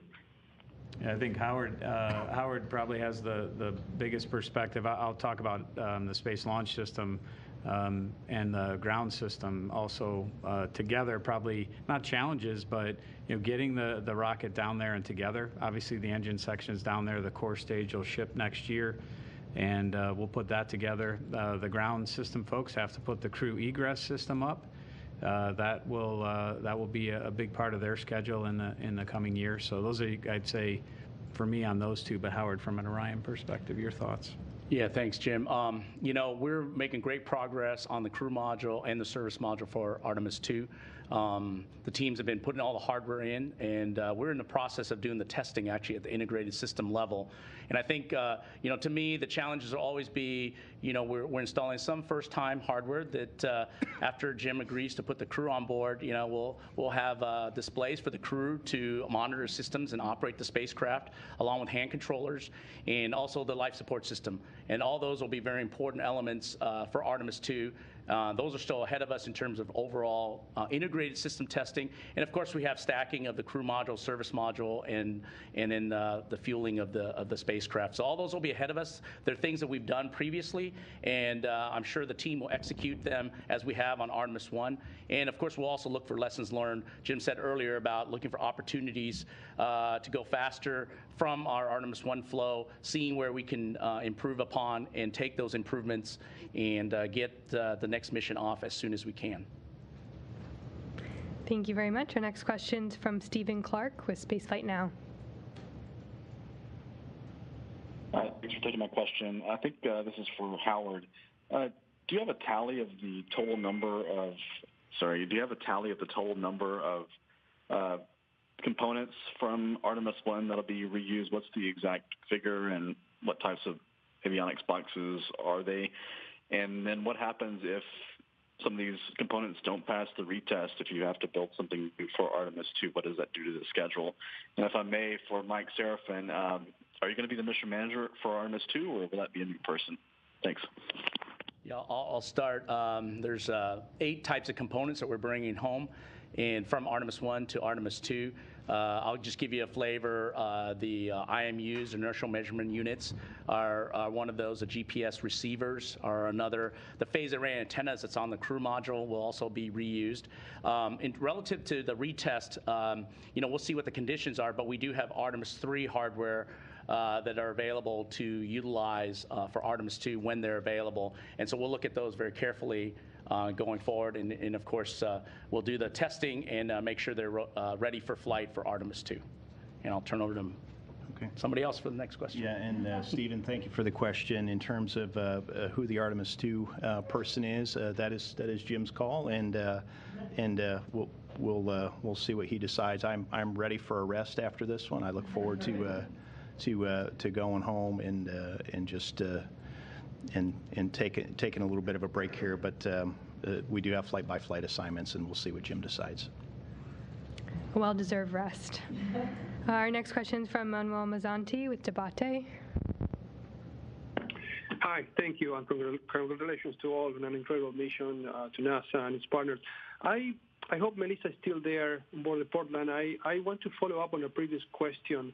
I understood that the recovery timing, or the average recovery timing, it's 2 hours for crewed mission. Is that from the from the moment of splashdown to hatch opening? If that's so, is there any objective on trying to minimize that time? Thank you. Yeah, Melissa, are you still on? Do you want to try to take that one? Otherwise, I'll take it. No, I've got it. Thank you. So for Artemis II, for crewed missions, the requirement is from splashdown to astronauts to medbay 2 hours. We absolutely plan and expect to beat that with our training and our testing that we're going to be doing post-Artemis 1.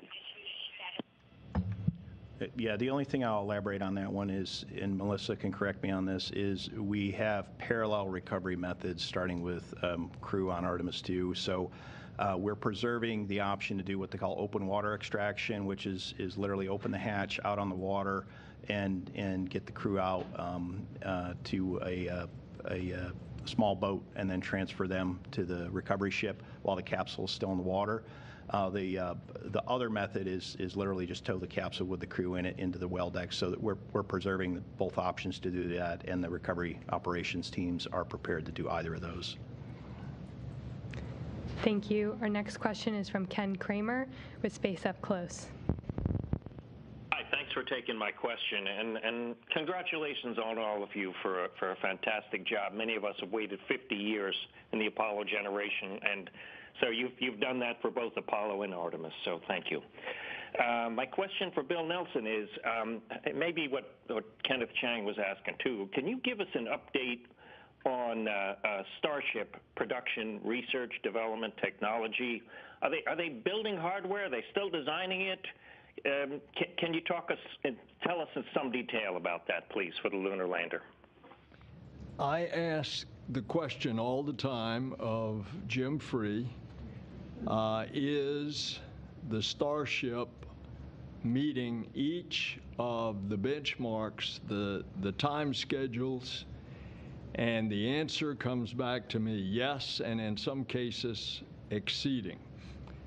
I have been down to Boca Chica. It is a sight to behold, how they are putting those starships together and then the big booster. And their plan is that they're going to do a few test flights there.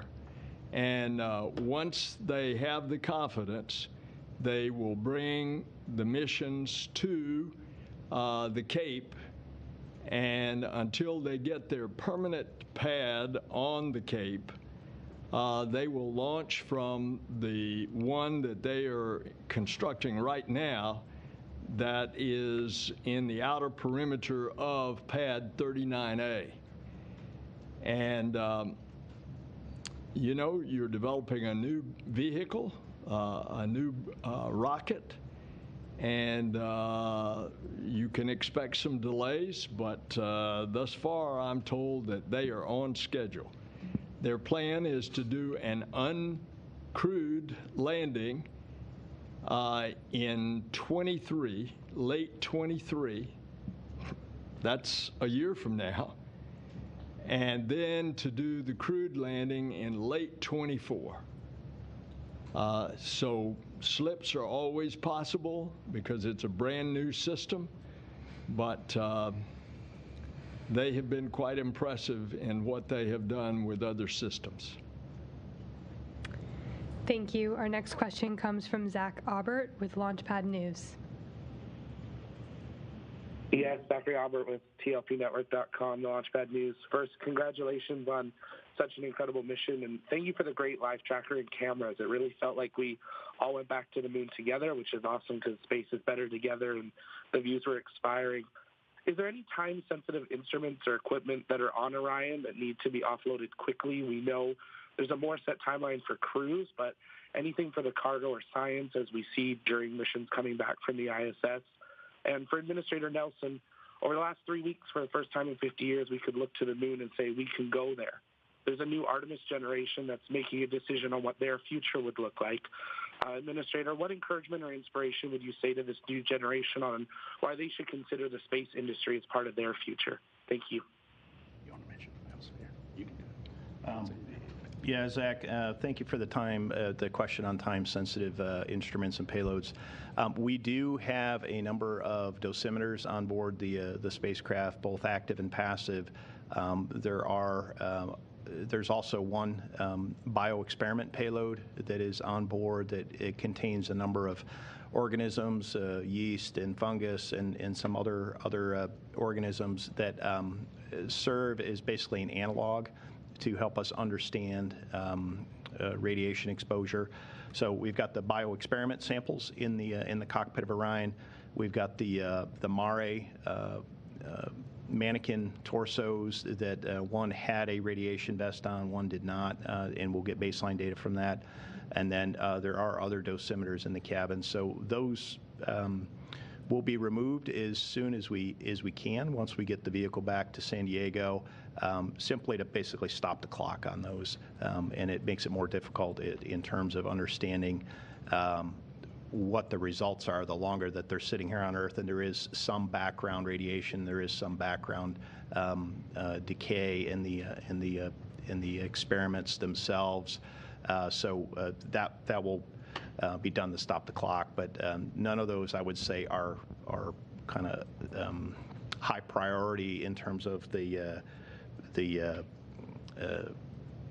overall processing of the vehicle. We just know we're going to get those off the vehicle, and there's a plan to do that. The essence of your question was, how do we get the younger generation to buy in to the Artemis program?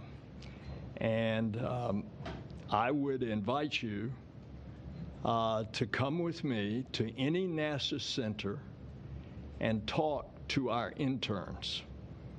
We hire a bunch of college interns. We're going to hire more, by the way. We're getting that in the budget. You will come away from that conversation so pumped because those students will pump you up with their excitement about what they're doing and how they're contributing. I can't help but remember in the old days, in the Apollo program, the story was told about a ditch digger at the Kennedy Space Center, and a reporter went over to him and said, "Describe your job." He says, "I am helping to put a man on the moon." I think you will see that same kind of excitement and dedication in the eyes and the speech of our young generation. Now, certainly with the success of this first Artemis mission, that is the telling of a story that has a plan to going further out into the universe. And that in and of itself is an exciting story. Thank you. Unfortunately, we are running up on the end of our time together. We have time for one more question. The last to close this out will be from Leo Enright with Irish Television. Thanks very much. And I rather like the anecdote about the ditch digger. I suspect Jay Barbary might have been involved in telling that anecdote originally. My question, though, is for Emily Nelson, presumably no relation. And I wondered about the live shots we had of the other mission control, which was, of course, on the beach at Noordwijk in Holland. And I wondered how that worked. Did you find that this is something that you would be comfortable with if you had women and men aboard the spacecraft and you had to make sudden decisions? And I think I missed the very first part of your question. Could you repeat just the first part, please? Yeah, I was wondering about the Service Module Control Center in Noordwijk. And is that somewhere that you would be comfortable? This is for Emily Nelson. Is this somewhere that would be comfortable for you if you had women and men aboard the spacecraft and you had to make sudden decisions? I think he's asking of our integration with our remote control centers. Oh yeah, we have more than 20 years of experience working with globally distributed teams as we've been controlling the International Space Station. And so really, we have a number of years of experience in building those kinds of relationships and making sure that all of our global teams are working in synchrony. So I would have no concerns over a distributed team executing these missions in the future, and especially as we bring in more international partners, as we bring in more commercial partners and partners across industry, I think you're going to see an even more increasing diversity in our team globally, and we're really going to leverage all of those opportunities to make these missions successful going into the future. Thanks, Emily, and thank you all for joining us today. Our coverage of the Artemis I mission continues on the Artemis blog, where you can follow along for updates about Orion's journey back to the Kennedy Space Center. Have a great afternoon, and go Artemis!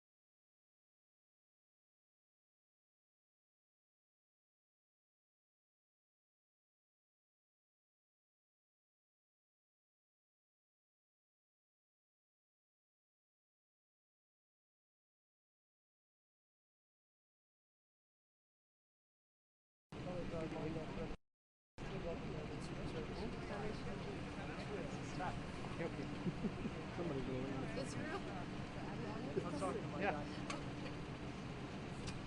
Well, since 2 o'clock, I've been telling them.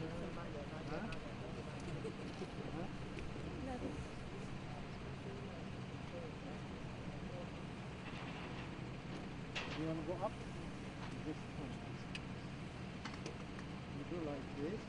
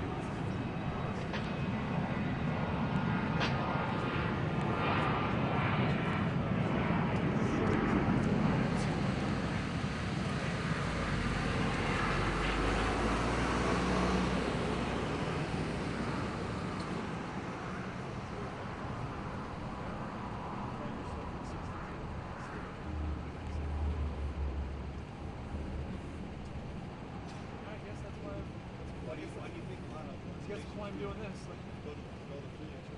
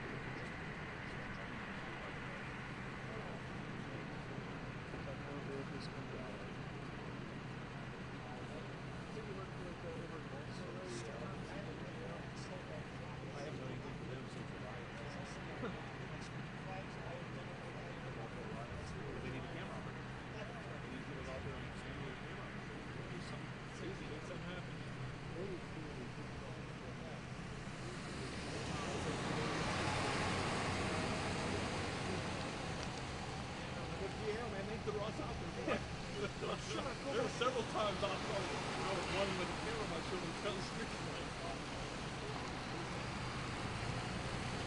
Oh yeah, I got to a point where they were taking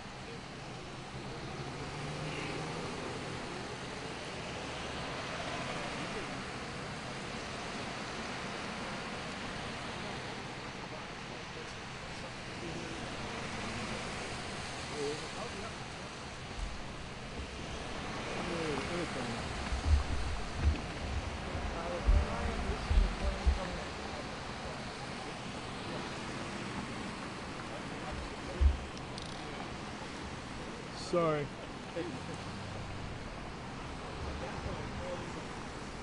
It's going to come over.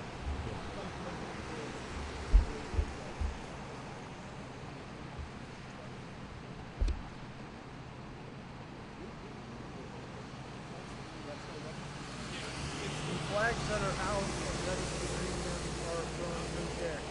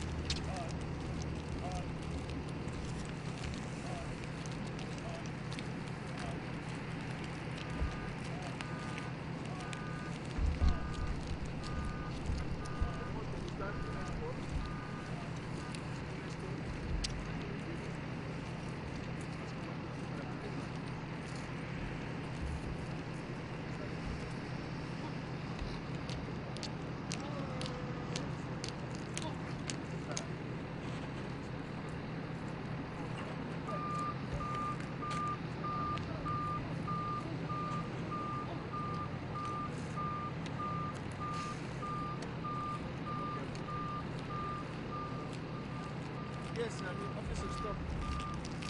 Would you be able to organize escort for the vehicles here on the tarmac to join the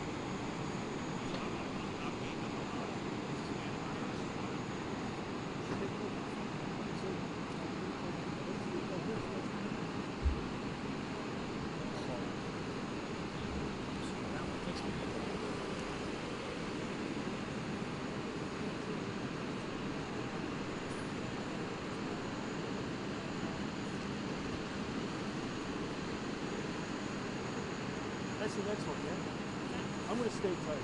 I'll stay here. Because that's the next one that'll go over there. And then the third one will go here? It just depends how if they get it out in time. Yeah. Thanks, sir.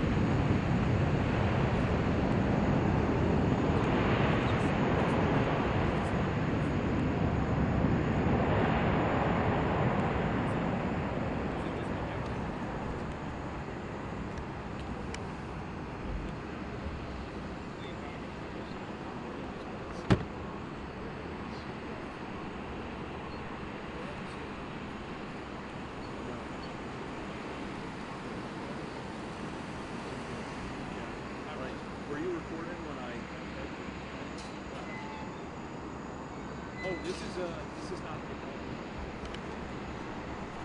this is the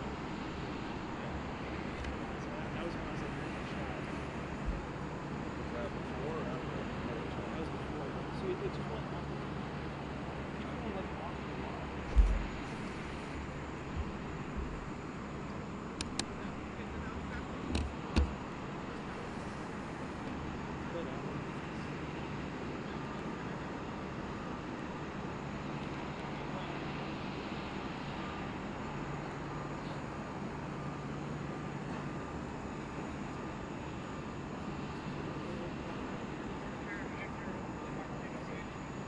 Tell him I'm still trying to find the clip, so. Huh? Yeah, it keeps going. I'm just trying to find the clip right now, so.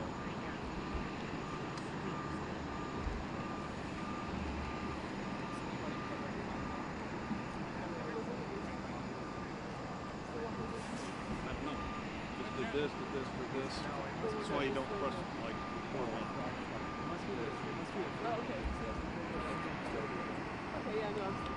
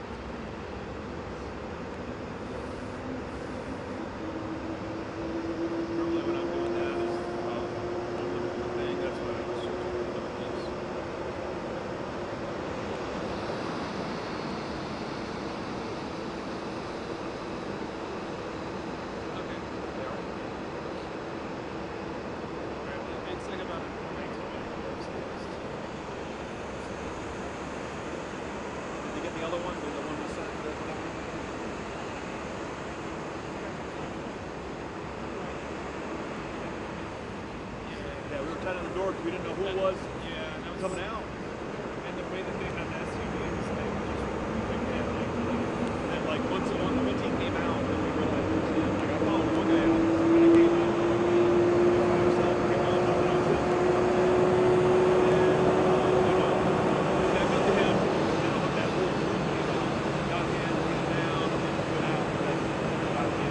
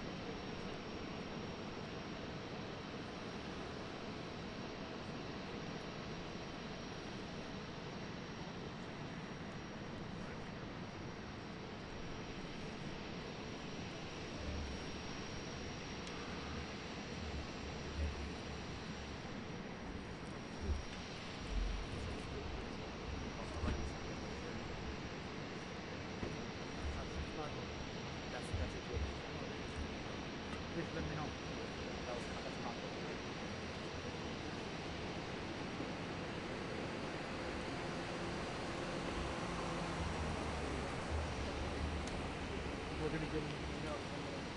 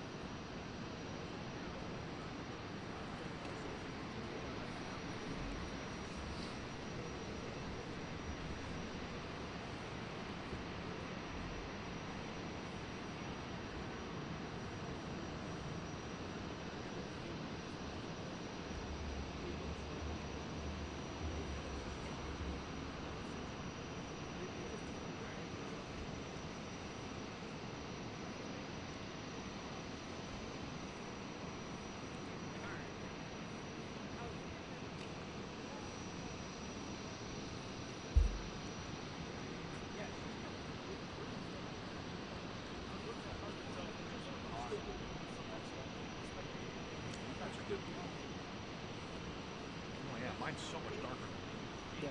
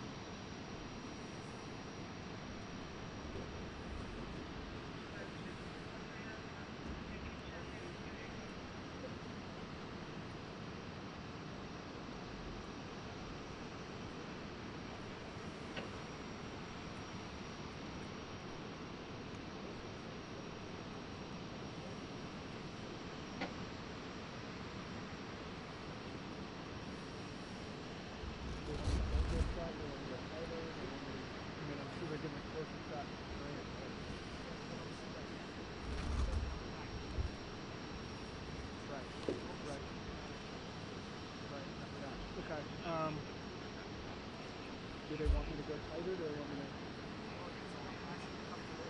Okay. All right. Sure.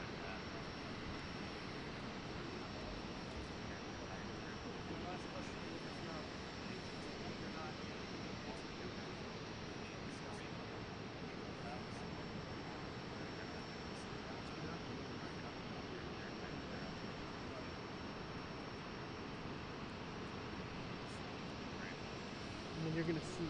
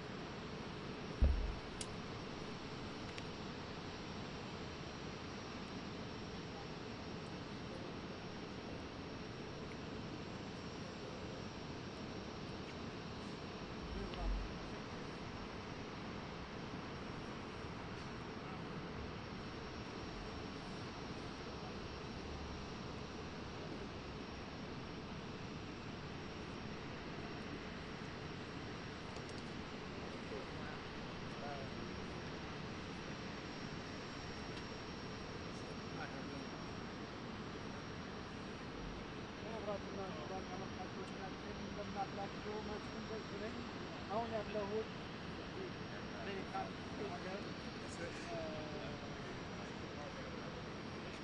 ሜሪላንድ ጆይንት ቤዝ ካምፕኒ የሚባለው በአውሮፕላን ማረፊያ በተለይ አውሮፕላን ማረፊያ ብዙ ጊዜ የሚያደርጉት ነው። ዛሬም የኢትዮጵያ ብሔራዊ ምስክር በዋሽንግተን ዲሲ የሚደረገው የአፍሪካ የመሪዎች ስብሰባን በመሳተፍ ከዚህ አባላት ይሰባሉ።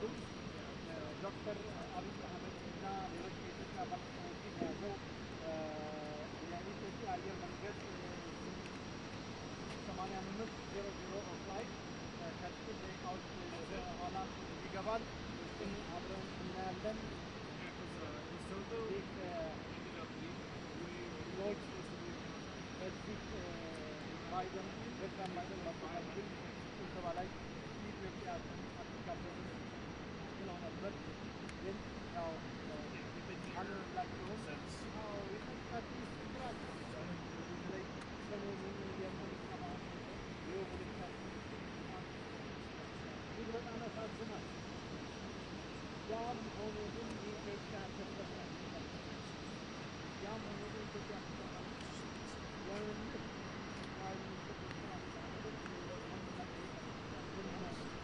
ለምን ዝም ይላሉ? ለምንድነው ዜጎቻችን ጠንካራ መንግስት ጠንካራ መከላከያ ባለበት ሀገር ውስጥ ዜጎቻችን በጠራራ ፀሐይ በማንነታችን ይገደላሉ?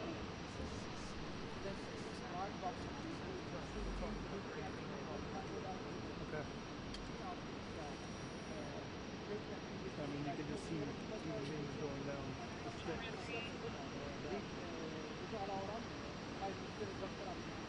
I will say is that Eric's next plane will be from Eric, so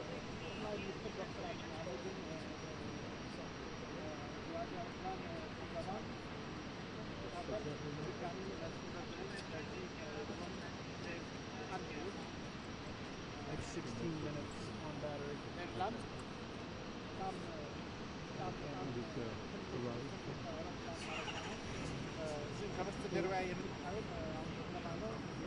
Okay.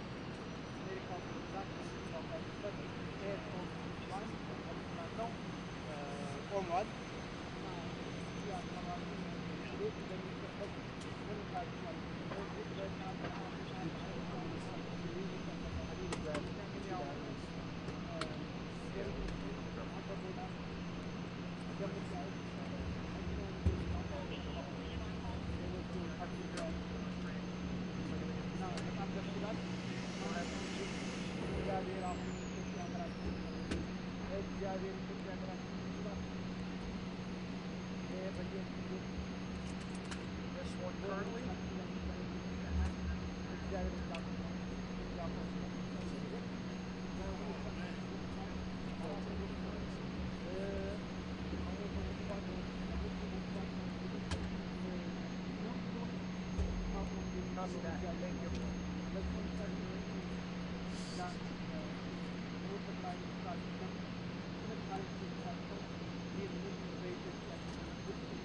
Yeah, we just need to figure out what we're doing for tomorrow. We want to get sooner in the north. I know the first one was scheduled for 11:30. So that's why I figured out what time we're starting.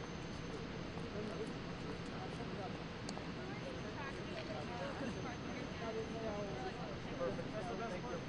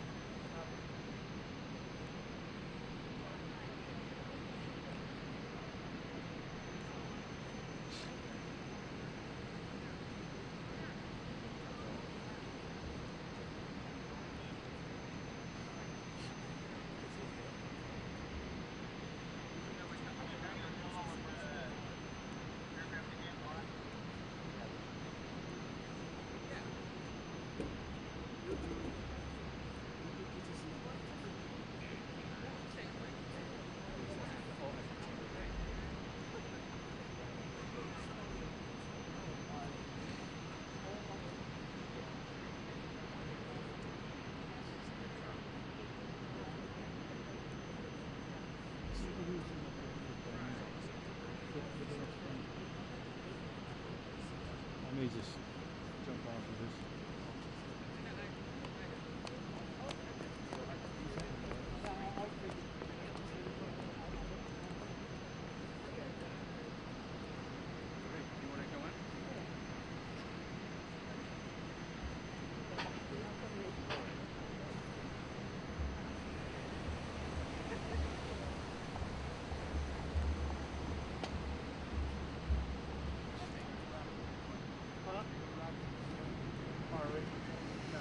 Well, I might have, but that's fine. This is our last one. I got 10 minutes left.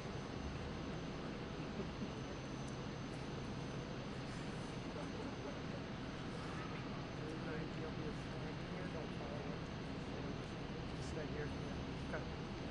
I even checked them. I don't know. As soon as they drive away, they break down outside. Grant's got to save this footage, Chicago footage, the attack, and they have everything in shots, and you don't have to see it.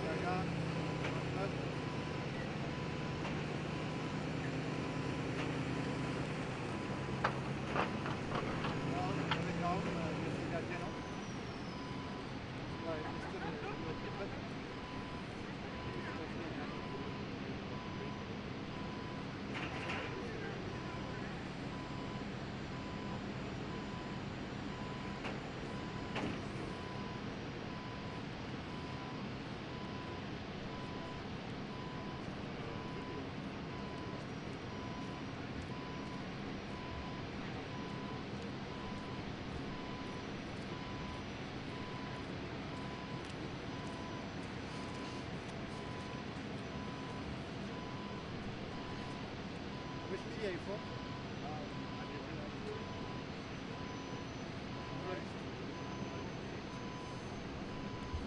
Ethiopia.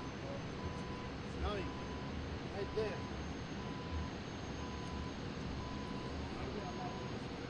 Huh? I don't know. I'm on media. I think I'm the only one who have access.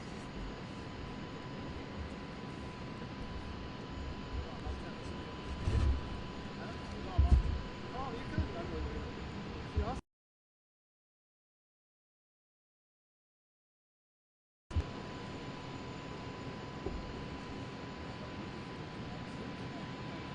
Oh, if you don't get the badge, then they don't allow. How do you get it? You don't have it? Huh? Oh, you came with it?